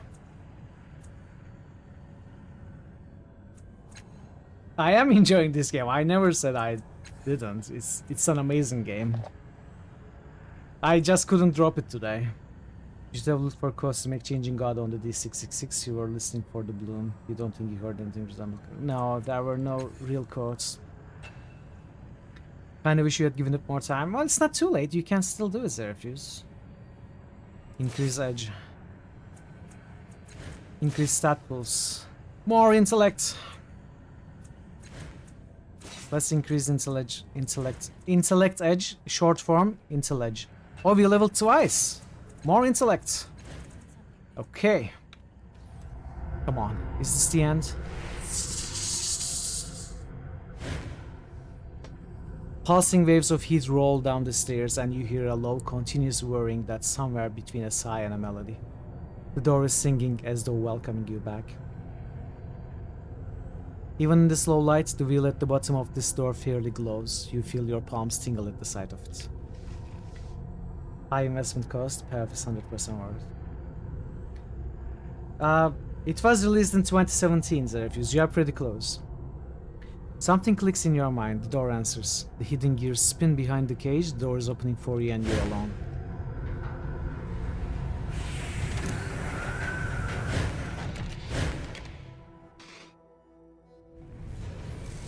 Oh, hello! It's the Sorrow. This is the final fight. This is... if it's a fight, we are dead. Let's see what we can do. The Sorrow is here in its full power, wearing the unquiet psyches of its victims like a tattered cloak. Filaments of light and energy leak from its strange colors that correspond to no tides, you know. Its tendrils flutter and flap in an unseen breeze. You have come before me at last, yet we have met so many times before. Its voice is a hissing multitude. One voice stands atop the rest, a woman's voice, soft and deep. It gives me no pleasure to meet you in this place, but you and your kind have left me no choice. Everybody your sire creates abuses those forces you call the tides. They draw energy from those around them. In so doing, you weaken the seals on energy you do not comprehend. You increase the amount of suffering. A three-headed monkey! You wish the Sorrow wasn't a Grim Reaper figure, bit boring.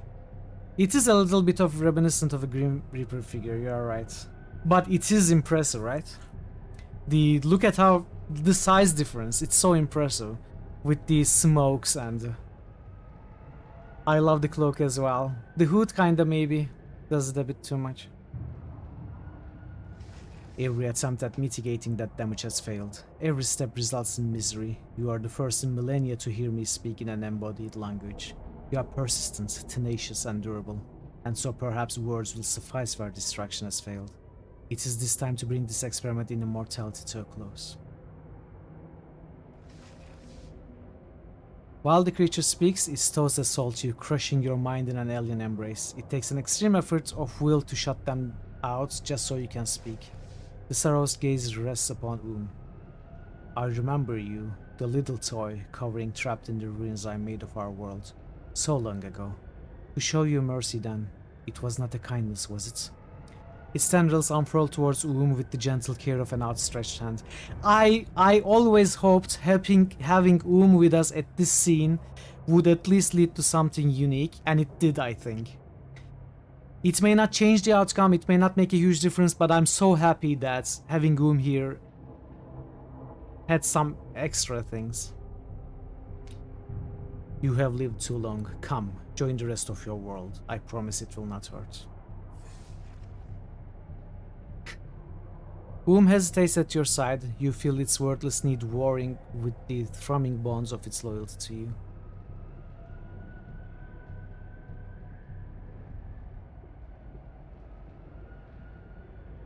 You were the death of world. The masters of our civilization treated the tides as their playthings. They polluted the tides, and they suffered for it. Their suffering spilled out of the world and across the borders of reality. The sorrow's tendrils close around the folds of her mourning cloak. They created me to cauterize their self-inflicted wounds. I did so. You don't even really get where it looks like a generic Grim Reaper knockoff. It doesn't really, but it kinda has that feeling. Doesn't really look like it, but the hood especially. And the invisible face in the hood. Its gaze rests again on I understand your companion more than you can imagine. We are created beings, each with a purpose. We are servants of the tides. Pity tints the sorrow's multitude of voices. I was created with agency. Your companion has none. It must teach the tides just as you must breathe, even though it knows the ruinous costs. It must teach the tides just as you must breathe, even though it knows the ruinous cost. It's undeniably true. You feel mingled pride at your accomplishments and the shame beneath the pride, poisonous and hot. Inches towards the sorrow, then pauses, glancing back at you. You feel a yearning for a desire for sorrow's gift. Go, goodbye, and thank you. Strokes your ankle gently, one last time. Aww. Then it turns towards the towering being opposite you. Dark tendrils close around your tiny companion and is gone. Nothing remains but dying motes of light and color of eyes drifting into the air. The sorrow nods. Your companion has decided its fate.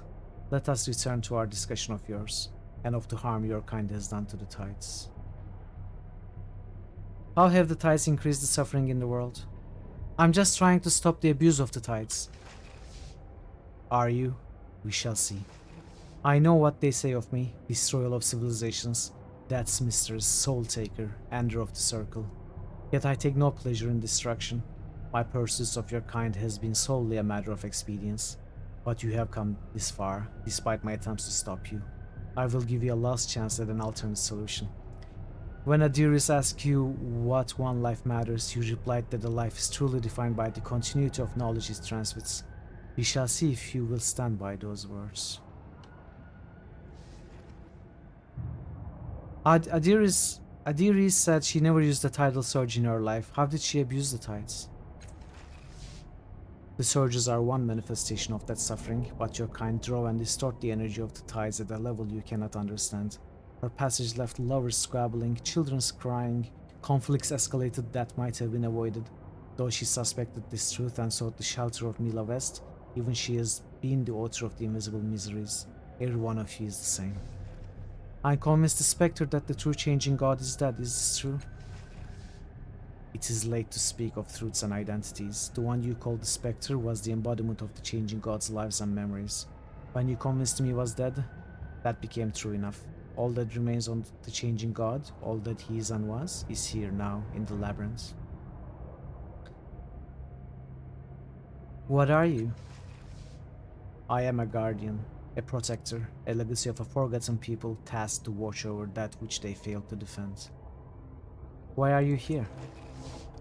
When you escaped me on the moon, I placed a piece of myself here as a last resort. I have ridden here in your mind since then. Indeed, I could not have found the moon had you not returned to it in the mare. Bringing me along with you, I called myself to myself in that reality, breaching the station's defenses to close the loop of time that brought me here. All to ensure that the world of the resonance is not abused, that your kind does not worsen the world again. What is this place? This place is the central chamber of your collective mind space. It's the resonance, the true expression of which your resonance chamber was but a shadow. In this place, you touch the knowledge and strength of every cast of ever created. So, what happens now? It is up to you. The question is, with what purpose have you come? I came here to end the tidal abuse caused by our bodies. I came here to save Mika and bring her back to life. It's either 2 or 4. They are both correct. But if we choose this and he destroys, the sorrow destroys all of us, then it'll be over. Mika won't come back to life. So I guess this takes priority. I came here to save Mika and bring her back to life. If you speak truly, perhaps we can reach an accord. My sire believed that subsuming all the cast of sins himself would stop you from hunting us. Is that true?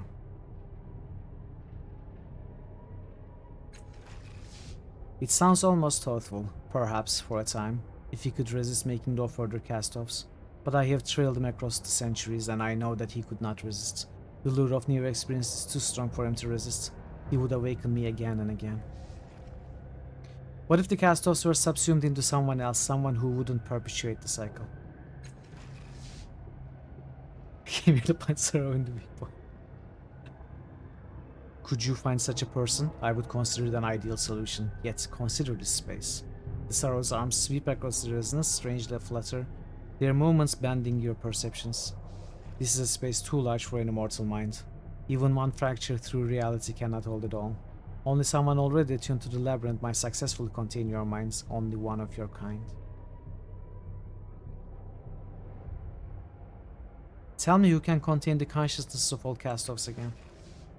Only one who is attuned to the resonance. Only one who is here. So us? The first said that severing the connection between us would stop you from hunting us. Is that true? The connection of which he speaks is the labyrinth itself. You would no longer draw your power from this place and my pursuit of you would cease. Your sister's solution would have shattered this place. It would have destroyed the tidal seals that protect the populace from madness. My charter is to guard those seals, to protect that energy. Had her plan actually worked, it would have destroyed the minds of thousands. I could not allow that to occur. Is there another way to sever the tidal connection? The resonance chamber was a blunt instrument. Alone, it would have shattered and destroyed the labyrinth. The resonance, however, is a sharp edge.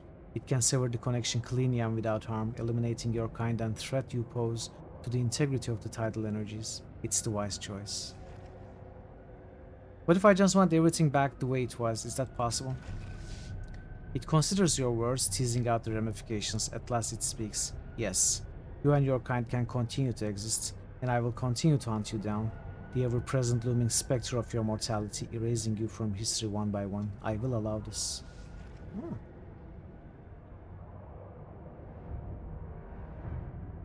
It seems like you'll allow any choice I make. What will you oppose? It hesitates, as if not sure it should impart this information. The resonance has the power to combine and sever, and to remove the protections of over the ties entirely. Doing so will unfetter a truly dangerous force, imperiling the land and psychic landscape for millennia. I cannot permit this choice and will resist it with all my strength. You said you'll resist it. That means I can overcome you.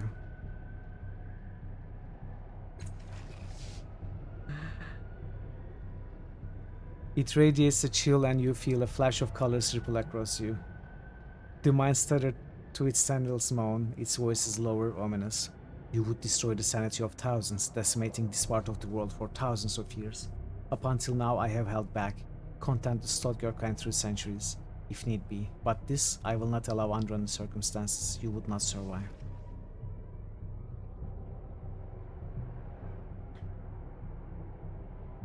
How do I choose? I have entwined myself through every piece of this place. It is mine. Tell me your choice and I will make it reality, if I approve.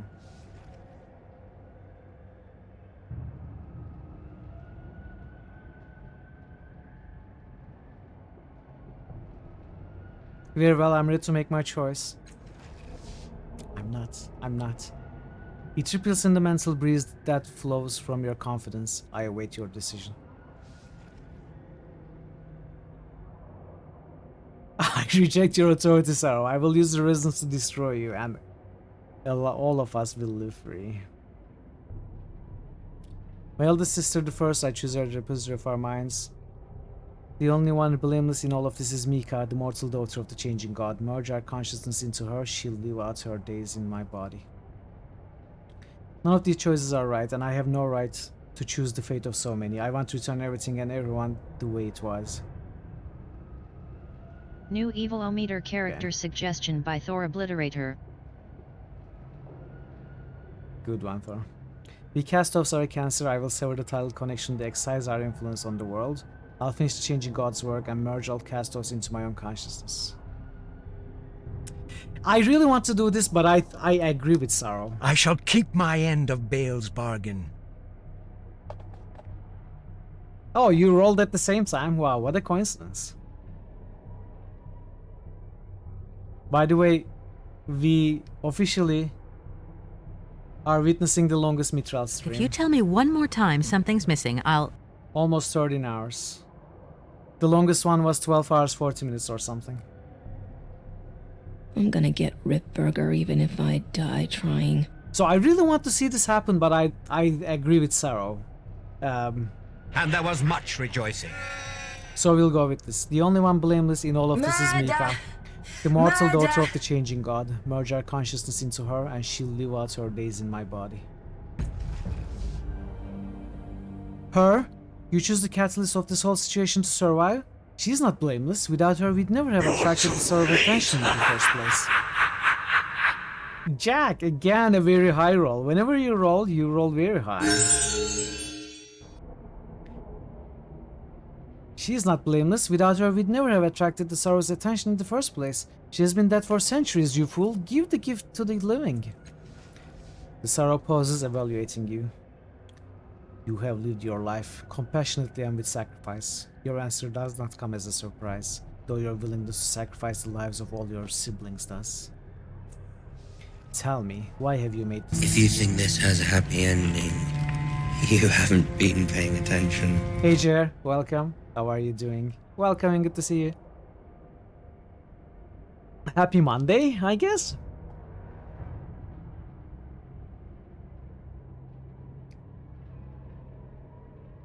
She had nothing to do with this situation. She is innocent in all this.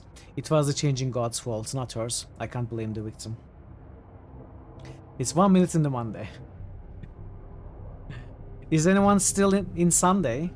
Anyone in channel still in Sunday?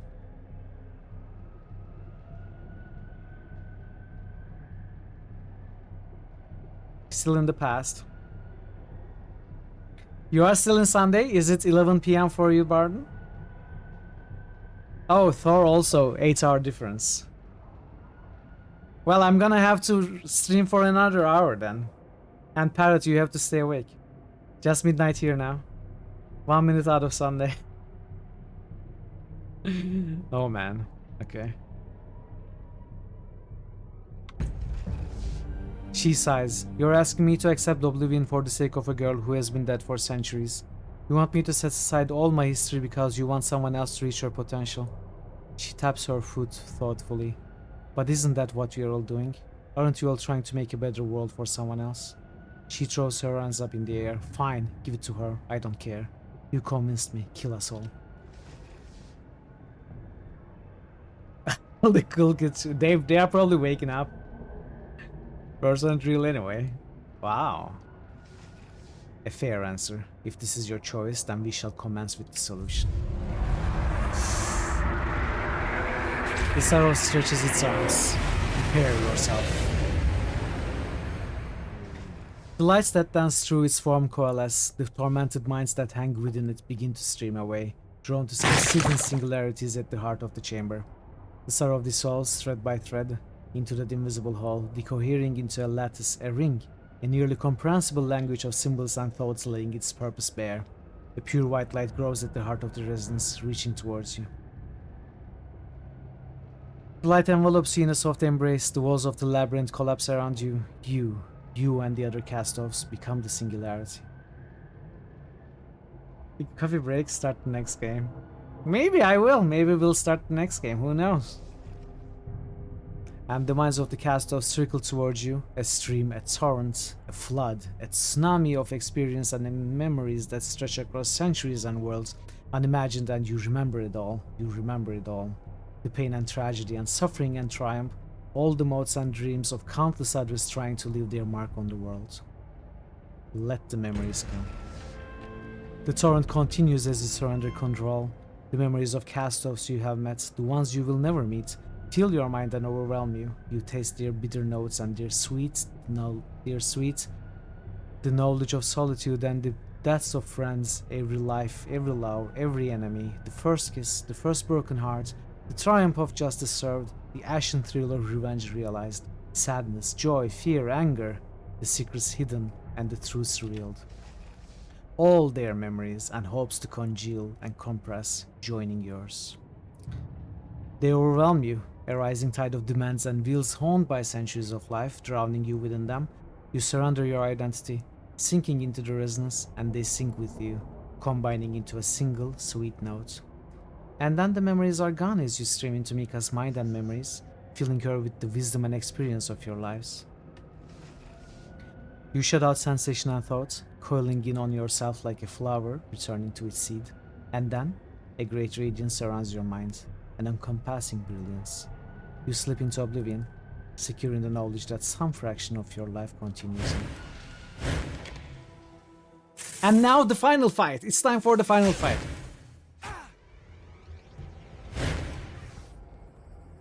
When you open your eyes, vertigo assails you. The sorrow hovers here, its tendrils coiling and twisting. You sit up, the detritus of the battle surrounds you, but you feel a quietness in the room, a lack. It takes you a moment, and then you realize the first is gone. As are all her allies, not just dead, but vanished utterly. The world is familiar, but you are seeing it through her new eyes. You feel your consciousness slipping away, as if sliding under a tectonic plate. You are becoming Mika. The resonance is sealed, the tides once again at rest. Your father's final vessel has restored you to life, and all the cast-offs are part of you now. Our journey is concluded.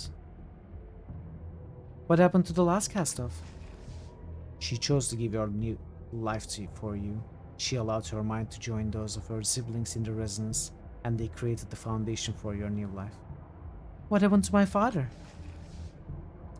Lost child. He spent his years trying to restore you to life.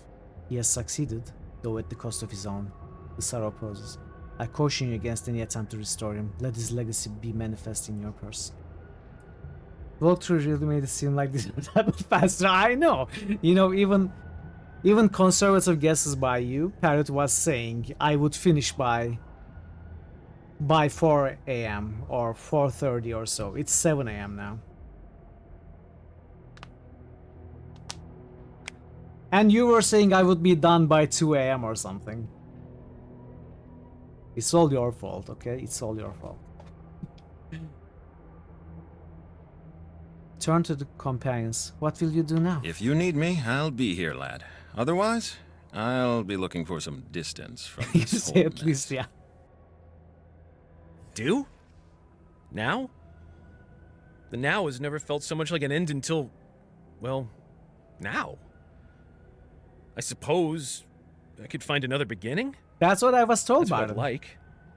Saving the world for someone else. It's a final screen. And then we saw 10 more screens. Screens. It's fine. It's fine. This game is worth it. She was my family, I guess. She cocks her head to one side. But you're not, sir, are you? It's fine. No, but maybe I could take the place he abandoned. He? This is not written well. I was a female character. She abandoned. I like that. She smiles, slipping her hand into Mika's. Aww. Nice. Go now. Choose a wiser path than your father did, and we will not meet again. The sorrow fades into the air, and then it's gone. You look away from the diseased patch of air, but this place is not much better. You are surrounded by blackened, bloody rubble, by death. It's time, perhaps, for some fresh air. Taking a deep breath, you set off.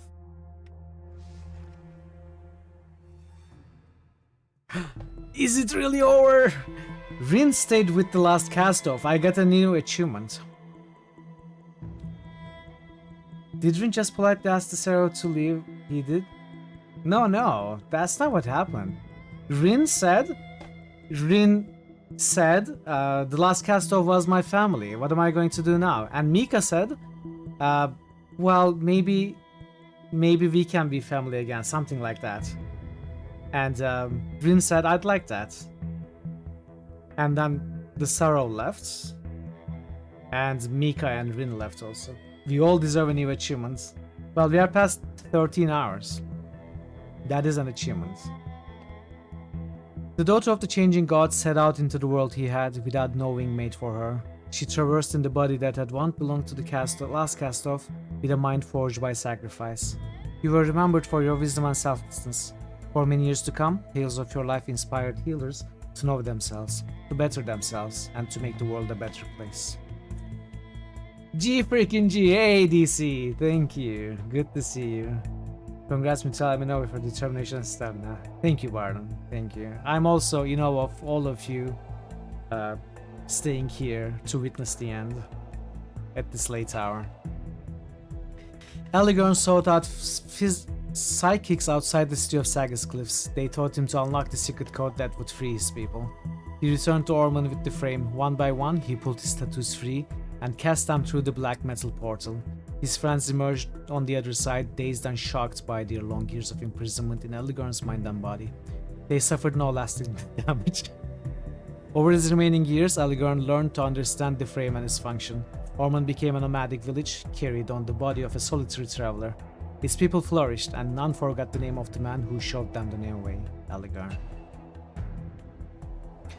We are going to call the poll, yeah, after I finish reading this.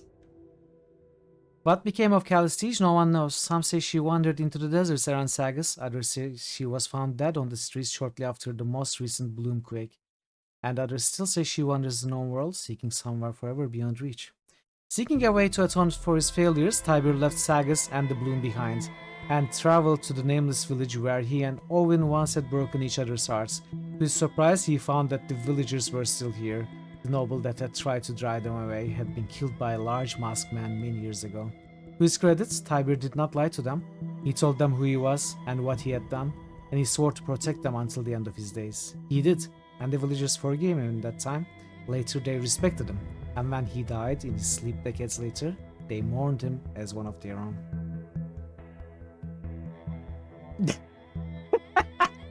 You are still fighting for the poll? The hero Eretus was never seen again. But in a nameless field not far from the Valley of the Dead heroes, an aging herdsman drove his newly bought Yule towards a rundown hut. Coming to himself, he rebuilt the hut stone by stone. That night, he slept better than he had in years. He lived out his many years as a stranger to everyone who saw him in the tiny town where he bought his supplies. And on one day, a shopkeeper realized he hadn't seen the herdsman in months. That was the last time anyone thought of the man Eretus had become.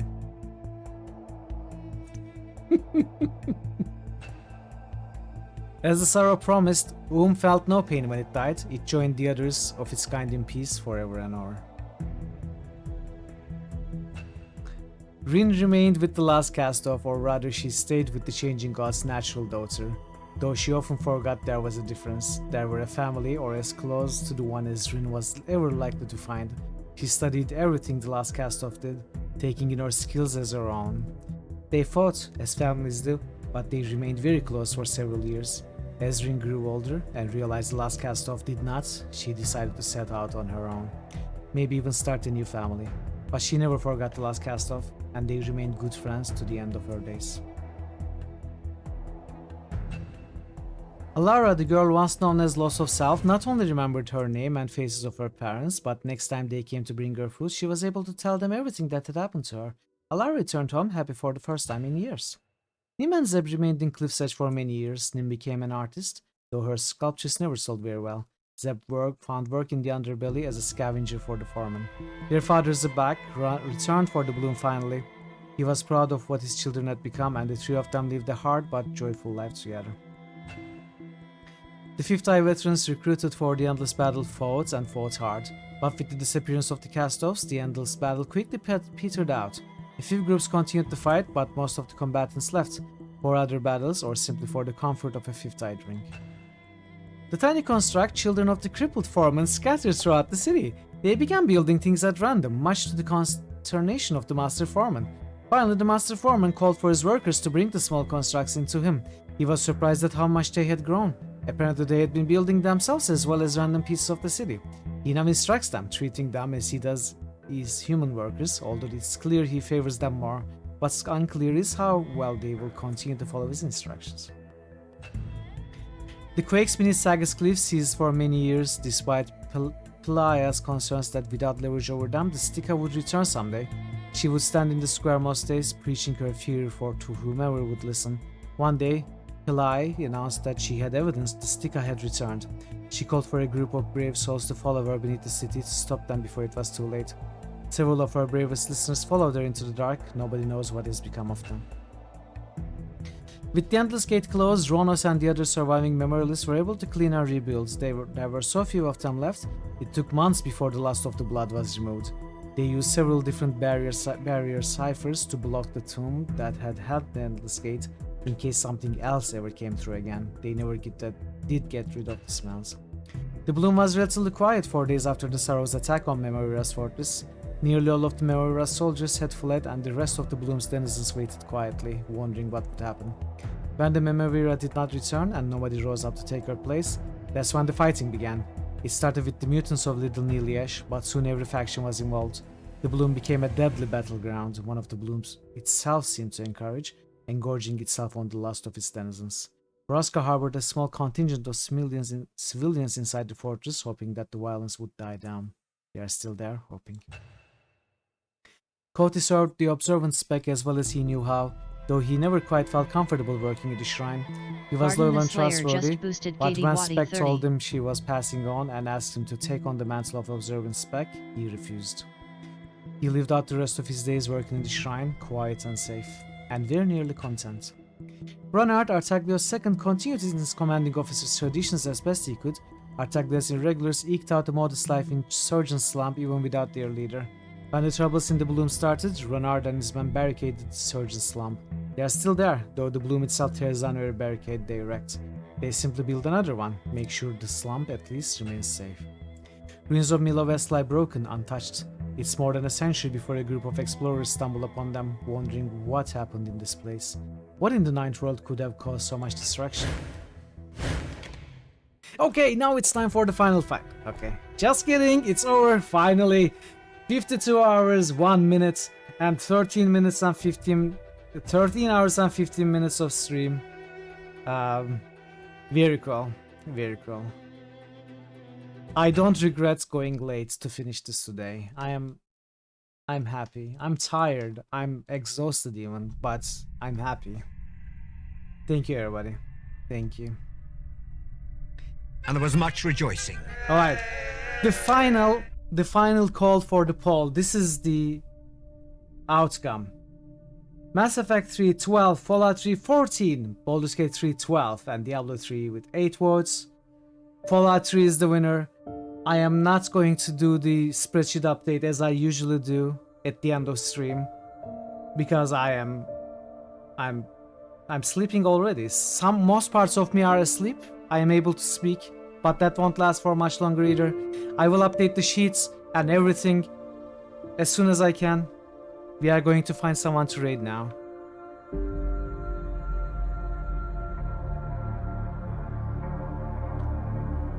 Let's see.